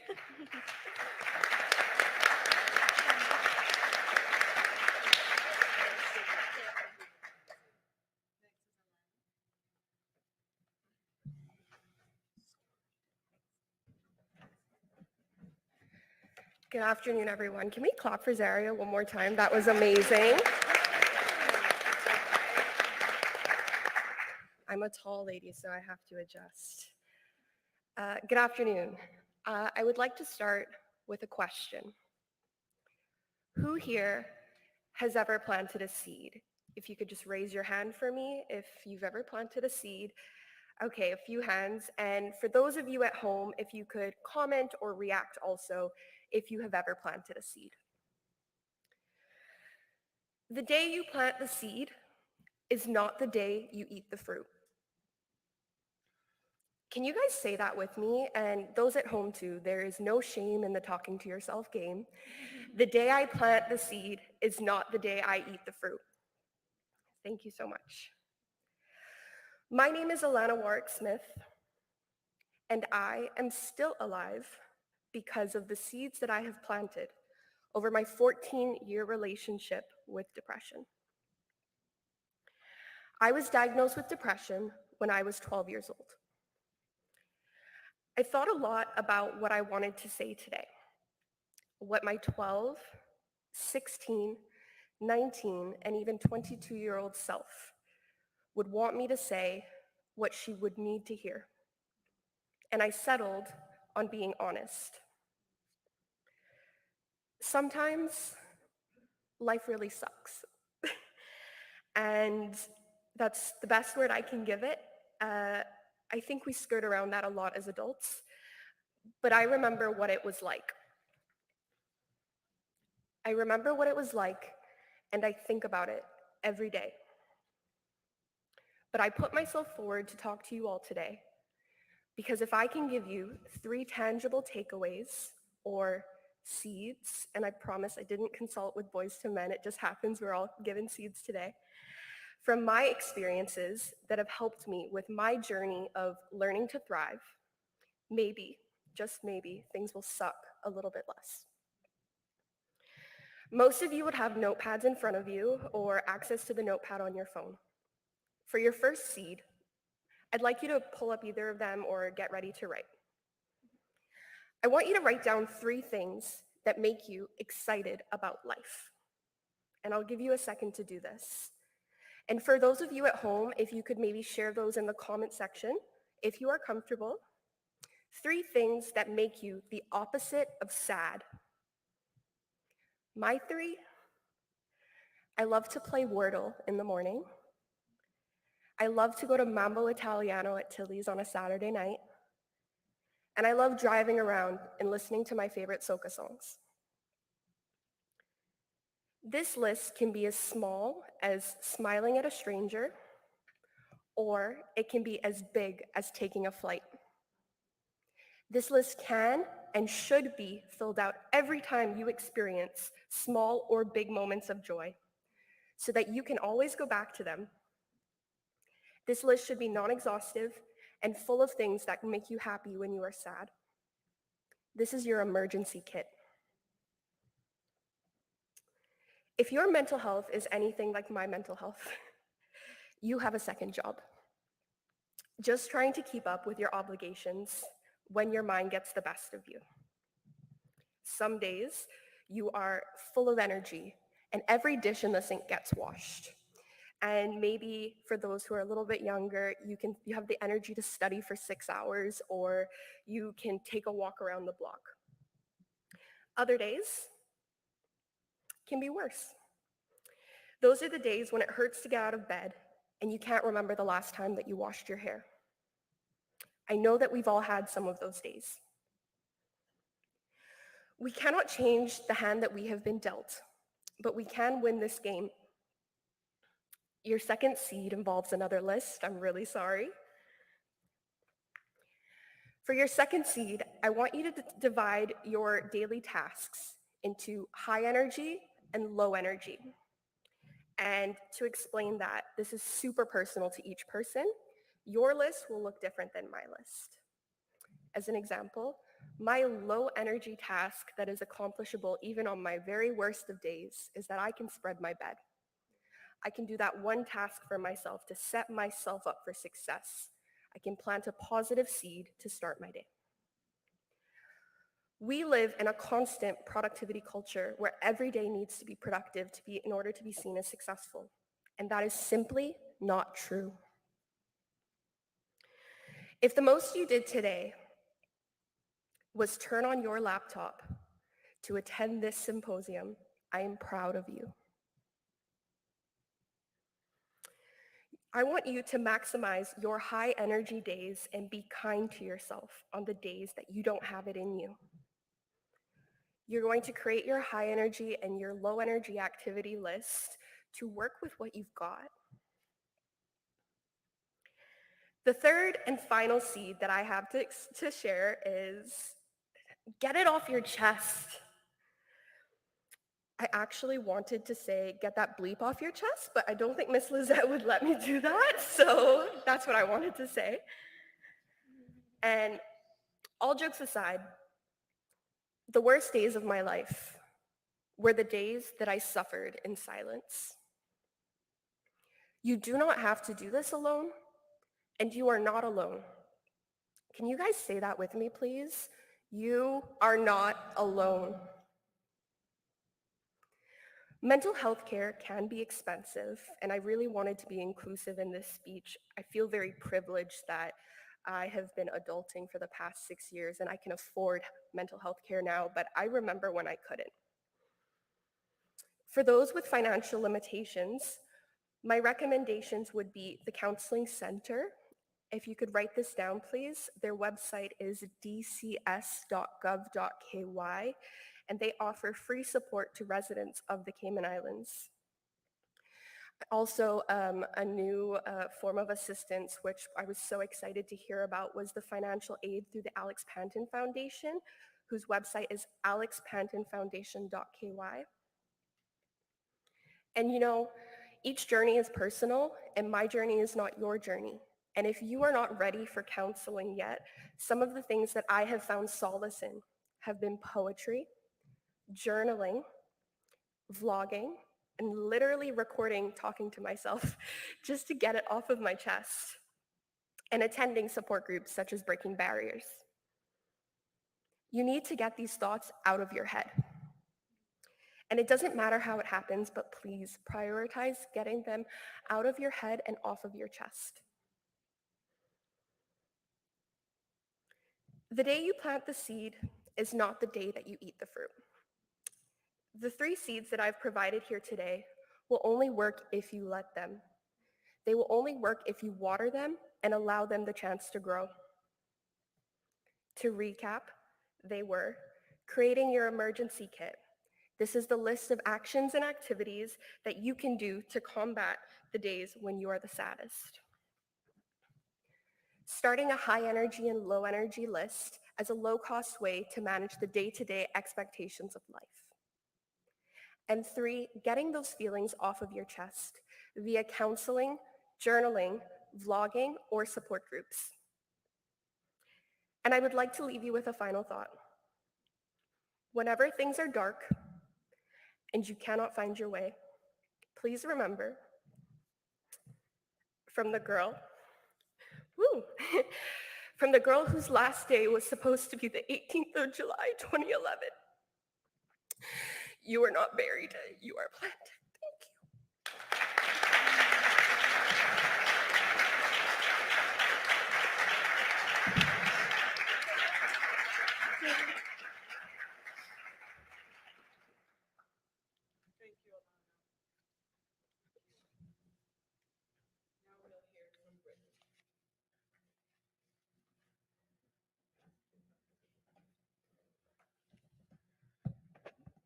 I'm very short, so I apologize. Thank you, Alana, so much for that. Don't make me start crying out here now. But first, I want to say hi, Auntie. I know she's watching. Hi, Aunt Bev. Hi, Auntie. Okay. So my presentation for today is on support. And just to give a little background as to why I felt on my heart to talk about support is because when I first heard about the theme thriving in uncertain times, I really asked myself the question out loud. I said, okay, Brittany, how did you thrive in uncertain times? And the only word that came to my head was support. So we're going to talk about support. But instead of me just saying to have a support system, I created an acronym for the word support. And I hope that by the end of it, it will all come full circle and you understand as to why it's healthy to have a positive support system, but to also be first and foremost your number one supporter. So support stands for safety, understanding, perspective, perseverance, opportunity, revival, and triumph. So these are some definitions that I took from dictionary.com. I don't want to plagiarize. I am a law student. I am not trying to fail or anything like that.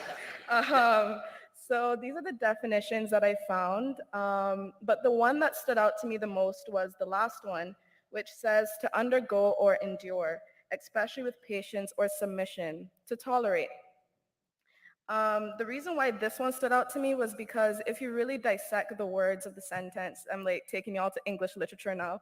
If you really dissect the words of the sentence and really ask yourself, okay, like the people around me, do they, support me? Do they have patience with me through the highs and the lows? Are they someone that I can submit my problems to and in hopes that they will endure through the good, the bad, the ugly with me? So that is something to think about.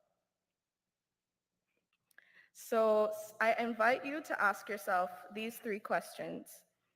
First, do I physically feel safe in this environment? Do I feel emotionally and mentally safe? Is this person someone that I can trust and feel the safety on all levels? I know you're probably wondering, okay, why do I physically have to feel safe in this environment? Like, it's my mental health, but actually it has everything to do with that. I remember when I was off to school in the UK, I had to move back home because the house I was in was really toxic. And one of the girls was really difficult to live with. And I mean, she was horrible. She broke our bathroom door. She like completely made our lives a living hell. And I remember, I'll be calling my auntie saying, Auntie, like, I'm so sick of this girl, blah, blah, blah. And I'm just venting. And there were times I had to stop midway because I can feel her by my door listening to what I was saying. And that in itself caused more animosity, more issues in the house the next day, trashing our stuff and throwing stuff on the floor and just being a nuisance. And that's when I realized, yeah, like mentally and even physically, I don't feel safe in this environment because God forbid I say the wrong thing and she hears it, it makes my life more of a living hell. So that's why that's important. The second one is, do I feel emotionally, mentally safe? For this one, I truly sympathize with my fellow LGBTQ plus members because coming out to your parents is not easy. I have friends who refuse to come out because they're scared of the reaction, and parents, I get it. You didn't grow up in a time where being gay was normal. You didn't grow up in a time where you have different genders and identities and all these things, but as a country, as a world, we do evolve. And my thing is, I don't think your child will find comfort being kicked out the house because of who they love. I don't think that's right. And I just want you to bear in mind that it's hard for them too. As hard as it is for you, it's also hard for them too. The last question is this person someone that I can trust and feel safety on all levels? And the one thing that came to mind was the gossip culture I find here in Cayman. Yes, it's very easy to gossip. Sometimes you do it without realizing, but I would like to treat people's information as treasure. If you have something rare, you don't want to just give it away for free. Like that's something you want to hold on to. And I suggest that, yes, it may be great office gossip or school gossip, talk about who having who baby and this and that, but but you just don't know why that person they chose you because they trusted you with their information. And so I just ask, when you catch yourself ready to tell someone something that probably shouldn't have been said, just bear in mind that, that person came to you in confidence and trust that you would keep their personal information safe and private. So the next one is understanding. The word that came to mind was toxic positivity. And it is the mindset that even when faced with hardship, people should always maintain a positive attitude. While toxic positivity is often shared with the best intentions, it lacks compassion and can shut down opportunities for connection. And I truly agree with this. And some of the examples would be things like other people have it a lot worse, being negative won't help, you'll get over it. And most times you know that they're mainly coming from a good place, but it comes off very dismissive. And I would like to say, for someone like myself who struggles with depression and anxiety, mainly depression, I have persistent depressive disorder. Um, one of the things we all have in common is that we often want to feel understood, and we always feel misunderstood. We feel like no one gets us. We feel like we're crazy. And to say that to someone, I think that just creates that barrier even more. Like, well, I don't want to open up because you're just going to tell me I'm going to get over it, when that's not how I deal with things. I need to cry. I need to let it out. Oftentimes I get made fun of for how I mourn breakups. I'm a hopeless romantic. I'm a simp, as the kids say. But, everyone grieves in their own time. And I just don't think it's fair for people to just try to be positive as just coming off really dismissive. So that is something to keep in mind. Perspective. There is purpose in our pain, but within our pain, we must find perspective. I found that having a positive perspective shifted my mood on previous situations immensely. Breakups and people I thought I would never get over, I finally did, and I'm still learning to recognize my worth. When trying to find perspective, you must acknowledge and accept that those feelings are present. Be easy on yourself, take it day by day, and be proud of the little achievements. Confide in your friends and family, journal those feelings, and feed your spirit, whether that be church, meditation, prayer. For me, I go to church and I pray when I can, but for you, it may be meditation, going to a yoga class. Um, when Alana was speaking about, those achievements, people who are logged on right now, and we are proud of you, and I want to say thank you, but I completely sympathize with her because there were days I would not wash my hair, and it sounds so gross to people. I wouldn't brush my teeth. I wouldn't shower. Over the Christmas, I got COVID, and that took a big toll on me because I was just like, oh, like, I want to go to New Year's. I want to be with my friends. I want to be out. But here I am stuck with COVID and I'm sick. And that really messed with me because I'm on social media. The fear of missing out is a big thing. Like, I have a serious problem with that. And yeah, I've been through it. And that's why when she said that, I was so happy she said that, because that's not often talked about. People think, oh, you're lazy. I get told a lot sometimes in my house by, that I can be lazy and things like that. But I I just want people to understand that depression is that crippling, that you don't even care to take care of yourself. The basic things like brushing your teeth, it's like you just don't care. You just want to be stuck in this dark cloud, in this dark box, feeling like my life is over. I hate my life. I want to die. And I completely sympathize with that.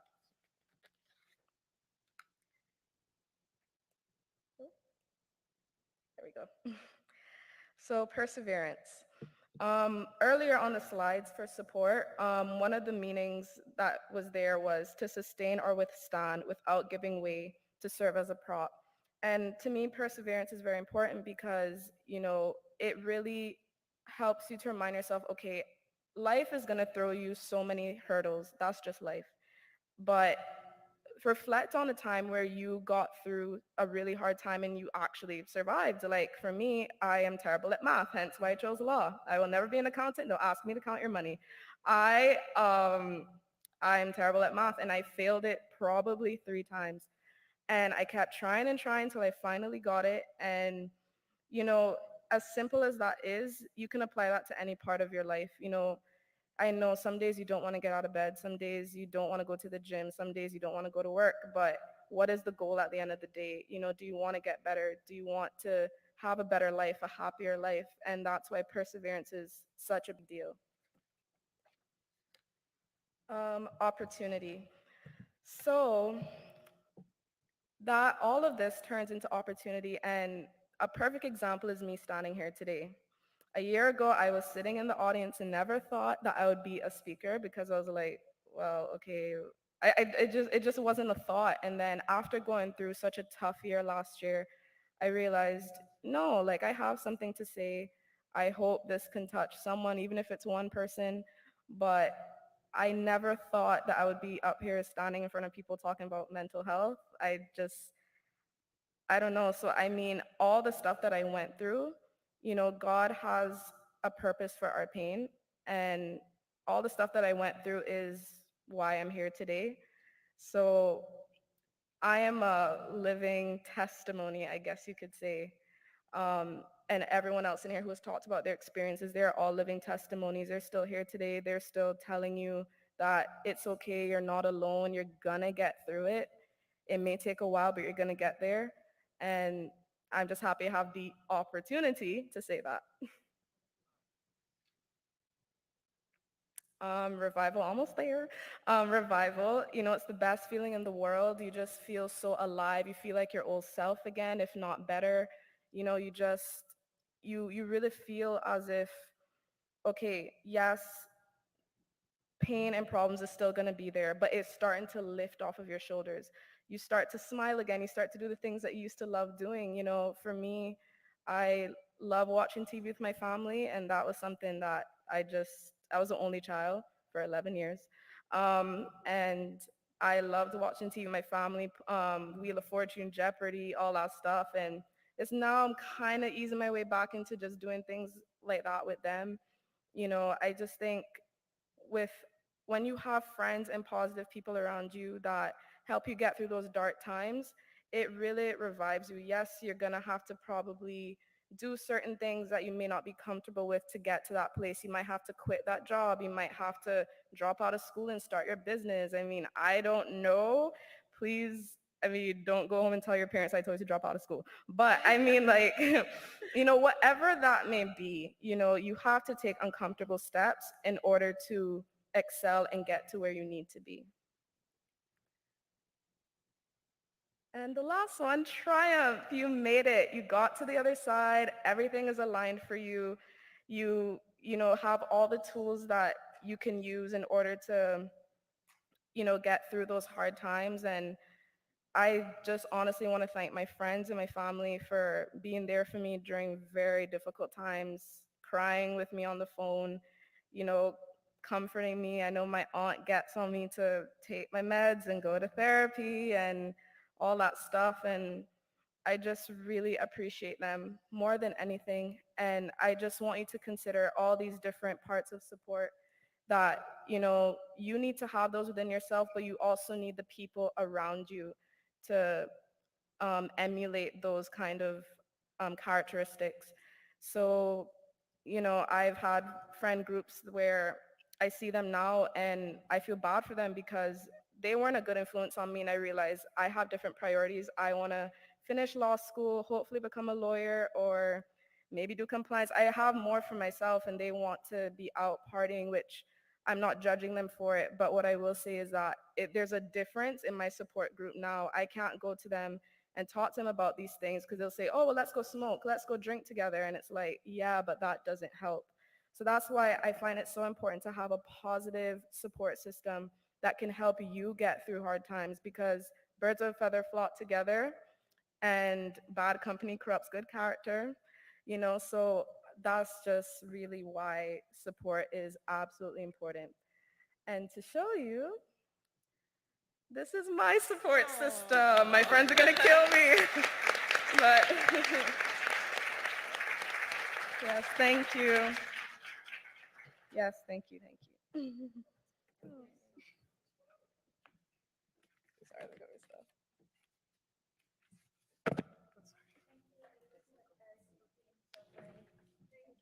Thank you, Ms. Jane.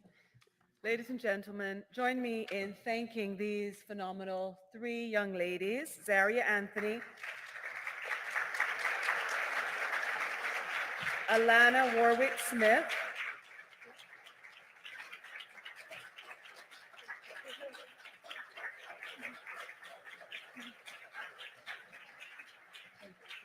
and Brittany Evans. Thank you so much.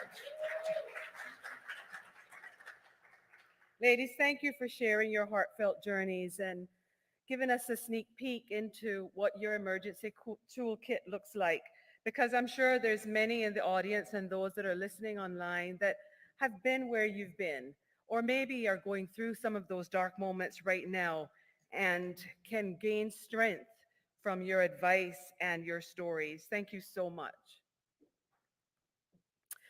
I now have the pleasure of introducing Claire Panyady, who is a PE teacher at the Lighthouse School, whose presentation is entitled, Yes, We Can, Don't Rule Us Out. Join me in welcoming Claire to the podium.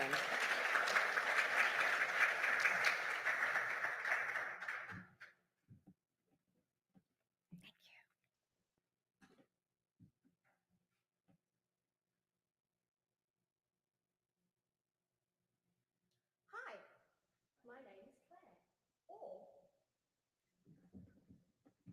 in the form of dance. I'm really grateful to be invited here to talk about Lighthouse School. Please stand if you've had any involvement in our school at all. Thank you, and thank you for helping, supporting, or in any way that you've been a contribution to our school. Thank you very much. A round of applause. Yes, we can. Oh, that was quite loud, sorry. Don't rule us out. No one likes to be excluded. No one likes to be invisible. No one likes to be ignored, right? And that includes the students from the Lighthouse School.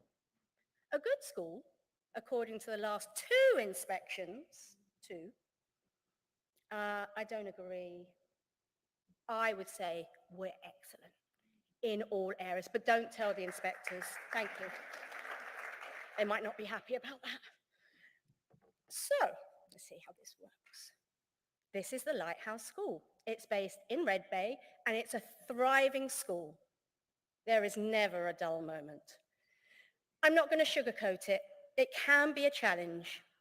We, as staff, change diapers, feed students through feeding tubes into their stomachs. We deal with behaviors that can be really unpredictable, administer anal diazepam for students with seizures, plus we deliver a varied and full curriculum for all of our students.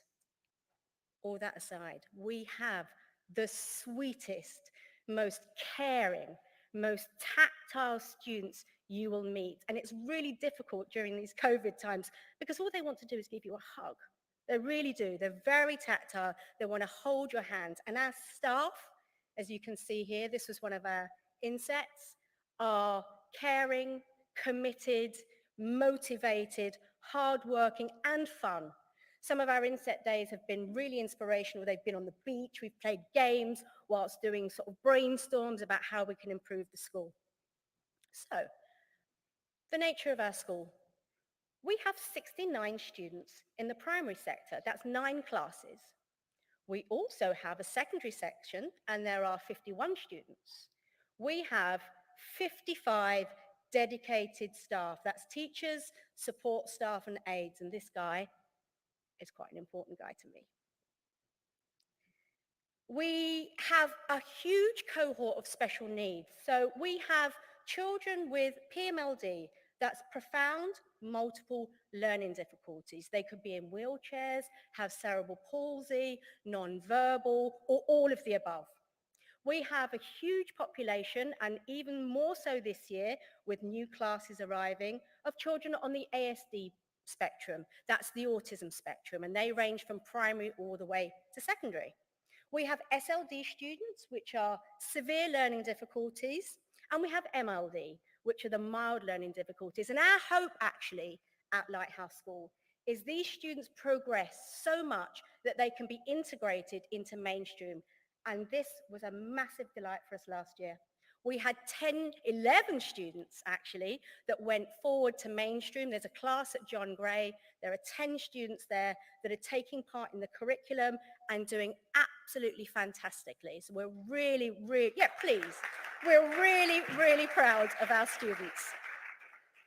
Now, I said I wasn't going to sugarcoat it. Our environment could do with an overhaul. This is one of our play areas. We've got 1 basketball net. We could really do with a couple. I'll be sending around the collection hat by the end, just in case you want to pop some money in. But we do the best that we can. You know, we could do with some swings or maybe a climbing frame or some other bits of equipment. But our students do the best that they can with the equipment. And you know what? Sometimes they're just happy to sit around, play Ring a Roses, all those basics games, do a bit of skipping. They're happy. In the back of the school, we've got 2 new modular classes. And these house our secondary students, so our vocational students. So that works really, really well. They're out the back. They can kind of get up to teenage things, have their teenage chats in the corner. Here we have one of our ASD classes. Now, our classes are very small, but they need to be. And our staff working with them are phenomenal. If we can have one-to-one with our students, we do. But if not, it's pretty much 1 to 3. This is Miss Sarah Warwick with the PMLD class, and here you see a lovely student who's got cerebral palsy. She has a feeder tube and she has diapers. This is one of our MLD classes. They're absolute sweethearts. There is one thing I will say about Lighthouse School, why it's a challenge. I laugh about 20 times a day, which is really hard at the moment because I've just been diagnosed with pleurisy. So being out of breath is a norm for me. Here we have another little student whose mother may be in the room, works for Alex Panton newly, who's a sweet, there she is. He is the sweetest boy. He has the most admirers of any young man I've ever met in my life. He's going to break some hearts when he's older, I tell you. So, in one of those secondary classes, actually, it's fully contained. They have a kitchenette, they have bathrooms, they have everything they need. They have a little cooking area if they need to use it. We have here our OT area. Now, I'm not going to embarrass her too much, but I am going to ask Miss Rachel to stand. And can we please give Miss Rachel a huge round of applause? Sorry, Rachel, you can get me back later. Miss Rachel, amongst the rest of her team, come to school every morning and they work before the school day starts at 9 o'clock with some of our really vulnerable children doing sensory circuits with them. And I tell you, somebody mentioned before Tasmanian, Miss Rachel and her team literally run around this circuit with these children, take them back to class, get the next group, run around. And it makes me a bit dizzy, I have to say. They work incredibly hard doing push-in sessions where they come into class, doing one-to-ones with students, and it makes a huge difference. Together with the OT team, we have a huge amount of specialists that come in. We have speech and language, we have ed psychs. It just goes above and beyond, and they work as a team, and they're so dedicated to our students. It's really wonderful to see. This is the OT gym, which has got really fun stuff. Children love going to OT. They absolutely love going. There's no problem in getting them there. Lots of fun stuff to do. Now, when I started at Lighthouse School, I realized I needed to learn a few languages. You've got a core board. This is actually Miss Rachel's that she uses for the circuit. It's a way of communicating with our students. Some of our students are nonverbal, so they might need a way to communicate. So we use PECs, which are pictorial communication devices. So a child might know what's going to happen next because you've got a picture of it rather than saying it to them. And they can identify these pictures. We also have ProLocos to Go, which is an iPad with a program on it, which has these pictures so students can select them and communicate. And then we also have sign language, which I'm learning. My bit at the beginning there was a little bit shaky, but I'm learning every week words to use and the students are teaching me. Then there's a new language. It's the language of the special needs children. Like a mother, you have to know what a cry means. You have to know what a grunt means. You have to know what a foot stamp means. You have to know what a runaway means. And our staff identify what all of those things are from working with them, from listening to them, from just letting them express themselves. Inspection. Did I mention we got a good in our inspection? Yeah, twice in a row. One of the biggest things to come out of it was the mental health of our children and their health and their safety. It was deemed as excellent across the board. And this is an improvement from last time where it was good. We look after our children. We have a duty of care to our children. We're not just their teachers. We're their parents, we're their aunties, we're their grandmothers, we're their counselors, we're their bottom wipers. We do it all for them, not because we get paid, but because we want to. We love to do it. It's a real vocation being a special needs teacher. Mental health. So we were one of the first schools, the pilot schools, to run the Zippy program. So it was really interesting to, thank you, Dr. Lamb, thank you, Dr. Day. who've been instrumental in helping us and supporting us deliver this program. We started it a few years ago, myself as a master trainer and a colleague of mine, introduced it into the school, and now it's embedded in every single class across the school. Our children learn to self-regulate. I used to run a nurture group in the morning where we had some really vulnerable children that couldn't settle into a school day. So we started them off with a nurture group. And to begin with, they chose what they wanted to do. Did they want to color? Did they want to listen to music? Did they want to offload? We became a bit more structured and we started then the Zippy program. Children would walk into the room and I'd say, how are you feeling today? Oh, I'm green. I knew exactly what they meant. I'm a bit yellow. All right, do you want to talk about it now or should we talk about it after? I'm red. I don't want to talk about nothing. Okay, so should we wait till the end of the session? Yeah. What do you want to do in the session? I just want to listen to some music. Okay, great. And you know what happened by the end of the session? They were able to communicate how they were feeling, whether it was something from the night before, whether it was something on the journey into school, or whether something they just sort of kept inside and it was just eating away at them and they needed to talk about it. In our lessons, we use mindfulness, growth mindset, and resilience. And we try and add some of these things in, which some of you have mentioned already. You've got this. You can do this. It doesn't matter if you make a mistake. We all make mistakes. We just try again. Or as one of the students said last week, you can do it. Put your back into it. I quite like that, being a dancer. Our children can do anything. Yes, they can. And we say that to them a lot. It is the motto of the school. We say it to them a lot. Cricket tournaments. All the other schools were so impressed with our students and how they took part, how they composed themselves. They didn't win the cricket tournament and they didn't care. They just wanted to be there with the mainstream students. This one makes me tear up. I've cried all day, by the way. Thank you, Alana, for making me really cry just then. Inter-secondary competition. Last year, don't cry. Last year, one of our students won a medal. He won a bronze medal in the shot put. And I have to say, it's probably one of my proudest teaching moments in 25 years. When he stood on the rostrum to get his medal, I cried unashamedly, trying to take these photos while sobbing, in front of the whole arena, and I didn't care. And he didn't care, actually. He wasn't embarrassed to see me like that. He was like, my teacher cares. That was a real moment for us. Into primary, into secondary, our students have been sailing with the Red Bay Sailing Club. They really enjoyed it, and the staff, they're phenomenal. They've taken part in rugby course at the rugby grounds. They've done spin classes at Ride. They've been horse riding. We have a great swim program. Just at the moment, because of conditions, our programs are on hold, but when we get back, boy, they'll be out in the community. Well-being, out there, mingling, people seeing who they are, what they can do. And we instill all the time, yes, you can. Boxing, they went to the boxing gym, not to actually box, but to do box fitness, which they enjoy. It was tiring and they hurt, but it was getting them out in the community, just feeling like they're part of the normal world. So, ladies and gents, if you see any of our students in Fosters, Kirks, just in the street, please say hi. How are you doing? Don't let them feel invisible. How are you doing? How's your day? And put your hand up and they'll know what you mean. This isn't Black Panther, by the way. Put your hand up and say, yes, you can. We're not ruling you out. Thank you and have a blessed day.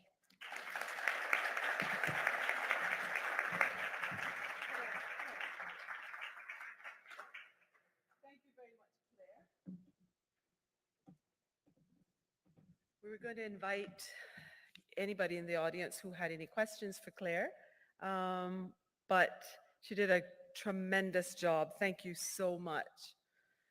So now I'm going to ask you to help me make up for some of the time that we have lost listening to some of these amazing stories.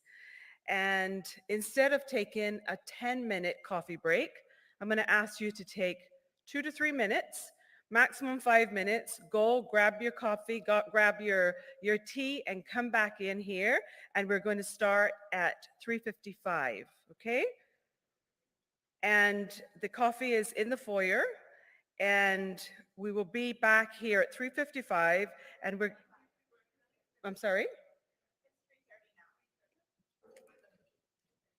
3:45. Okay, good. And we'll be back with the Youth Ambassador Leader, Monina Thompson, speaking on youth voice, inclusion for all. So let's get the time correct. So 3:35. 3:35, we'll be back in this room. On your mark, get set, go.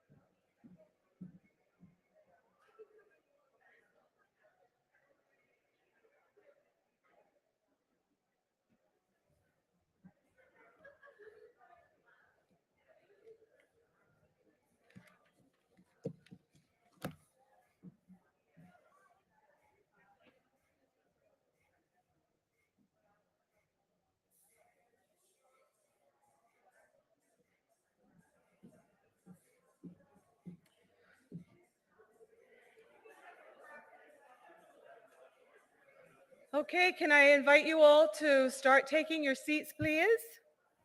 Grab your coffee and bring it in, and let us get ready to start our final segment.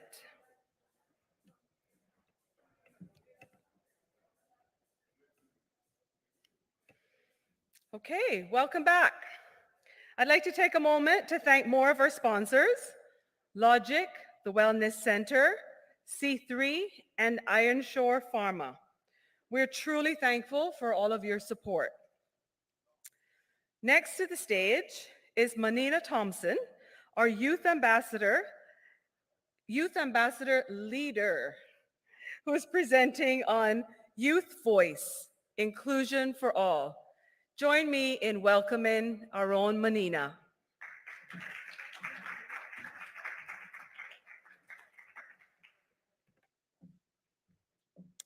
This will be interesting to figure out how this pointer works. This one? Okay. Good afternoon, everyone. My name is Monina Thompson. I am one of the Youth Ambassador leaders, and today I will be presenting on Youth Voice Inclusion for All. So to give a brief overview of what we will be discussing today, we're going to be looking at what is YAP, the campaigns we have generated along the way, partnerships created, how we became involved with UNESCO, what are our next steps, having the opportunity to represent YAP internationally, what we can do to support as a community, and wrapping up with final thoughts. So YAP stands for the Youth Ambassadors Program. It is a youth-led empowerment group that aims to spread awareness about mental health in our island. We were founded in 2019, and as of 2021, our main sponsor has been Conyers. The Alex Panton Foundation is our parent organization who constantly support us in our endeavors. YAP is constantly growing. We host an annual induction looking for new youth members. And right now we are a group of 33 members across the public and private schools. We have also regionally represented Cayman in the Caribbean Safe School Initiative that discuss pressing matters. Some of the highlights of our previous work include the mural for HSA's Be Kind to Our Mind Mental Health Through Service. It consists of inspirational quotes that form the word hope. We worked with the governor to destigmatize suicide and to discuss the impact lockdown has had on the youth.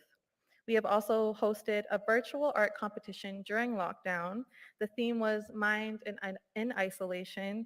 It was a creative way to keep everyone involved during the lockdown, and it was to capture something that everyone experiencing collectively but impacted in different ways, which is a great segue into why I joined YAP. When I first discovered YAP, it was when I had to come back from university in Canada when COVID hit. I've always loved being involved in the community and helping others. Right now, I'm currently doing my bachelor's degree in psychology. So when I saw YAP, it only made sense to join. I've always struggled with my mental health before I knew what mental health was. When my peers were worried about what theme the next birthday party was going to be, I wasn't sure, and I was drowning in my thoughts if I even wanted to make it to my next birthday. This was something that I never vocalized to my best friend or my siblings, and I didn't have any labels to associate with my feelings. But as I got older and I was able to recognize what I was feeling and why, it was a great place to start healing. At the time of joining YAP, there was a lot up in the air in my life. This new virus that turned into a worldwide pandemic, having to juggle online schooling.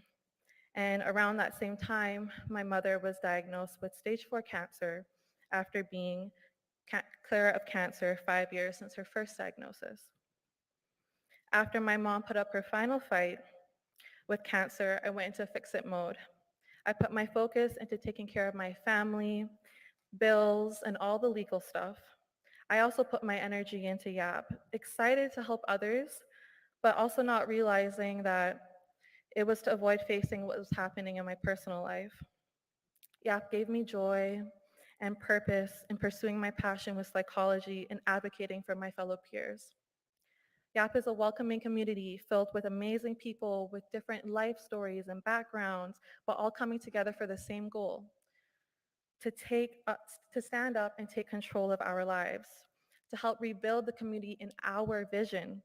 Who else better to make decisions and policies for the youth other than the youth? YAP helps to project our voices and to enact change. We can see our plans through and it's rewarding. So therefore, YAP is important to me, and this is why we do the work that we do. We've had successful campaigns. Our first campaign was the Don't Stay Silent. It was created to voice the issue of the lack of facilities available to those struggling with mental health in our island. The idea behind it was once one student took off their duct tape and spoke up, they would help another student to do the same. This campaign was to get our voices heard, to introduce ourselves to the community, and kickstart YAP. COVID Conversations was another one we did. They were Zoom presentations YAP hosted during isolation. Each Zoom call was on a different topic. The most attended Zoom call was fixing your sleep schedule, and the most viewed on Instagram was stress and anxiety. We have met amazing people along the way and formed valuable partnerships with Protect Our Future, Colors Cayman, and Inclusion Cayman. Protect Our Future is a student-led environmental group that works towards a sustainable future. They partnered with us in the Don't Stay Silent campaign, speaking up against the growing issue of climate change and pollution in the Cayman Islands and globally. Colors Cayman fosters a safe space for the social environment of the LGBTQIA+ community of the Cayman Islands. We've had Billy as a guest speaker to educate us on how to be allies to them. Inclusion Cayman ensures that the equal rights of all individuals are catered towards each and every one of us with disabilities and without. We attended the Youth for Inclusion program that they host for individuals with and without disabilities who are passionate and committed about making a social change in our community. These partnerships have reinforced the lack of inclusion across different communities within our island. There was a huge demographic not being considered of their opinions, and their opinions were not valued by their peers, family, coworkers, and leaders. YAP was then presented with an opportunity to have an international spotlight on inclusion. Comprometido/Engage is one of UNESCO's programs. It was an initiative of the Ashola Social Lab and invites young people from Latin America and the Caribbean to be agents of change and to be actively involved with the 2030 Agenda and the Sustainable Development Goals.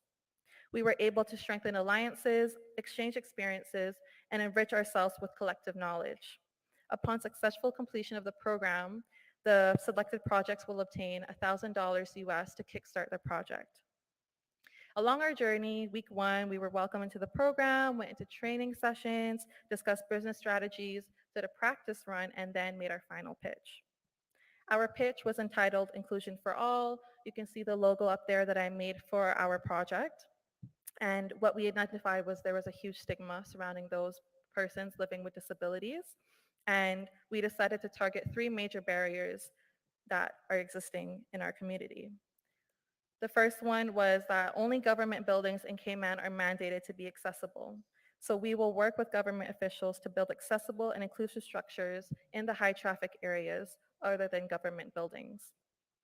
Change begins with knowledge. We will create presentations to turnkey across 27 schools in Cayman to eliminate the stigma and emphasize the importance of inclusion.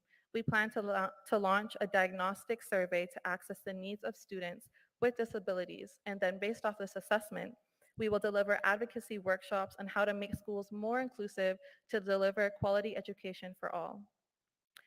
Lastly, for the social aspect, we will host all access social events throughout the island to raise awareness and funds for our movement and supporting organizations such as Inclusion Cayman. Here's a look at the business model that we have submitted. We will be eradicating stigma and breaking down barriers while providing a new service to the society, fostering progress and development. Businesses will be paying for our services to make their business more accessible for all, and the person with disabilities will be reaping the benefits. They won't have to second guess going out with their family, worried if they will be able to attend or be able Our goal is to eliminate the stigma in our community. The main costs we face are building the accessible structures within existing buildings, but we will maintain a steady revenue by charging service fees to the businesses for turning their establishment into an inclusive one. Due to the amazing opportunity that YAP has had and our success in receiving the seed money from pitching our project, I have been invited to speak as a panelist for the Caribbean Youth Dialogue this month. It has been a preparatory process for the Global ECOSOC Youth Forum that will take place in April. YAP will be discussing the impact on COVID-19, the work we have been doing, and will focus on the initiative we have developed, which was Inclusion for All. We also need to be inclusive with healing as a community. I think it's important to know how to help neurodiverse people with bereavement. Neurodiverse refers to anybody with autism, disability, or any additional learning needs. Dr. Day did a Zoom call with YAP to educate us on the following points. You want to ensure that they have a complete understanding of death. And what I mean by that is that they understand that death is permanent, the bodily functions have stopped, and that death is irreversible. Don't assume that they have these full levels of understanding. Ensure to fill these gaps in gently and sensitively to avoid causing any stress or from them to hold on the idea that this person may come back. Please try to avoid using euphemisms while explaining what has happened, as it can be taken literally. For example, they're in a better place, or they're watching over you, are the euphemisms that we tend to use. It can be confusing for them and cause anxiety. Saying that they're in a deep sleep, for example, can lead them to having fears of going to bed themselves. There is a common misconception, specifically persons with autism, that they don't feel emotions, and that couldn't be farther from the truth. Talking about loss and allowing them to be included in the planning, such as picking out the flowers, is crucial for them to start the grieving process. It's also very helpful for them to be able to visit the locations before the day of the funeral so that they can become familiar with these new environments. You can support us along our journey through sponsoring, spreading the word to help raise awareness, meeting us meeting with us, or creating valuable networks to make these changes in our community, and by listening. We appreciate all of you who have taken the time out today to hear our voices and voice our concerns and our plans of action. We want to be the leading change in the Caribbean and globally in making your home, community, island, or country inclusive for all. So now it's your turn. What are you doing to make your surrounding environment more inclusive? Thank you.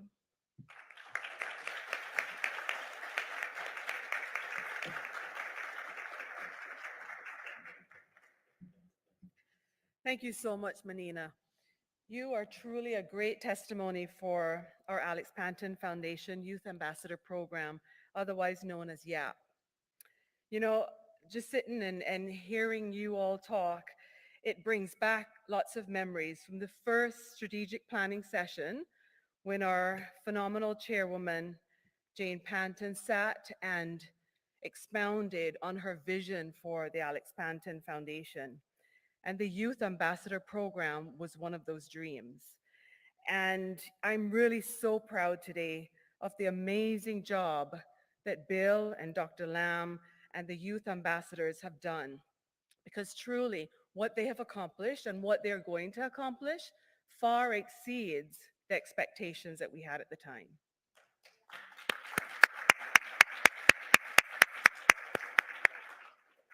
Thank you so much. Next to speak to us this evening is Mario Garraway. Mario is a youth counselor and a Health Services Authority behavioral health aide. Mario will be presenting the topic, The Unique Reflection. Please join me in welcoming Mario to the stage.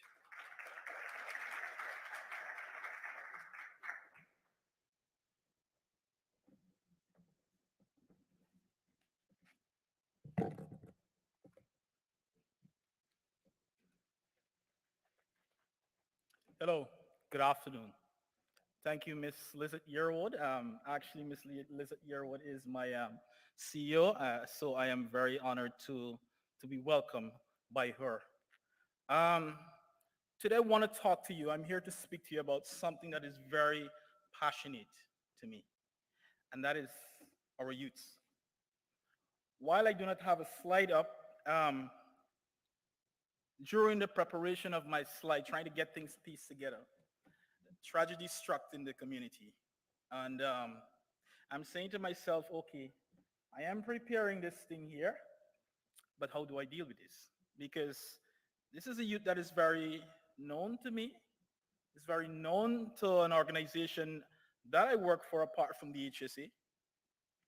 And we had to reach out to the family. So I said, you know what? Today I am going to speak from within my heart, right? But before I begin, there was one thing I meant to do earlier, but I think I actually raised my hand a little bit too late. And that was actually to give a thank you, a heartfelt thank you and a support to Miss Deidre Carmola. While I'm an HSA worker, I also am the Cadets Corps Youth Ambassador. And I'm also the Cadet Corps, the Cayman Islands Cadet Corps Sergeant Major. So we know when we hear things like that, we want to know exactly what it is, okay? So as I go along in my presentation, you will hear things come out from me, and I am not one of the presenters who will tell you that you cannot ask me questions, but in the interest of time, we can leave it for afterwards, right? So Ms. DJ Carmela, I would like to say well done to you. You are a fortress, really, for your boys, and it's no doubt the young man that I've seen you produce, it's, you have done well. So against the odds, you have done well. Thank you. So the unique reflection, what are we talking about, right? It basically sums itself up. The unique reflection is basically what an individual is, the things that they do, the way they behave, and how do we deal with that? One word, we accept them for who they are. We do not pass judgment. We do not try to tell them what we want them to be, right? We allow them to be themselves, right? Ladies and gentlemen, I'm speaking from a long history of a child who have experienced some really negative things in my life. But hear what? I rise above the odds, and hear what? I came out. I may have been an odd number, right? During my time serving in the Cadet Corps, what we do, we have this thing that we set up for accountability for each session. We line our kids up and we say to them, we count them because that's accountability. And I'm happy to see one of our cadets here. Is anybody else? But because of accountability, we have to count them. It's called checking them off. And the minute you start counting or these numbers started calling, something I noticed that some kids will switch themselves over because they do not want to be identified as a particular number. And one day I remember this young lady said to me, sir, why do I have to be an odd number? Right? I said, well, the funny thing about odd numbers is that they're also counted.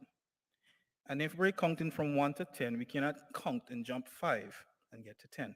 We have to count and include 5. I would even go so far sometimes when I'm talking to them and I say, listen to me. When you go home, in your room, you draw a big number 7, a big number 1, whichever one you're comfortable with, and you keep that there, whatever color you like, and you keep it there. You keep it as a reminder to tell yourself and to understand from your perspective that you're not odd, you're just you. The late Desmond Tutu, the Archbishop, said that human beings are odd. We are odd indeed, but we are made for greatness, right? We are made for greatness. And if we are going to continue to tell a child or to say that, oh, I don't understand this child. Why can't you be different? Why can't you be this? Why can't you be? It's not working, right? And then we have this thing that we call the help versus the support, right? When a child becomes a teenager or an adolescent, that child has a sort of independence. And the independence that they express sometimes is that thing that they do not want you to. You will think that you're invading their space. It's not you really invading their space, but they also wants to feel or to be known that they just can be themselves. And we have to allow them to be that person. Whatever it is manifest, we have to allow them. Today we're living in a global pandemic, which a lot of us did not expect, right? We did not expect that. Even to, the mental health practitioners, right? The health practitioners, the expert in dealing with mental illness and people who are suffering with mental conditions, we did not expect this. And then we have all kind of theories going around the globe saying that, oh, this thing came from China, oh, it came from this place, and it came from that. And what happened? People started to stigmatize. Chinese people walk about the place, people started attacking them. This group walk about the place, people started attacking them for no reason. All because we decided that, oh, we're going to go out there and we're going to just throw this out there and say it's the Chinese. But deep inside, we're dealing with a pandemic. Years gone by, we had pandemics, right? And those times weren't as that developed as these times in terms of care, in terms of medication, all this thing. And they got through that. Right? They got through it. And I wanna just extend a heartfelt thank you to the Cayman Islands administration, right? For keeping it wit, for closing this island, for making that call on that moment when we had the opportunity. And that's why we are here today, ladies and gentlemen, because of the decision that they made, okay? People might say, oh, this one have a fine life and this one is quite comfortable. I'm not here for that. I do not even know what the job of a premier is because I'm not. But what I can tell you is a very hard task. I do not know what the job of a minister of health is because it's a hard task. So do I'm a health worker. I cannot say what Miss Lizette's job is, but I know she's an awesome person, right? And these people are unique in their own way. Shouldn't we accept them? A child can find it very hard and difficult when he or she is being told to, oh, why can't you not, or why don't you want to do this? Why don't you want to change your major to become an aeronautic engineering other than becoming a chef, a world-renowned chef? That child, I mean, it's okay for that child to become that, but that child will not become that for who they are because of who you want them to be. That's why that child will become that engineer. So in essence, if we do not accept and prepare ourselves to accept our children and our child for who he or she might be or who they choose to, and this choosing is a word we want to highlight today. I would like to highlight the word choosing or choice. Why did this child choose to be this, right? Sometimes, like I said before, the young lady said, sir, why do I have to get the odd number and trying to switch herself into another position which the numbers are even, right?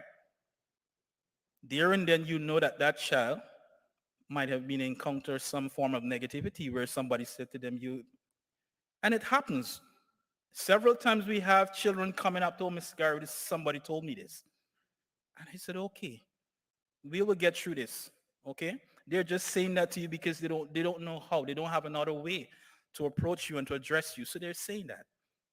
But what are you going to do? You're going to change yourself for that person? You shouldn't. You shouldn't.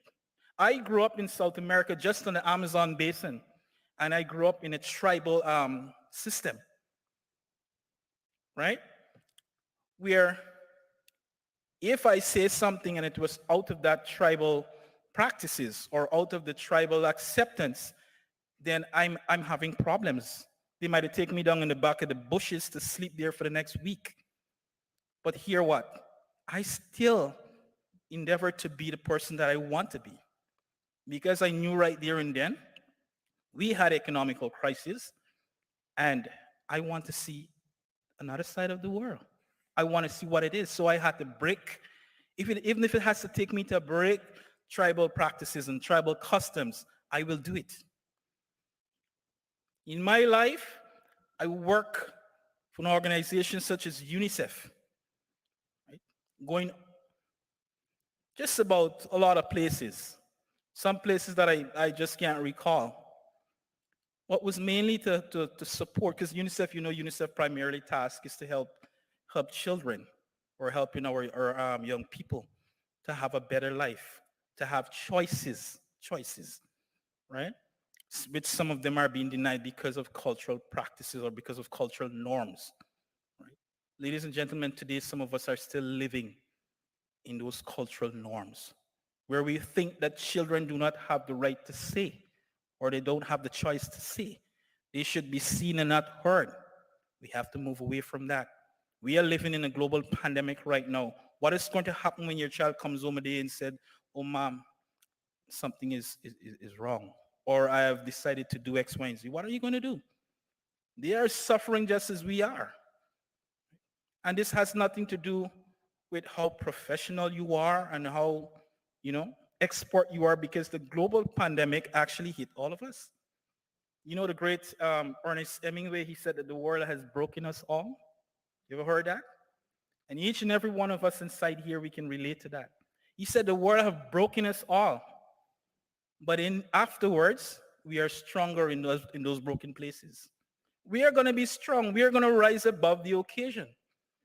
And if it has to take time, then allow time to exist.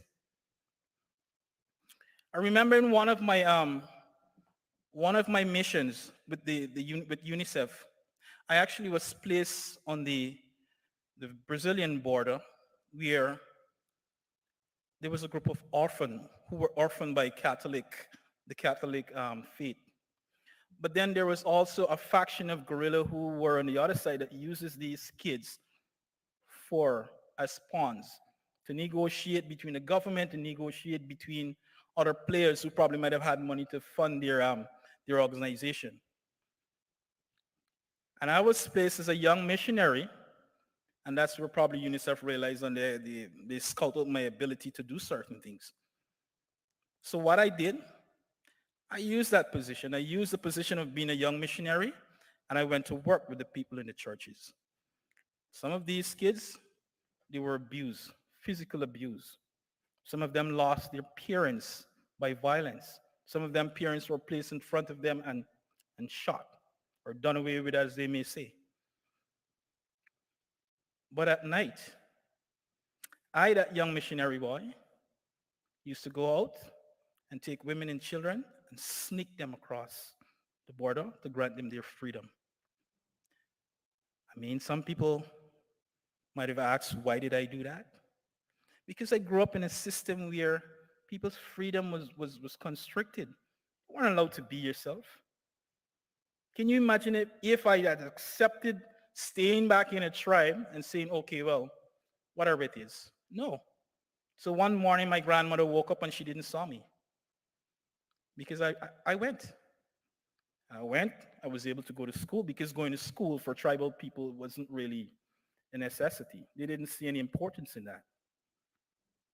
But to a child who just want to know what else is behind the walls. Like I always say to some children, behind the walls of some people's beliefs about you, there are numerous things to discover. Behind the walls of even your own entertainment of negativity, there's much to know.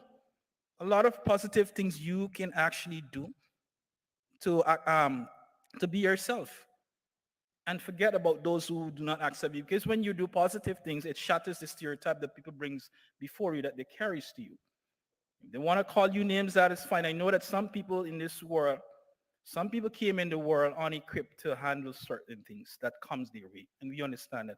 Hence, we have these specialist people. We have these experts who are child psychologists. We have the people who are deeply trained and equipped to deal with mental health problems. But we must not stray, we must not miss the fact that we must allow a child, allow the youths to be themselves. We have to. Because if we continue to say to them, I just don't understand you. I don't know why you choose this. You're going to lose them. and let me say this, and I'm not negatively saying this, but one child lost in a community is one child too much. It is one child too much.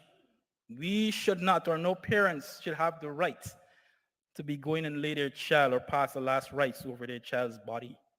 It should not. And we knew that from growing up. Right? We know that. But then some of us do understand that decisions that we make today will shape our children's future tomorrow. A few days ago, I was listening to a program, a local program, and the lady who was moderating the programs, she had about 4 people in there, and she said, you know, one of the things that we used to do as Caymanians, that's the Caymanian community, we had a lot of storytelling. We had a lot of, you know, when the older seamen would come back home, they would sat around and then they would have a nice meal and then we would do storytelling. Those are some of the things that actually helps to keep a family together and to understand your child and to give your child that chance and that right of choice. The right to say, okay, mom, to open up to you now and say, mom, okay, well, I'm going to take this opportunity to tell you this. On my profile, I stated that I like to dance. I like to do this. You know why I like to do that? Because there are times in your life where you will have to drop all your defense and all your armor that you have and become that child. Go down to their level. You use social media and you have a WhatsApp. Your son have a WhatsApp. You WhatsApp him before you get home and say, how about taking out X from the freezer so that we can, you know, we can prepare a meal together.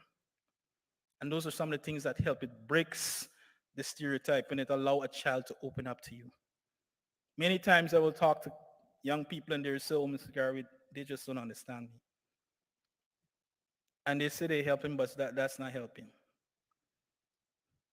So before, I actually highlighted help versus support. Sometimes we use the word a little bit too, you know, too excessive.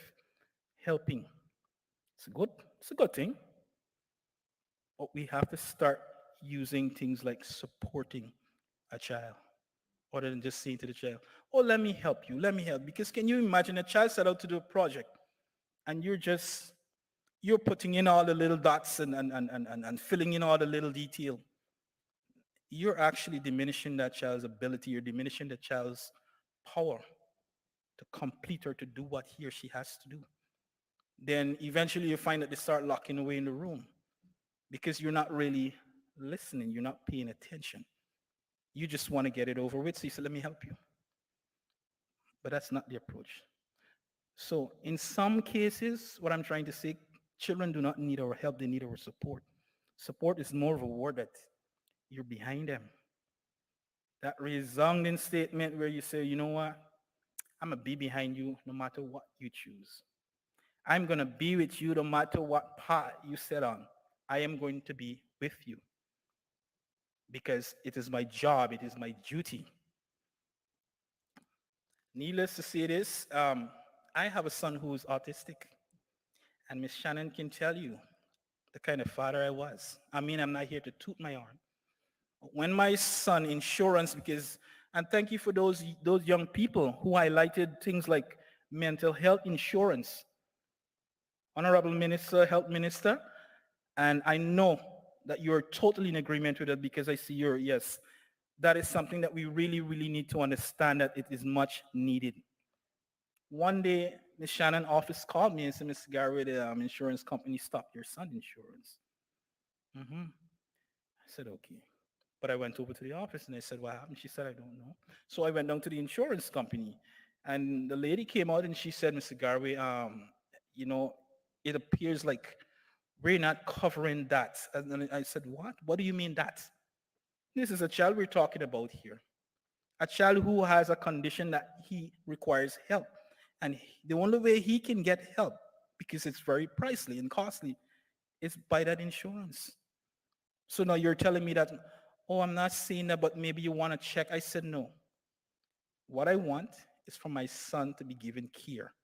And the insurance that I took out, or the insurance that I applied for, I want that insurance company. I want you to show me that you're willing and you're ready to cover people with mental illness. And when I speak here now, it's not only for my son, but it's for the numerous numbers of other children and people who are suffering with mental conditions that cannot afford insurance, cannot afford to go and get help. And because of that, some of them, they regresses and they become more ill.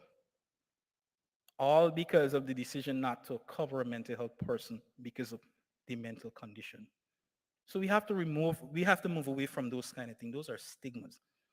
And stigma is something that it's the blinded thing that a lot of people don't want to acknowledge, but it is happening. Stigma, you have stigmas in family, you have stigmas in community, close circles, you have stigmas. What is wrong with this child? Why can this child be like that like the others, right? Then what happened? We have a child start to hide behind a hoodie, or the child starts to lock away in the room. And these things, we shouldn't accept these things. I have worked with a lot of kids in settings such like refugee camps. And if anybody had the opportunity of being in a refugee camp, we know exactly what we're dealing with. I was talking to Dr. Lam a short while ago.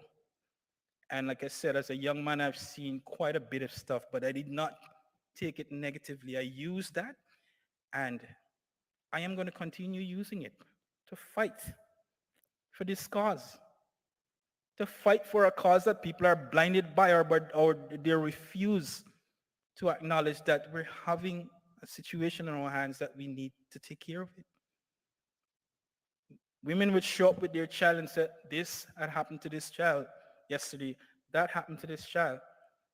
I mean, while I wasn't there as one of the experts in mental health, but that's where I actually opened up my eyes and I said, this is too much.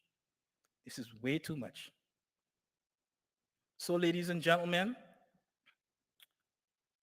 my mission, and it also can be your responsibility because all of us has a responsibility to protect our children.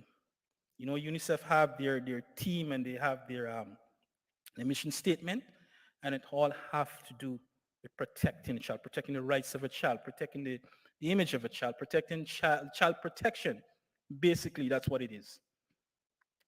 And I fought and I endeavor, and I'm still working with the agency, my work at HSA. There's always something to do when it comes to a child and their mental condition. We can. So we can't. We're adults. We were built for when a child come crying to say to us, okay, to say to them what happened.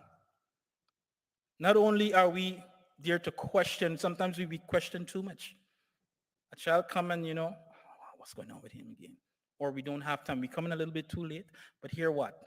We are in a global pandemic now, and a lot of people are working from home, or during that lockdown period, a lot of people were placed at home to do their work.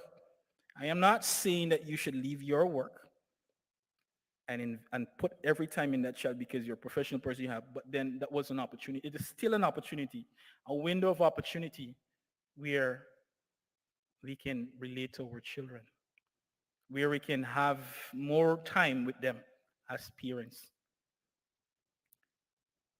Watching the clock, ladies and gentlemen.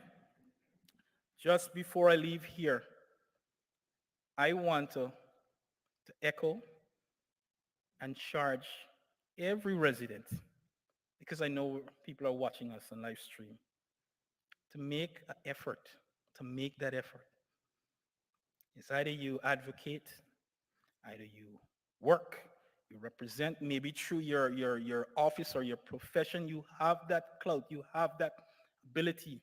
Do something for our youth in mental health. I did not know how to raise myself out of, after getting the news of a child passing, because I do have children. It's something hard to deal with. But then I knew that I had a mission to come here and to speak to you about children and their mental health, and what can we do to support those children. So ladies and gentlemen, if you want to do something, you want to make an impact, let us start by removing the stigma by being silent and by acting as we don't know what to do and by being afraid to say something because if what? Many of us travel and they have these big lines that highlight if you see something, say something. Same goes for mental health. Say something about it. Stand up and represent your children. Stand up and represent our children, children in the community. So ladies and gentlemen, I bid you good afternoon and thank you once again. Thank you to the Alex Panton Foundation. We got good news. I'm hearing now that the Youth Mental Health Hub will be partnering with Alex Panton Foundation and there is never a good thing. So Honorable Premier, thank you to you, Mrs. Jean Panton, and to the entire audience. Thank you, Ms. Lizette. I also express the HSC have their resource department, the mental health department, and now we're getting the youth mental health department. So access those cares. Ladies and gentlemen, good afternoon.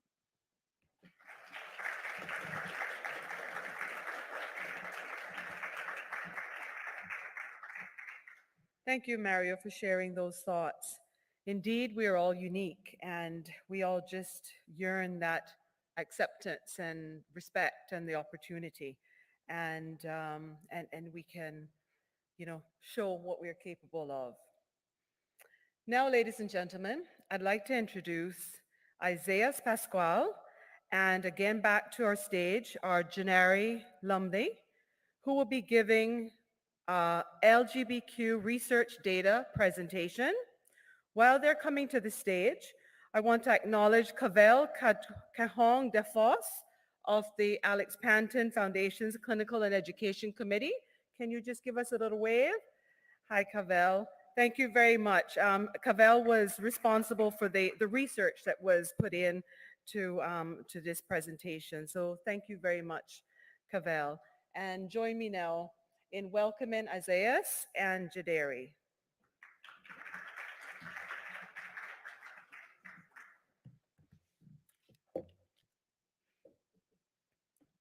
Good afternoon again, everyone. Me and my partner Isaiah will be presenting on the data that was collected from the focus group that was held last year.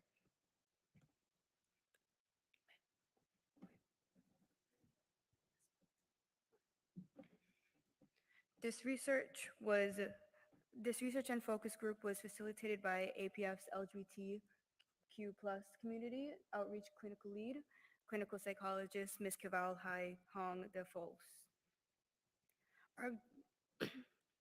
Our objectives that we want to get through in this presentation today is discussing the project background, the focus group discussion, how the data was collected, the themes identified, creating a safer space in the community, our conclusion, and proposing a future plan. The project background. APF's committee wanted to support these individuals and they did it by a community intervention by acknowledging these young people and the community and their barriers that they face within accessing mental health services. And to do that, they wanted to collect data in the Cayman Islands specifically. And it is very sad that people who identify in this community have a 2 to 6 times chance of attempting suicide or having depression. The aim of this focus group was to improve easy access and better quality mental care for these individuals. And to do that, they wanted to understand the specific needs that needed to be met and wanted to collect data based on those needs. For the focus group, it was a total of 5 participants, 4 females, 1 male, within the age range of 15 to 16 years old. Only one session was held, which was approximately 90 minutes, which was guided by 3 questions, which was based on their experience of being LGBT, the concerns with accessing mental health support, and how we can create a better safe space and safer space for them. The method of analysis was through audio recordings of the session, which was then analyzed using thematic analysis, which did have a limitation because only 4 out of the 5 participants were clearly revealed.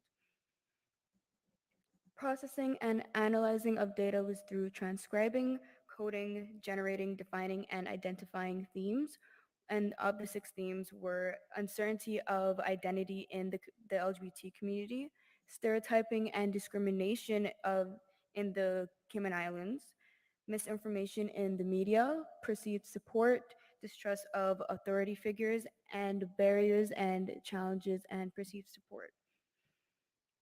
I will now be handing over the rest of the presentation to Isaiah's.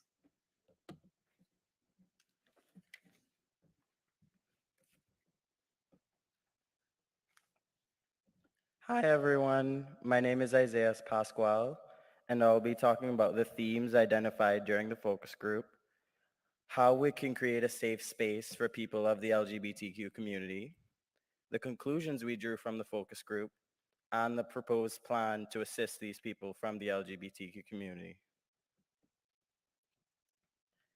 So, one of the themes identified was uncertainty about identifying.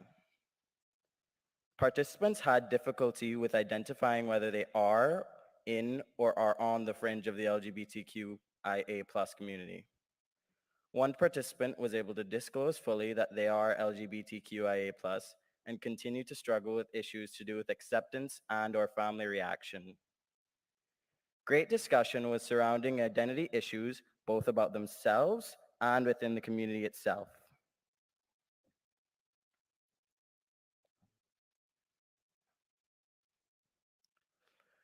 Another theme identified was stereotyping and discrimination.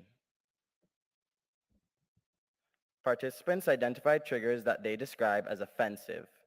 They feel as if some phrases are used to stereotype and discriminate against the LGBTQ community. For example, simply calling one gay for no reason or something gay for no reason. One participant even expressed being angry at straight people, whilst another stated that they felt spiteful and wanting to be rebellious. Another theme highlighted was misinformation. Participants believe that the mainstream society do not try to understand the LGBTQ community and thus is either misinformed, have many biases, which are mostly moral biases, or just hold fast to their preconceived understandings of the community and its conflicts with Christianity. Another theme highlighted was perceived support. Participants believe that there needs to be a safe space for persons of the LGBTQ community. From the conversation, it could not be determined that the participants were elaborating for the entire community, but rather for the school community.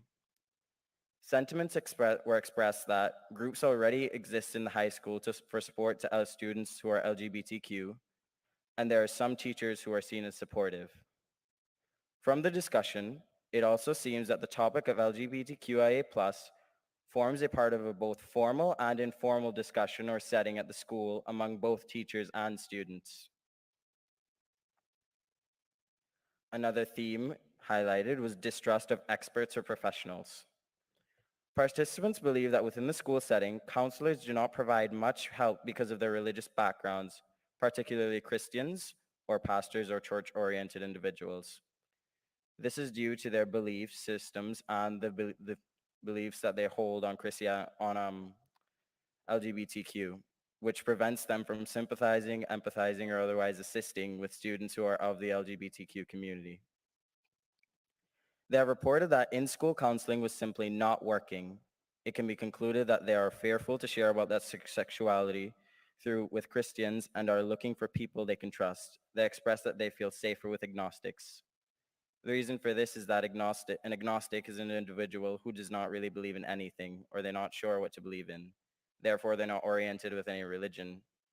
Therefore, they are more neutral to conversations such as LGBTQ. Another theme highlighted was barriers and perceived solutions.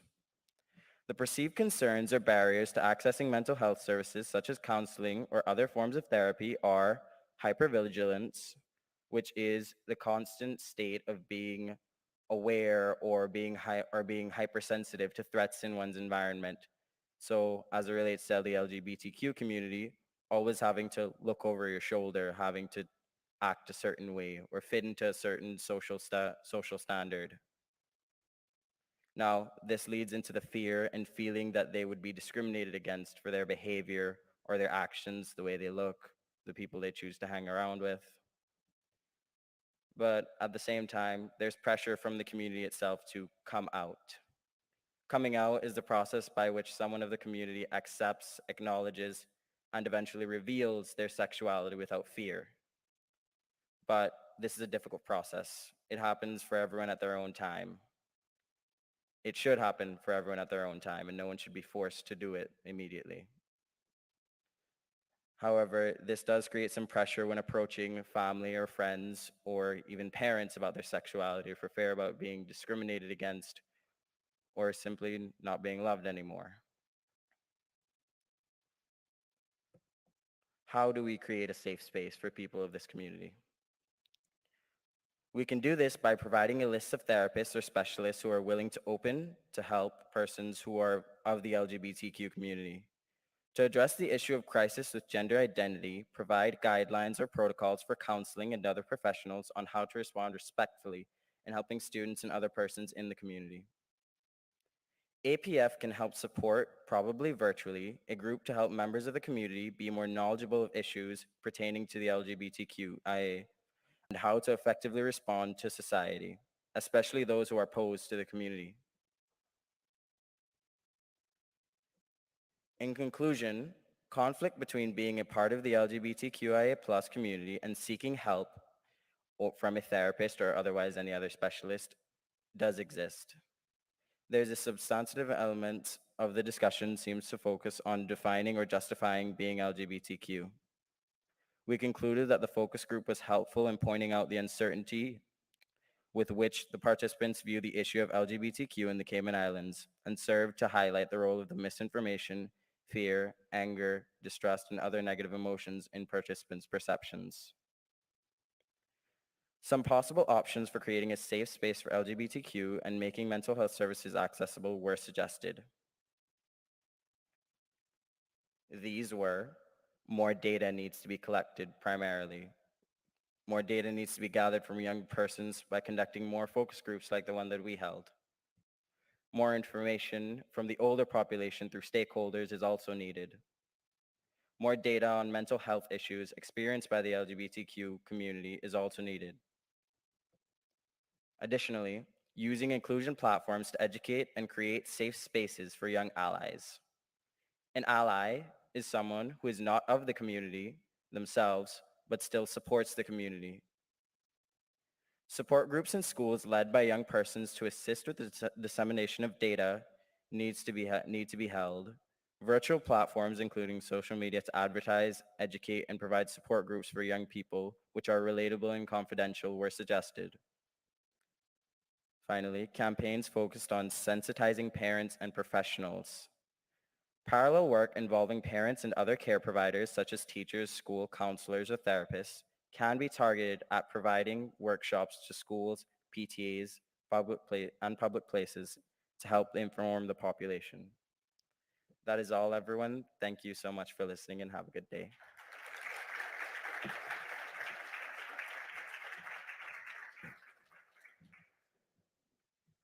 Thank you very much, Jadari and Isaias. And thanks again to Cavell for conducting that research project. As we heard from one of the earlier presenters, that it's important for us to seek to understand our youth and to make them feel cared for. I don't, is there someone with a mic? Ms. Deirdre would like to make one quick comment before we move on. Thank you. Right in the front.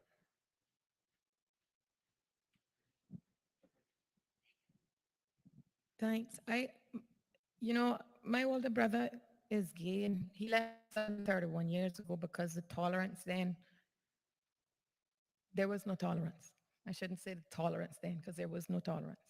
I'm not so sure that the tolerance has changed in the last 30 years. I think more people together who have decided to say, this is who I am, is where the tolerance has been created amongst themselves.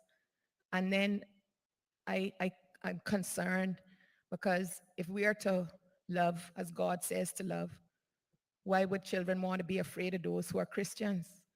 And that concerns me because that was one of the things that they said.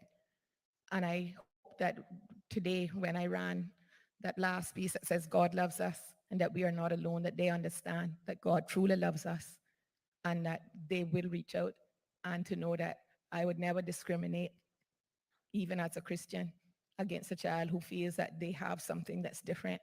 And I want that message to be told to those young people that they have to find persons who do not discriminate.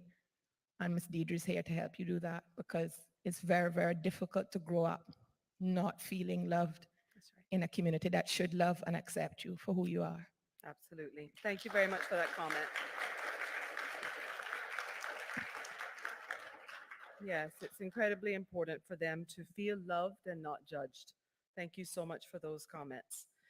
Now, I'd like to welcome to the podium our final speaker, Ms. Haley Robinson, who is founding member and deputy chairperson of the Alex Panton Foundation, to provide some closing remarks. Thank you, Haley.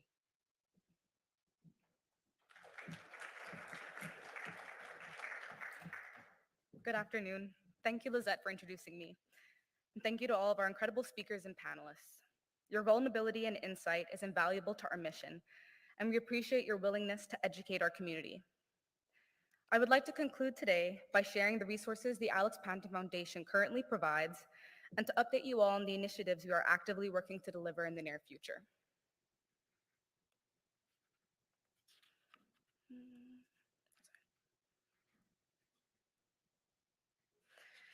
The Alex Panton Foundation was established in June 2018 as a nonprofit organization in the Cayman Islands, and since then, we have been committed to improving mental health of children and young adults in our community through, sorry, I'm having issues with this. Okay, advocacy, awareness, and support, while addressing the stigma surrounding mental illness in the Cayman Islands. Our organization is run on the kindness and generosity and support of the many organizations, charities, and professionals who partner with us. It is because of your willingness to be a part of our community and support our mission that we stand here today.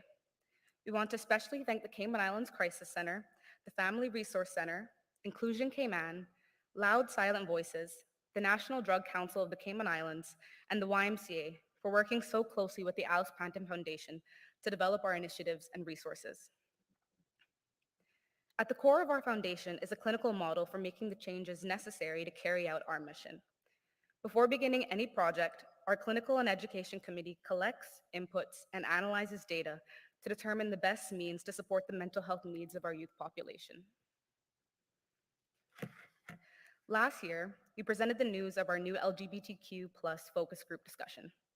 Today, with the help of our youth ambassadors, Jadari and Dahani, you now know the mental health needs and social concerns of Cayman's young people. Based on the data we have received thus far, the Alex Panton Foundation will proceed with conducting more focus group discussions facilitated by a volunteer researcher from our clinical and education committee. We are thankful to Ms. Cavell Chai Hong Delphos for conducting and analyzing the research for our first LGBTQ+ focus group discussion, and to the Perinder Foundation for supporting this initiative as our sponsor. We look forward to presenting further research on this project and to the day when we can use this invaluable data to deliver on the needs of our young people who make up the local LGBTQ+ community. As we continue to find ways to live through and with the pandemic, the Alex Panton Foundation continues to develop pathways and resources to support young people in the community. The Alex Panton Foundation offers two active and ongoing support groups, known as Breaking Barriers and Teen Talk. In May 2019, the Alex Panton Foundation launched our first peer support group for young adults. Breaking Barriers is facilitated by our beloved friend and fundraising chair, Shane Purcell, and generously sponsored by Cayman National Bank. After expanding the age limit to accommodate those 18 to 30 years old, the group now takes place every Saturday at 12 p.m. at Parcel 110. In January 2021, we initiated our second support group. Led by Dr. Sherry Smith, Teen Talk has steadily gained traction with our young crowd of 13 to 17-year-olds who are looking for an informal and safe space to share their experiences while also learning coping strategies from a mental health professional. As of next Thursday, the 24th of February, the Alex Panton Foundation will be delivering a 6-week bereavement support group. This group will be led by Ms. April Lewis at the Bethesda Counseling Center every Thursday at 6:30 to 7:30 p.m. from the 24th of February through to the 31st of March. In August 2020, the Alex Panton Foundation decided it was time to make mental health care accessible at the most basic level by offering our direct financial support where possible. With this policy, the Alex Panton Foundation is providing greater access to mental health professionals to those who would otherwise not be able to do so. We would like to thank the R3 Foundation and Greenlight Reinsurance Limited for their recent and generous donations in support of this fund. These services could not be delivered without the assistance of our partner service providers, including Aspire Therapeutic Services, Behavioral Health Associates Cayman, Chatterbox, Hope Academy Clinical Services, Infinite Mind Care, Kids Ability Ltd, On Course Cayman, and the Wellness Center. Beyond the pathways of intervention the Alex Panton Foundation has instituted, we understand that prevention is key in order to build a foundation for our young people. In August 2019, the Youth Ambassadors Program was launched by our Clinical and Education Committee and some community-oriented, bright-eyed teens with big ideas. Affectionately referred to as YAP, the Youth Ambassador Program was created to validate young people's experiences, recognize their strengths, and inform and connect them with other resources if needed. Our youth ambassadors happily and brilliantly run this program with the oversight of CIS's Bill Lamont and the support of our Clinical and Education Committee. We're extremely proud of all of our youth ambassadors, with special thanks to their current leaders, Caitlin Rooney, Isaiah Bodden, Jadari Lumney, and Monina Thompson, for initiating and pursuing so many incredible feats, including the Inclusion for All Cayman campaign and many other community-driven projects. In November 2019, the Alex Panton Foundation launched our Emotional Literacy Program, an evidence-based social and emotional learning program from the Partnership for Children UK for children 5 to 9 years old. Most impressively, we are already beginning to see a change in our students in just the little time that we've been running our program. We are so incredibly proud of and thankful to the 21 ELP instituted schools, 30 master trainers, 200 teachers, and over 3,000 brilliant, awe-inspiring students who are participating in this program. And we cannot wait to reach even more students and schools in the upcoming academic year. The Alex Panton Foundation is very thankful to our program leads, Dr. Zenia Sutru, Dr. Catherine Day, and Dr. Stephanie Edwards for the dedication to supporting young students' mental health. And we are especially grateful to the Department of Education Services for working to enroll ELP in so many of our public schools as part of the School Recovery Project in 2020. What our research and community outreach has demonstrated to us, more than anything, is the demand for greater accessibility to mental health care and services in the Cayman Islands.